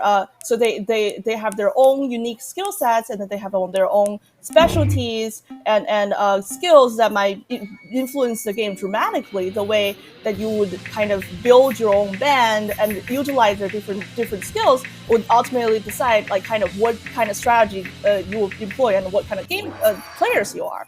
So I think that would be really interesting if, like, we all have the moment we go into a game and we really love a character. So how do we build a band around this character? Or how do we build a band around all these different characters that we love? It's something that I personally really enjoy when I play like other rhythm games that have some band building element into it. We want to keep the story a really major part to this character building as well. Yeah, we kind of wanted to get to have our cake and eat it too, and kind of get like the good sides of gacha games, which is like, oh, I love this character and I really want them, without milking you dry to try to get them, because these characters are, they unlock just in the story. You don't have to pay anything to get any of them, and they stay consistent throughout. Which, by doing that, allowed us, as Alana inferred, we can tell a deep story that involves all of them together. Because in those kinds of RPG games, when you have 100 characters, you kind of don't get to know any of them, because how could you possibly write that much, right? If by keeping the cast small, it's like really just like 6 people, and each expansion presumably adding 2 or 3 more, you can really tell more, deep, intricate stories with each one of them that helps people engage with them, not just as like, this is pretty or this is the mechanics I like, but also like they're telling a story that I sympathize with.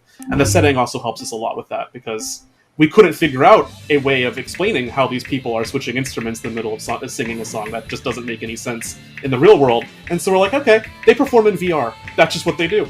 And it actually unlocked a lot of interesting options, like exploring character identity issues, those kinds of things. So that is some excellent problem solving. It's game design, right? Yeah, they're good at it. Which mode are we seeing in the gameplay right now? So this is the drum mode right now. It's really just following along this little roller coaster, hitting the button on the beat. That's kind of where I got a little bit crazy at the end there. But there's a lot of funny stories with that one. That is the most difficult to develop mode. And right now the game only really has one song, because this is the technical challenges we ran into, is that none of us had really made a rhythm game, and it seemed easier than it ended up being, especially because we had 4 different rhythm games who all kind of had to have the same framework, that score framework to them. And then when it comes to some of them, like you see the Guitar Hero game mode, right? How to make an editor for that's pretty simple. It's just like a spreadsheet, and like you can make that work, right? But the drum mode you saw there, those are points that I had to place like manually, and you can't do that on a spreadsheet without. Yeah, exactly. Wow. As he's got it. So these are like, that one's like handcrafted. And we actually, a funny story, we had a bug with the editor where I was handcrafting it, where it kept deleting my progress after the first third. So I spent 3 days making the same map over and over again, listening to the same song in 15 millisecond intervals over and over and over again. I went crazy until we finally found the bug. So that's what madness feels like. I know what madness feels like now. You've gone to the brink and returned with a drum pad. I don't know if I've returned. Well, okay. Here we are. We're all mad. We're all mad here. So, what were some of the other challenges that you came across that you weren't expecting from doing your first rhythm game? There's one challenge is that we had.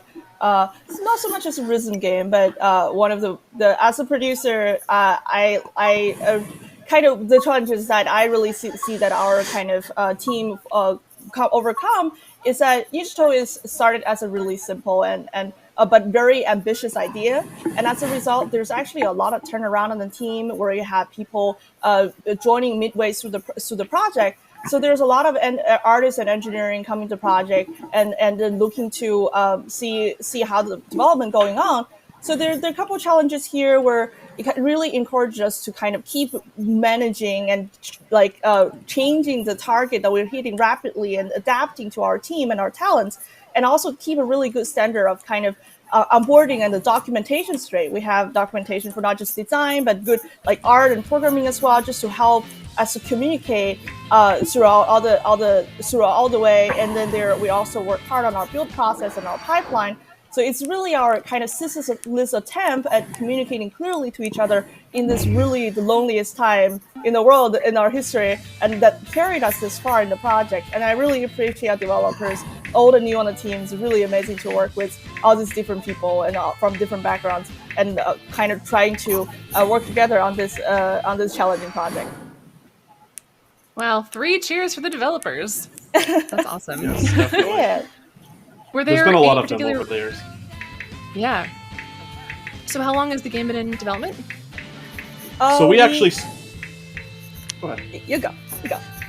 Oh, I was saying, we actually decided to go into, we kind of played around with it for a couple of months, but when we seriously started developing, basically in the height of the pandemic, it was summer of 2020, we were sitting in Seattle and we're like, well, do we really want to do this, or do we want to just kind of move on to the next thing? Because, I really wanted to make this particular game, and that's when we decided that we weren't just going to try to make it, we're going to, make it a focus of our efforts over the next couple of years. So I would say that around then in 2020 is when we started, but obviously there was some huge complications there. All school was remote.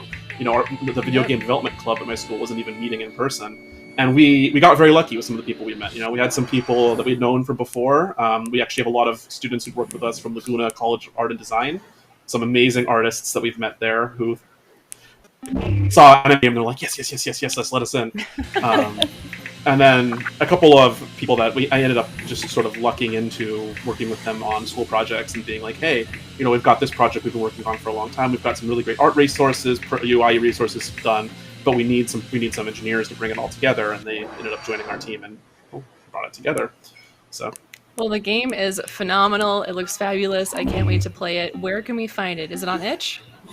It is on the itch page. And you can also find us on social media if you'd like at Nijito the Game. Great. Nijito. Nijito. It is on the screen right here. So we'll make sure to put the itch.io links in the chat. Thank you both so much for coming on the show and talking with us today. It has been a pleasure. Thank you so much as well. Yes, appreciate the time you gave us. Thank you. Yeah. I'm looking forward to that so much. Oh yeah, that was super cool. I had more questions than we had time for. I know, me too. I was like, oh no, we're running out of time and I want to ask so many more things. But unfortunately we have to go to the last little bit of the segment here of gameplay. This is the last interview of the day. And it's going to be slightly different because we're actually talking to faculty members, which are called staff in New Zealand, so we might use those terms interchangeably. And these are folks from the University of Canterbury. So we're going to be talking about the Artificial Intelligence in Games tournament from 2022. Let's see what they have been up to.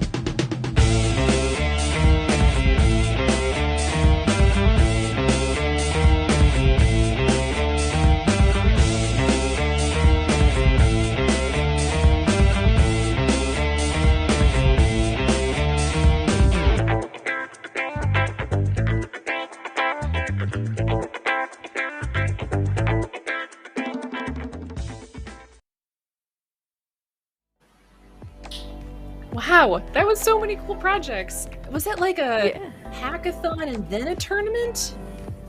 It is a tournament, yes. Very cool. And so Nikita, thank you so much for joining us. Unfortunately, we could not get your partner, Sam. So we have one fabulous staff member to talk to us from the University of Canterbury. Tell us what your, sorry, Cam, not Sam. Tell us what your role. So in the School of Product Design in UC, I work as the senior tutor for game design. So what I usually do is just to create learning materials for tutorials and just run them. Yeah, basically. And what is your staff position at the University of Canterbury? Senior tutor. That's the Senior tutor. Okay. Yeah. Fabulous. And so, was this the first year of the tournament? No, it's not. We actually run this last year. That's the first time. And this year also we've run it too. Yeah. And did you see a big difference between the types of games people made last year and the types of games folks made this year? The thing is, last year we've let the students be creative, so they actually created the design of their arena and then the design of their character AIs as well. But this year, since we've figured out it was actually too hard or too complicated and time consuming for the students, we've kind of scaled it down. And this year we just created a platform where it's going to be a pod racing. So it's space pod racing. So we gave them the framework, and all they have to do is to implement the navigation of their spaceships in a space environment. Well, it's a beautiful game. Yeah. And tell us a little bit about the artificial intelligence aspect of this tournament. Did every student have to use AI in some way? Yeah, so the navigation of the spaceship, they're all AI. So we've taught them a couple of different implementations of movement AI behaviors, such as, flocking, steering behaviors, and the like. But for this, we've told them that all of their spaceships has to use a base spaceship that we've created, and all of the movement has to be done using forces or physics.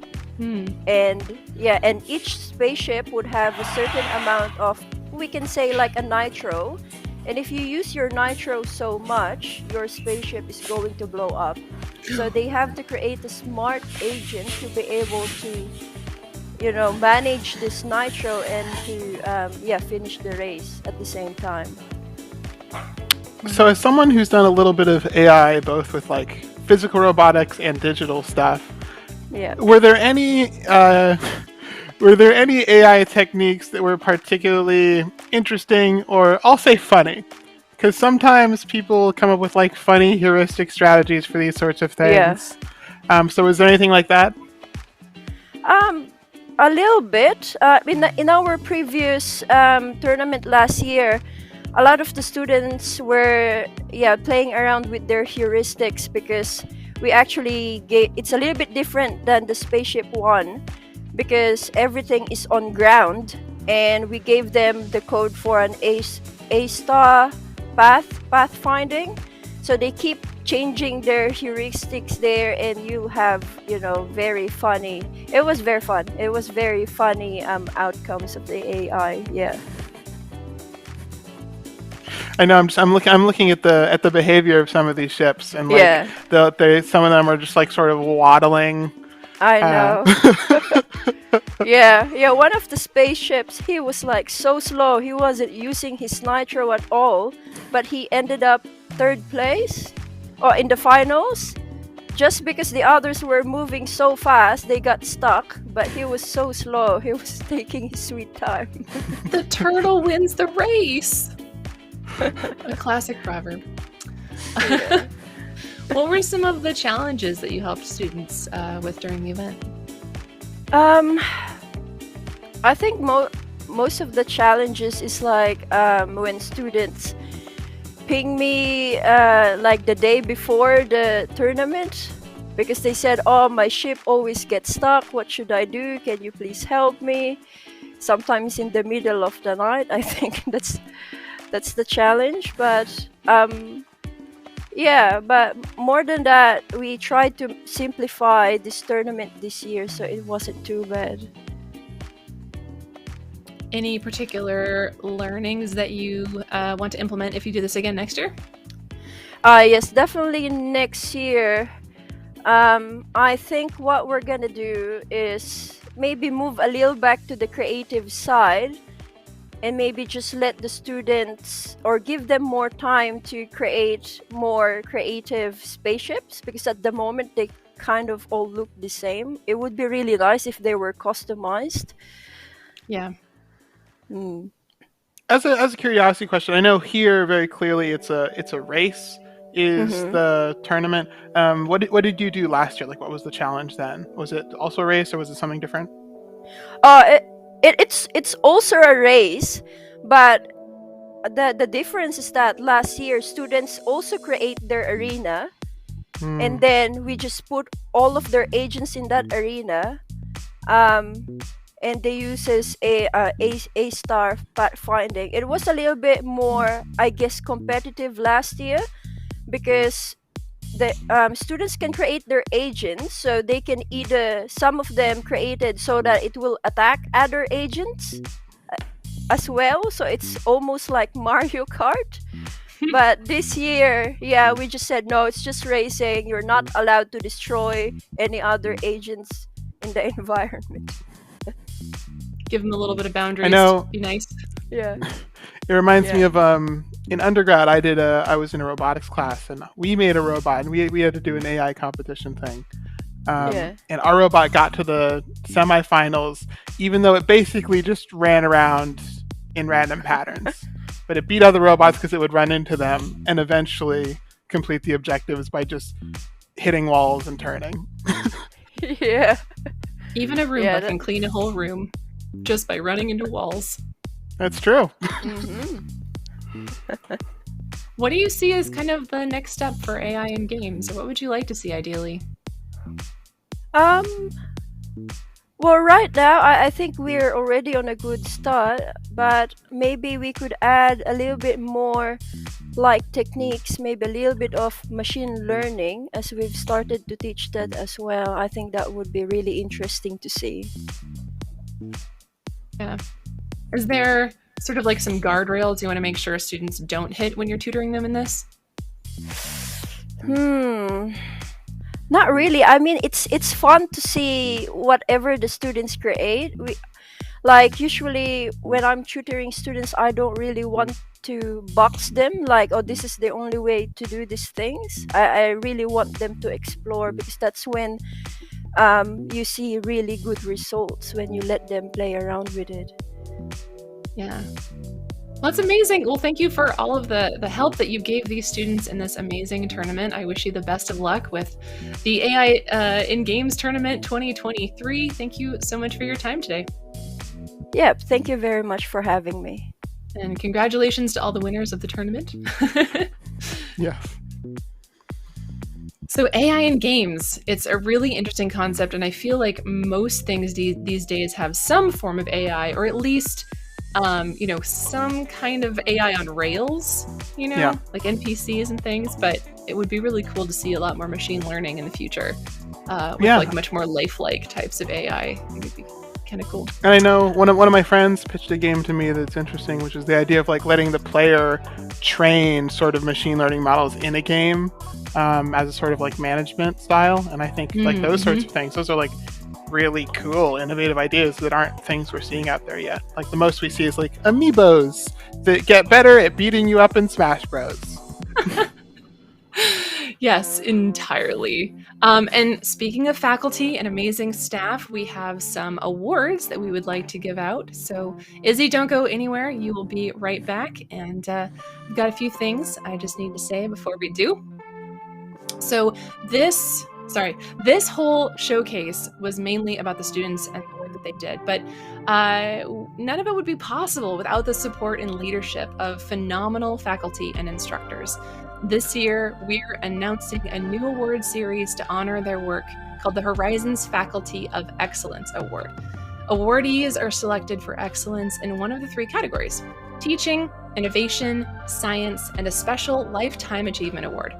Faculty were eligible to be nominated by a peer or self-nominated, and this was open to any faculty or instructor working in games, regardless of whether their school participated in Horizons. The Horizons Executive Committee carefully considered each nominee and selected 3 winners for 2022. The award in innovation goes to Chris Totten.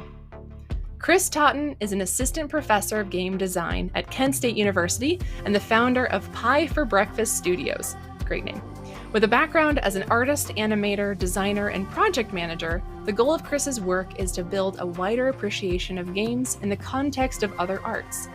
Through multiple books, articles, games, and curated events, Chris has been an innovative force in the field by bringing game making, curation, and publications into a symbiotic relationship, breaking down barriers between traditionally disparate fields. And next, the award in service goes to Sharon Toliani-Sage.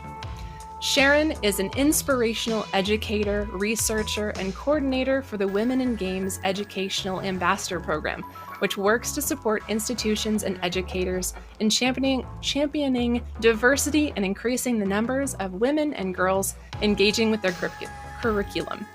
She's inspired countless women through her work as a lecturer at Norwich University of the Arts. Through her service, she has made the games industry a better place for those in it and those about to join it. Next up, the award in teaching goes to Radelia Shah. Radelia is a professor of communications and media studies at Santa Monica College and the founder and CEO of Life Media Projects, a nonprofit dedicated to producing, promoting, and inspiring meaningful storytelling for and about marginalized communities. Radelia has been teaching at Santa Monica for over a decade and is widely recognized as an outstanding teacher and educator on campus. Radelia secured several grants and stipends to create Santa Monica College's esports production team and support their student esports team. She's been a long-standing shepherd and provider of work-based learning opportunities for her students. And again, another little drum roll here. My drum rolls are terrible. Our Lifetime Achievement Award in Teaching goes to Colleen Macklin. Colleen Macklin is a game designer and associate professor in the School of Art, Media, and Technology at Parsons School of Design. In 2006, she founded and co-directs PET Lab, which is the Prototyping, Education, and Technology Lab. It develops games and for experimental. It's a lab that develops games for experimental learning and social engagement. She was inducted as an inaugural HEVGA Fellow in 2017, recognizing her as an important scholar that has helped shape the field since its infancy. They're a member of the game design collective Local Number 12, makers of many award-winning games, including The Metagame from 2015 and Dear Reader from 2019. She co-authored with John Sharp Games Design and Play, a detailed look at iterative game design in 2016, and Iterate, 10 Lessons in Design and Failure in 2019. So huge congratulations to all of the awardees. We are so delighted to celebrate your inspiring accomplishments and look forward to your many future endeavors. We also want to extend a congratulations to the many, many others who were nominated. The field of game education is so clearly filled with dedicated, innovative, and inspiring faculty. You're all such an inspiration, and it's no wonder that students in the industry create games that are the future of game design. So before we end, let's get my two amazing co-hosts. Here we are. Hello, Rafa, again, welcome back. And Izzy. Izzy, if you could say a few words. Yeah, it's just been so great seeing all of these games that are so innovative and do so much in terms of expressing sort of the unique nature of their teams. And I am just so happy that there's so much good stuff and good talent going out into our field. Yeah. Yeah, Last likewise. reminders for folks. Sorry, Rafa, go ahead. No, just likewise. Just seeing a bunch of the students and their project just makes me really hopeful that the student developers right now are doing an amazing job in what they're making. And, I'm just really proud and for then our student developers. Everyone should be sorry, so and then proud. a last reminder: all of these games are on itch.io, so look at our itch website. We are also excited to announce the dates for Horizon 2023. The conference will be taking place February 18th, and playtesting will occur throughout the month of April, and the showcase will happen again in June. Also, throughout the academic year, we'll be bringing you many opportunities to continue being involved in the Horizons community, such as small panels or AMAs with people in the games industry. Sign up to be on the IndieCade and HFCUT newsletters and follow us on social media to stay in the loop. We'll be putting all of those links in chat so you don't have to remember them. And a huge big thank you to all of the schools and students that appeared on the stream. Gosh, the students that worked on the games on the stream and our itch hub, the faculty who made it all possible. We would not be here without all of you for sure. And we certainly would not be here without all of the people who have come together to make this event possible. So of course, my co-hosts here, Izzy Jones and Rafael Reyes-Torres, our production team, Patrick, Matt, Gabe, Dylan, and all of Atomic Studios, Parker Mann and Megan Couture for the graphics and design, our mods Stephen Orm, Christy Jimenez, Adam Jensen, and Skylar Madigan. And don't forget our Horizons Executive Committee, Andy Phelps, Lindsay Grace, Jonathan Elmer Green, Stephanie Barish, and Celia Pierce. We look forward to seeing you all at our next big event, which is the IndieCade Anywhere and Everywhere Festival, which will be showcasing on Twitch coming up September 30th through October 2nd. In the meantime, watch our regular weekly Twitch shows like Beyond Screens on Wednesdays and attend our developer programming. And as always, keep out for some more upcoming game jams. I have been your host, Catherine Toll. I am a professional voice actor and streamer. If you would like to find more of me, I stream on Twitch at twitch.tv/TollTales, TOLETALES. Looking forward to seeing you on Twitch in the future. Huge congratulations to everybody and goodbye. Thank you so much for everybody that came by to check out the stream and all of these games. Please go check out the itch.io to play all these amazing things. Give your feedback to the developers. And one big final goodbye from all of us. Bye, everyone. Bye. Bye.